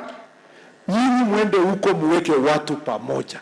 Every corner you go, bring our people. Sijawaambia mkampeinie mtu yoyote hapana, but let it be your duty to make sure that you work day and night. Last elections, we were struggling in Joro and other places because some characters walikuwa nasunguka hapa na wanafanya incitement. Now, some people want to do incitement in Molo or another place. We will not accept. And I promise we will not. So public officers who are in those places, we will help you. Wacha tumalize hii recruitment. Tutawaongezea polisi ya kutosha to give you the strength that you need to make sure that people who are inciting violence in this county are dealt with and dealt with strongly. I have also heard ile mambo ya climate works. Nitapelekea Mheshimiwa Rais habari kusema vijana wamesema tuongeze wale watachukuliwa kwa mambo ya climate works, na imesemwa pia na administrative officers kusaidia kuchukua vijana wetu from idleness so that they can have something to do. With all those many remarks, I would like to invite, is the speaker here? No. It was the speaker. Majority leader. Majority leader. Majority leader kuja, introduce all the MCAs, na useme kitu moja, alafu ite Mheshimiwa Arama to also invite the other MPs. Mtavumilia na kisa na nini, tuendelee tu namna hiyo, usijali. Pigeni makofi. Asante sana. Shukrani sana waziri wetu, governor, and all protocol observed. Because of time, ningependa niseme ya kwamba tumekuja hapa kama MCAs 61 kuja kushikana pamoja na wewe. Wengine tumewatuma huko Homa Bay kwa sababu ya mambo ya devolution. President atakuwa huko kesho. Tunashukuru sana kama MCAs ambao tumekuja, na tunasema ya kwamba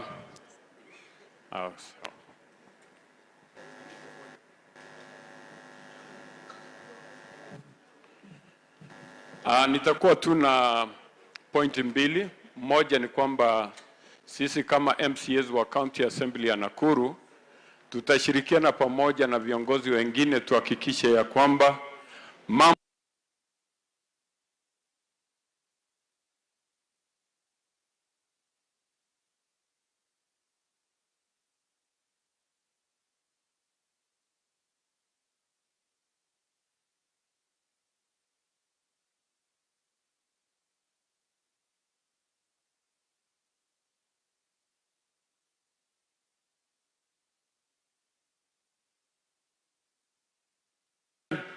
kueneza mambo ya amani katika kaunti hii yetu ya Nakuru. Asante sana waziri, kwa sababu ya time, pengine MCAs wote msimame tu and then you wave to the to waziri and our excellency the governor na viongozi ambao wako hapa hivi. Asanteni sana, Mungu awabariki, na mkaribisha Mheshimiwa Rama ili aendelee. Asante sana majority, thank you so much. Bwana waziri na wenzangu wale wamefika hapa na wageni wote na wasalimu wa mjambo. Najua mmechoka sana, lakini mmechoka kwa sababu najua hii function leo ilikuwa yenu, na mimi nimefurahi sana kwa sababu waziri amechukua jukumu ya kusikiza nyinyi. Hata kama saa zingine nyinyi mnaogopa, mnasema pengine kama askari mnaweza leta shida, waziri alikuwa ametuhakikishia ya kwamba hakuna shida itakuwa kwenu, vile mmeongea hapa yeye ataishia hapa. Hata kama umeongea vile umeongea, waziri alituhakikishia sisi, akasema hakuna maneno. Waziri, kitu moja tu nataka kusema ya kwamba our officers kwanza hapa Nakuru, sisi tunafanya kazi pamoja na hii security officers, hatukuangi na shida. Hiyo ndio kitu ya muhimu sana.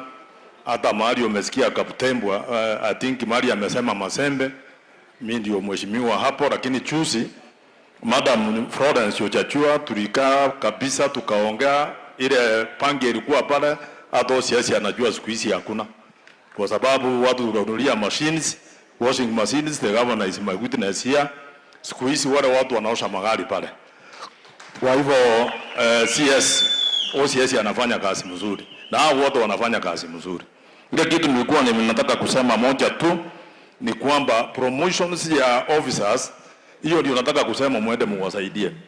In most cases we interact with officers, unaona officer anakuja anakueleza, anasema nataka unisaidie nipate promotion ya merit.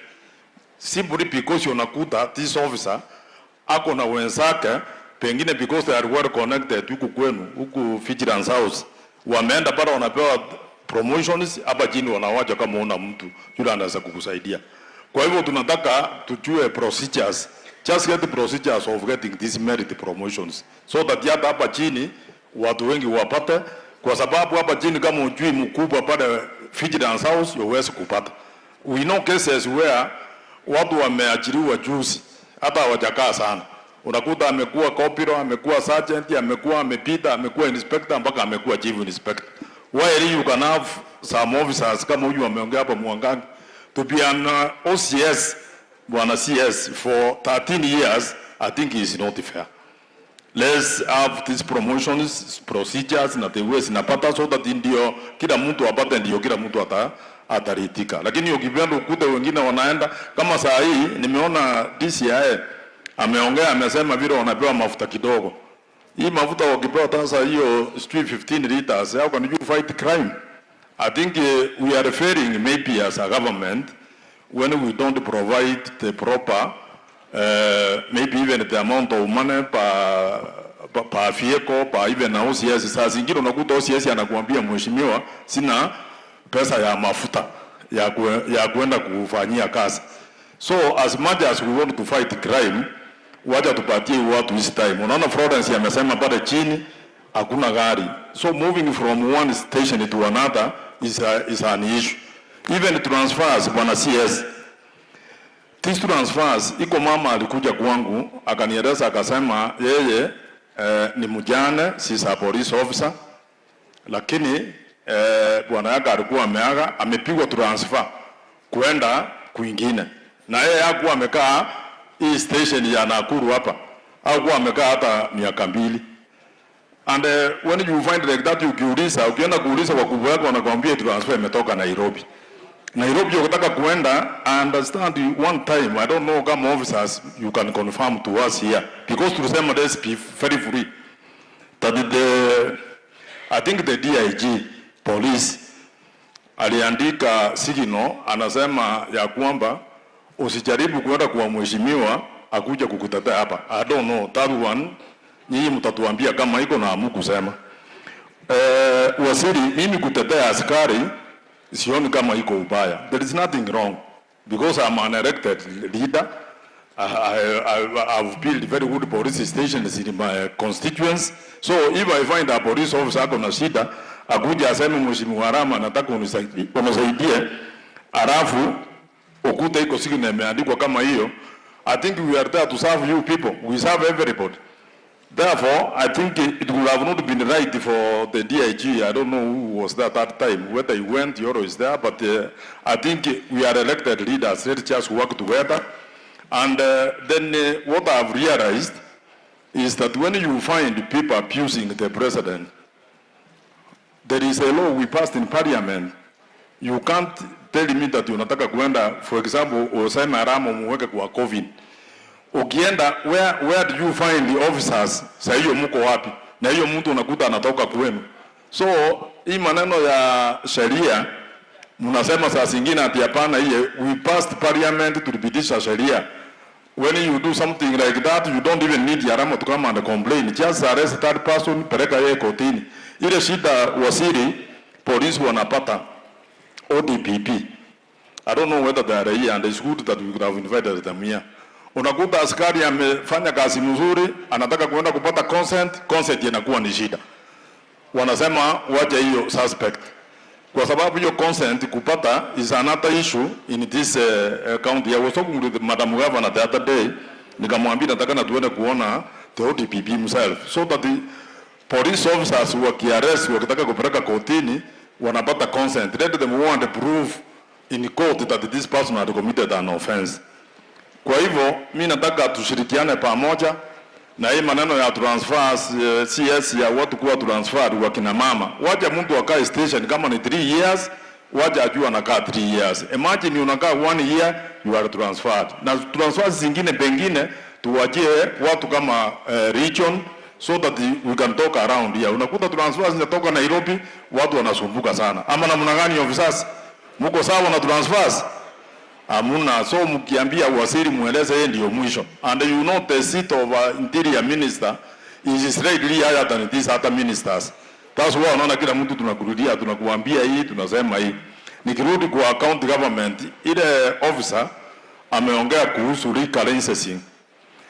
I'm sure you know, even the deputy county commissioners wanajua ya kwamba at every sub county, OCS the local of commanding police station is a member. She's a member ya legal licensing board. So why could you have a problem with the somebody saying that the county government wanaenda wanapeana, mkikataa mnaweka minutes, mnapeleka inaenda kwa hospitali kuendelea namna hiyo. Kwa hivyo wacha tuendelee kushirikiana, sisi we cooperate the way tunataka serikali iende. Sisi hapa Nakuru tuko na amani, we work together as members of parliament under the leadership of our governor, and we are doing very well. Siku hizi hatuna maneno mingi. Na magari hiyo mlikuwa mnauliza hapa, hata sisi tulikuwa tumeuliza waziri akasema tutaendelea kuongoja kwa sababu ya budget. Lakini I think this budget tuliweka, this financial year tuliweka budget. Kwa hivyo Mheshimiwa Gikaria ayuka hapa leo kwa sababu alikuwa ameenda kazi Nairobi, na amesema nipeleke nisake hapa, niseme atakuja baadaye. Kwa hivyo watu ya Nakuru Town East, you are very well represented by your member of parliament who is my good friend. Yeye yako Nairobi na amesema karibu sana. Hata mara ya kwanza mkinipatia nafasi ni kukaribisha watu hapo wale wametoka mbali, lakini kwa niaba ya Mheshimiwa Gikaria, karibu sana wale mmefika hapa. Vile mmesikia mimi ni Mheshimiwa Rama na Nakuru Town West Constituency Member of Parliament. Kwa hivyo wacha nipate nafasi niite waheshimiwa, sijui nitaanzia wapi. Wacha tuanzie the far end.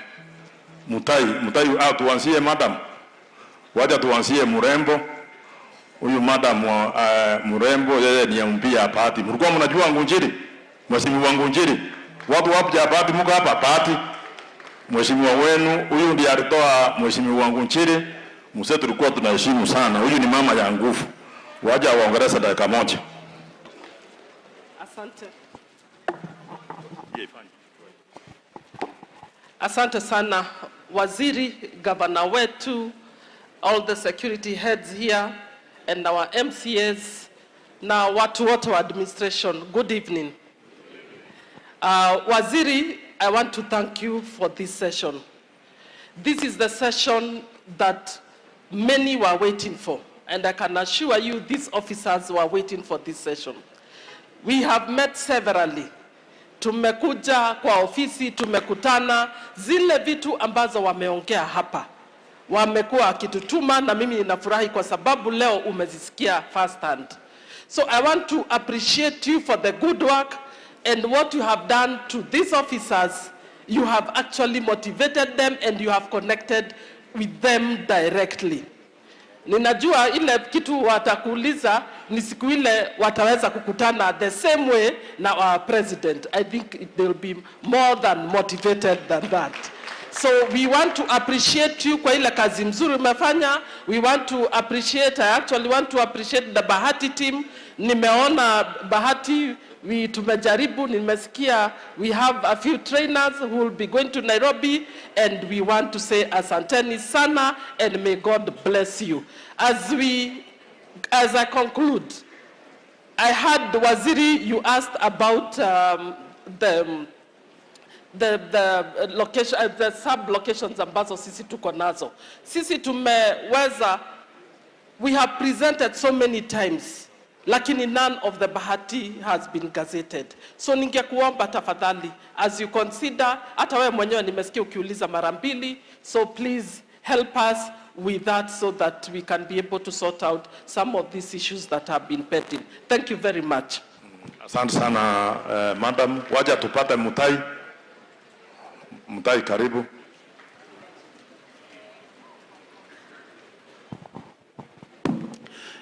Waziri wetu, governor, my colleague members of parliament, MCAs, viongozi wote wa ulinzi ya jimbo letu la Nakuru, ningependa kuchukua nafasi hii pia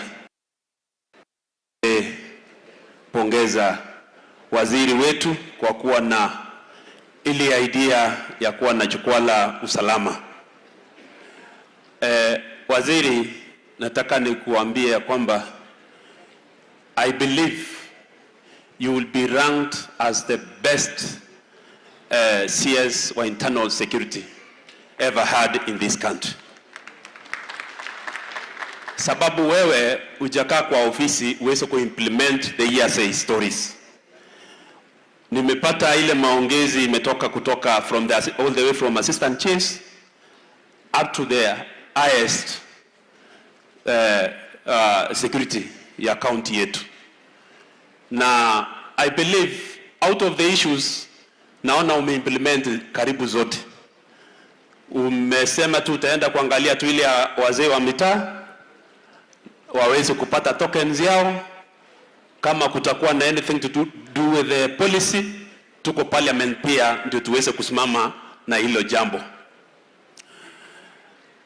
Another thing waziri, hii engagement umetengeneza leo hapa, it is a plus to you, and also we will also appreciate rais wetu kwa kuweza kuteua wewe ukae kwa hii office. We will appreciate him and we will reward him at the same time out of what he did by actually giving you that docket uweze kusukuma mbele. Mimi ni mbunge Mutahi kutoka Kuresoi Kaskazini, and I'm the beneficiary wa hii kikao ya leo. Tumekuwa na 2 divisions, na moja imekuwa gazetted lakini haiko imeangaliwa. So mimi I'm set to go. There is a standing ACC tayari naona atachukua hapo, so we are set to go kama Kuresoi North Sub County. Jambo lingine waziri, tukiwa pale kwa ofisi, pia umetoa directive ya implementation of a registry in every sub-county. Out of the 4 sub-counties wenye hawana registry, it is Kuresoi North. And waziri, sisi tumemaliza ujenzi wa ofisi. Sasa wewe tu uimplement as Kuresoi North sub-county ama constituency. Ni hiyo tu kwa leo, tuko tayari kusimama na wewe, kutembea na wewe kwa every agenda ile yenye wewe unaona it will be for the benefit of our constituency, our country, our county at large. Nataka niseme asanteni sana watu wangu kutoka Kuresoi North. Nataka nikuahidi kwamba ama nikuelezee sisi wote the security team kiongozwa na our DCC all the way mpaka huko kwa sub chief ama assistant chief, tunafanya kazi kwa pamoja, na pia ma-OCSS wote wanafanya kazi vizuri. Kama kuna anything to do with the promotion in terms of merit, Kuresoi North tuko na team tosha mahali ambapo wangefaa wote waweze kuwa promoted. Asante sana. Going forward, waziri, najua utakuja Kuresoi North sababu tayari tumemaliza kujenga one of the police stations ili nitakuwa nasaidia kwa hii barabara ya Northern Corridor. So unakaribishwa sana Kuresoi North. Ukikuja utakuja na viti mimi nimejenga. Asante sana. Asante sana bwana Mutahi, wacha tupate the teacher. The teacher dakika moja, ndio naona watu wamechoka sana. Karibu sana the teacher.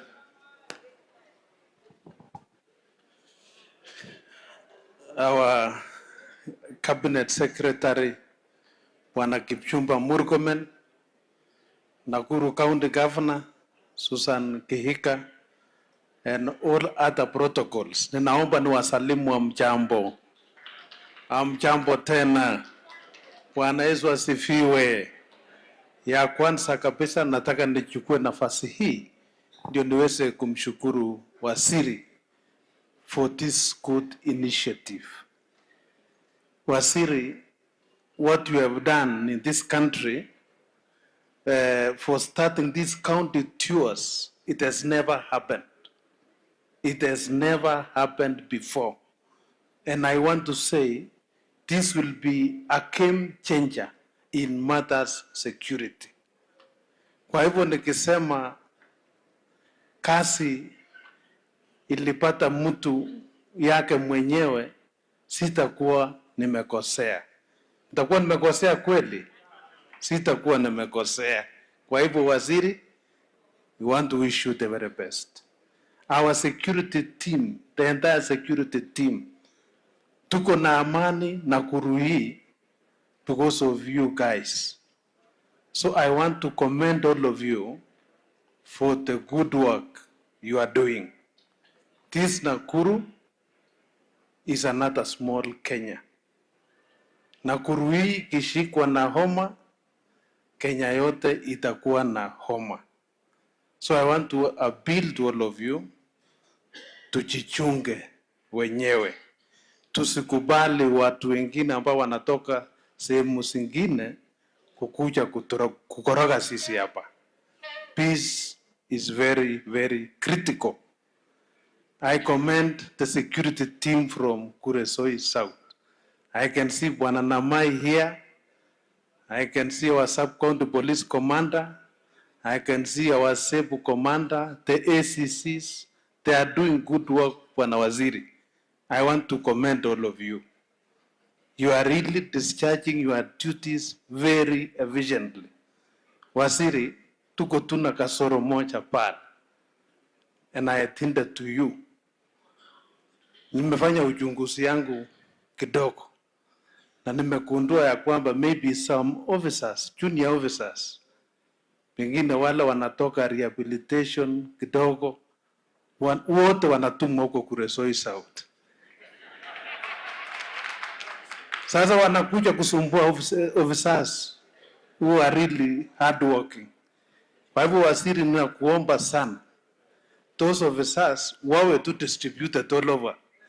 hata wachungwe karibu town hapa, sio huko mwisho huko. Because I have a police post in Kuresoi, mahali inaitwa Taita, iko shida kubwa pale. Vijana wanatembea na visu hata saa 6. Kujaribu kutembelea mapolisi wanalala tu, wako hapo. So I request for your intervention. Otherwise, I am happy to note that you are sending officers next week. We have 2 divisions which are already gazetted. Tuko na Kiptakich. Na hiyo Kiptakich tayari nilijenga ofisi. Kwa hivyo nakuja kuingia tu ofisi. Pengine nitakuomba tu furniture kidogo. We have a very good office there. And Tinet, even though this Tinet, Bwana Waziri, bado ni kubwa, it should be divided. Tinet should have another division. And it should even have another ward. It should be 2 wards. It is very, very wide. Otherwise, sitaki nichukue nafasi, kwa sababu the mood in the room is not for talking. The mood saini ya chakula, lunch, pengine na sapa.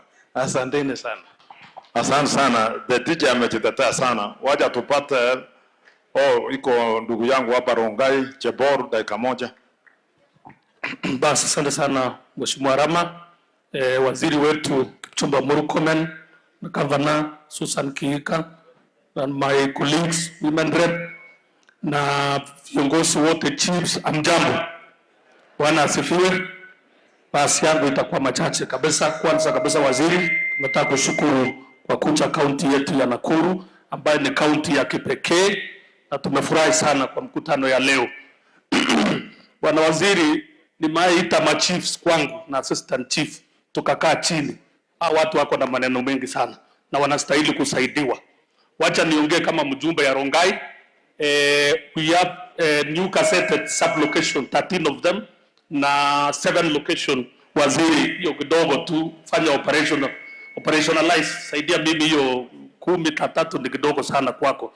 Kwa hivyo, number 2, I want to recommend the officers from Rongai constituency, kiongozwa na chief. I think I have the best team, Bwana Waziri, hata mupigie makofi watu yangu hata nyinyi. Niko na team nzuri sana ya security na tunafanya kazi vizuri sana. Number 3, niko na police post inaitwa West Cape. Nimejenga manyumba na askari peke yake ndio imekosa. Niko na manyumba karibu 8 ama 6 ready kuishi tu. Kwa hivyo nipewe haya maaskari waende pale. Na niombe niongezewe division 2. Hata hii Salga, naona hii Salga imekuwa town kubwa sana. Na unajua sasa hivi ile dual carriage inakuja, itakuwa wataweka parking nini, hapo ingewekwa division nzuri sana hapo, na pengine ingine moja. Sitaki kusema mengi leo kwa sababu watu wamechoka. Nataka kucomment officers, Bwana Waziri. Huyu Masengeli, pongezi. Huyu ni officer mzuri sana. Ukienda ofisi yake huwezi maliza dakika 3 umeona yeye. Na anafanya maneno hapo kwa hapo. Kuna promotion ya askari yangu ingine ilikuwa imekwama mahali. Nikaenda kwake nikaambia mbona imekwama, iko na barua ilitoka. Saa hiyo hapo akasema avalishwe saa hii. Kwa hivyo sio ni officer ya chap. Na huyo mama ingine Beverly sijua anaitwa nani, huyu mkubwa huyu. Unajua hawa ndio wana promote watu, hata kama kuna promotion yao wengine wa juu. Murkomen, songesha hawa kidogo. Si Mungu awabariki sana. Si ameongea mzuri, hata mimi Masengeri nitakuja. Masengeri hata mimi nitakuja nione hiyo ufanye mara moja. Kwa hivyo nitamtembelea. Wacha tuite county mama county ya kuja aongee dakika moja. Hata mimi Masengeli nitakuja. Waziri wetu wa interior na madam governor wetu na maofficers wote wetu wa administration, Bwana Yesu asifiwe. Najua tumechoka lakini karibu tumalize. Nataka kukushukuru Bwana Waziri kwa kutenga siku na kufika uonane na watu wako, watu wetu ambaye wanatuhudumia pale nyumbani. Nataka kusema hivi, Bwana Waziri, please, ninakushukuru na unajua ni heri usikie. Tunasema ni asante. Mimi nikiwa mama county ya Nakuru ninakushukuru sana. This is the best initiative and this is the best approach, kukutana na wananchi na watendakazi ya serikali ndio waongee. Nataka kuwapongeza vile mumeongea nyinyi wote, na ninawasupport kwa mambo ya kuna mambo ya kujengewa manyumba ya kuishi mahali mnafanya kazi, mahali mko na ofisi, police line. Hiyo ndio nina support, sababu itarahisisha sana kazi yenu. Nina support mambo ya mafuta muongezewe, nikiulizwa nitasema 1000. Nina support mambo ya training, na waziri asante, sababu umeanza kusema wenye wanaenda training na watakuwa wakienda kila siku. Hiyo ndio ninashukuru sana. Nashukuru yule madam ambaye alisema amemaliza mambo ya chang'aa kwake. Bwana waziri, tungepanga apatie award ama to visit kwake mahali anatoka, ndio apate zawadi kwa kumaliza hiyo, ndio wengine pia wawe encourage. Nataka kusema mambo ya Madam Governor, ni kuomba tu, kuna hii mambo ya shamba ya kina mama. Kama ni kweli hiyo shamba ya kina mama imechukuliwa na mtu, najua kina mama ya maendeleo walikuwa na properties, especially tangu zamani, si ati ni juzi, walikuwa na property Nakuru, wako na property Eldoret, wako na properties mingi. Na ninaomba ofisi yako Madam Governor, kama inawezekana, utume waziri wako utuchunguzie kama ni ukweli hiyo plot ya kina mama warudishiwe. Hiyo ndio ninaomba. Na mambo ingine waziri, kuna there is a BBC documentary ambayo ilisema kuhusu watoto wetu, kwamba kuna clique of women kule Maimahio ambaye wanadanganya wasichana, watoto wetu wadogo, kuingiza ile biashara ambaye haifai. Kwa hivyo bwana waziri, ningesema ichunguzwe, na kama ni kweli hatua kali ichukuliwe. Ninawaomba sana administration, tafadhali tuchunge sisi watoto wetu kule pale nyumbani, especially during this time ambaye mahindi haijatolewa kwa mashamba. Watoto wetu waziri wanaumia sana. Wazazi pia wachunge watoto wao. Ni wakati ambaye inafaa tuangalie kwa makini mambo ya watoto wetu. Otherwise sina mambo ingine. Waziri, ukipata nafasi, when you are approaching, God willing, tuki-approach December, we can have such a meeting with them again, a pre-Christmas, tuombe na tukue na Christmas. Na Mungu awabariki sana, asanteni. Vijana, kiongozi ya vijana, kuna kijana aliongea hapa na kulikuwa na vijana wenzake pale. I will look for you, I will look for one of your leader, tuongee vile tunaweza kusaidiana in raising tree nurseries, angalau tu. Asante sana. Asante sana Madam Cherure. Nafikiria tumefikia mwisho kwa members of parliament. Waja nichukue nafasi niite gavana wetu Madam Susan Kiika kuja uongelesha dakika moja na tumalizie hapa. Asante sana. Karibu sana madam. Asante, karibu.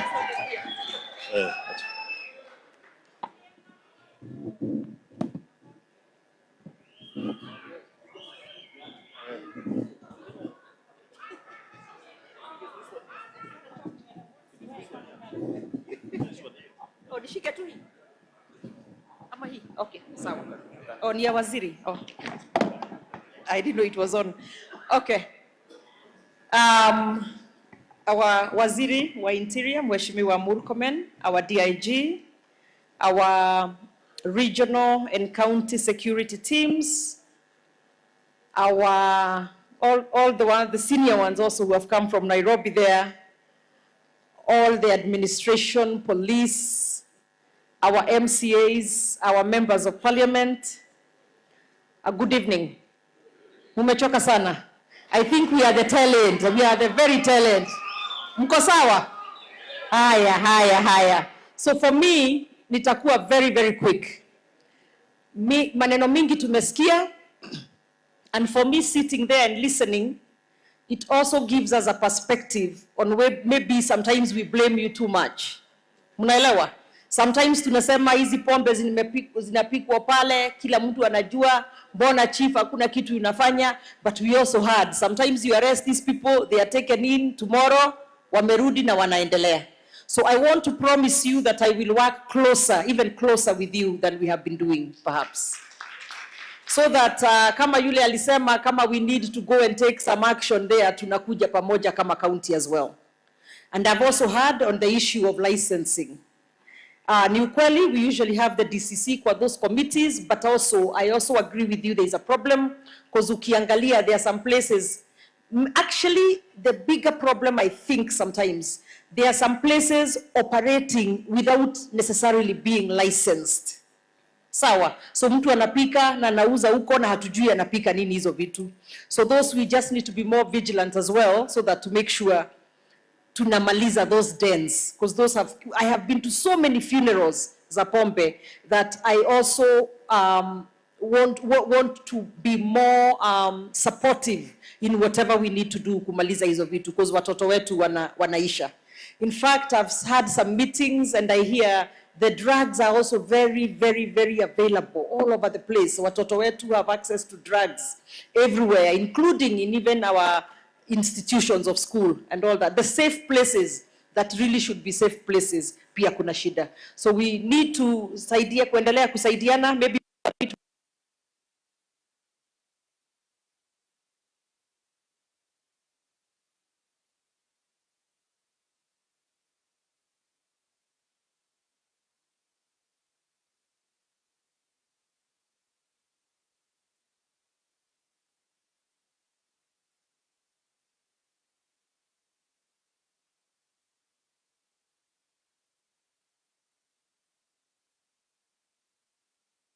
apologize. I'm used to calling him leader because he was my leader in the Senate. I keep forgetting. Najua siku moja tulifutwa kazi pamoja. But who is God? Here we are. You know, when somebody has not been paid a salary for that long, I can't even imagine. I mean, sisi, the month of August, sijui kama nyinyi administration inakuwaga hivyo. Within our counties and national government, the month of August, we usually don't get our salaries on time. Now now the month of July actually. Now we are usually very, very, very, very broke. So I cannot imagine 17 months. So waziri, kama there is anything, maybe you need to make sure musaidie tu wapate mishahara as soon as possible, because that must be so hard. Na watoto wanarudi shule, wako na rent to pay or house. I mean, it must be crazy. Pia waziri, thank you for picking up on the fact that as Nakuru County, we are disadvantaged as far as divisions. Tafadhali tusaidie, operationalize the gazetted ones and help us get a bit more to help them so that one person does not have to cover a very, very, very wide area alone. Hiyo itatusaidia sana. Another issue, waziri, that you picked up on and we look forward to having that here too is the government chemists. I remember going to a funeral in Gilgil where a little girl had been raped and murdered. And I remember it was a very, very, very horrible funeral. And one of the things that they kept saying is that the DNA had been taken to Kisumu, and even for months as you follow up, you're still hearing we do not know where or what the status is. So kindly, waziri, if you take away also one other very important thing, if you can give us that here, we shall be very, very, very happy. On the land issues, I think it would be good if we've talked before with my county security team led by our county commissioner, and sometimes even with our regional team. By the way, we work very, very well together. If there's one thing that I appreciate is the teams we have here. We work very well together. But we've been saying as Nakuru County, kuna shida ya mashamba.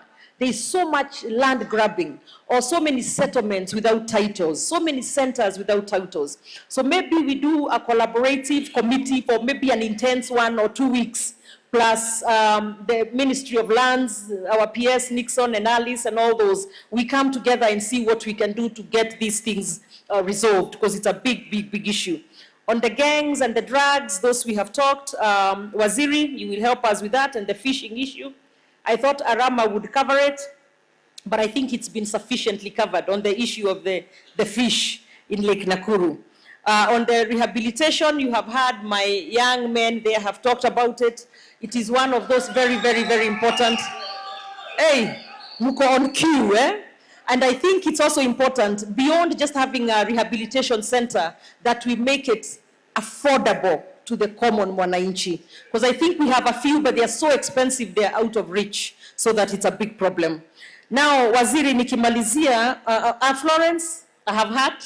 I will be following up on that, and I will give the waziri your contact. Ufuata hiyo maneno ya shamba ya maendeleo ya wamama. We have also issues, waziri, that I don't know how you help us, but kindly using your office, maybe it's the courts, the ODPP, Because some of the times you've heard about people being arrested, no prosecutions happening. I have a very notorious group of gamblers outside Kanu House hapo. Wanaibia kila mtu. But I'm also told, and I'm sorry to say this, tuliwasikia si aniseme tu kamoja hapo, the police are sometimes part of it. Because tukienda kuwashika, they are informed. But it never seems to get resolved. So that is a serious issue pale. I think over the weekend I was being told kuna mama ametoka mashambani, ameibiwa pesa yake pale na alikuwa anaenda kulipa school fees. So it's a really serious one. But finally, Waziri, with my county commissioner here and our security team, we did try to get a bit more numbers on kazi mtaani. The numbers for Nakuru County were just too little given our numbers of the urban areas, especially the urban areas. Na ukweli, Waziri, our youth, really, they have been telling us, some of them have even reformed from being in the gangs. And they have been telling us, turudishieni kazi mtaani, and you will not hear anything from us anymore. So if you can help us, we work with the State Department and your ministry and see if we can get additional numbers for Nakuru County. We are not even asking for the numbers given to Nairobi County, but at least something closer to Nairobi, because in numbers and the way Nakuru is more like Nairobi. But 400 just don't cut it. So asante sana Waziri, asante wote, thank you. Let me also say my thanks to you. Nyinyi ndio mmetushikilia mashinani kabisa as a county. You have kept our county very stable. You have kept our county very peaceful. We get a lot of information from you on what we need to do, what needs to happen, nani anaharibu wapi. So I want to thank you so much. Waziri, please help them with the as a politician, just think nomination, promotions, with the salaries, with the welfare, with the housing that has been said, and I think it shall be well. Asante Waziri, thank you for spending the day with us. We appreciate you so much. Asante. Oh, Waziri, maybe you can come and close for us.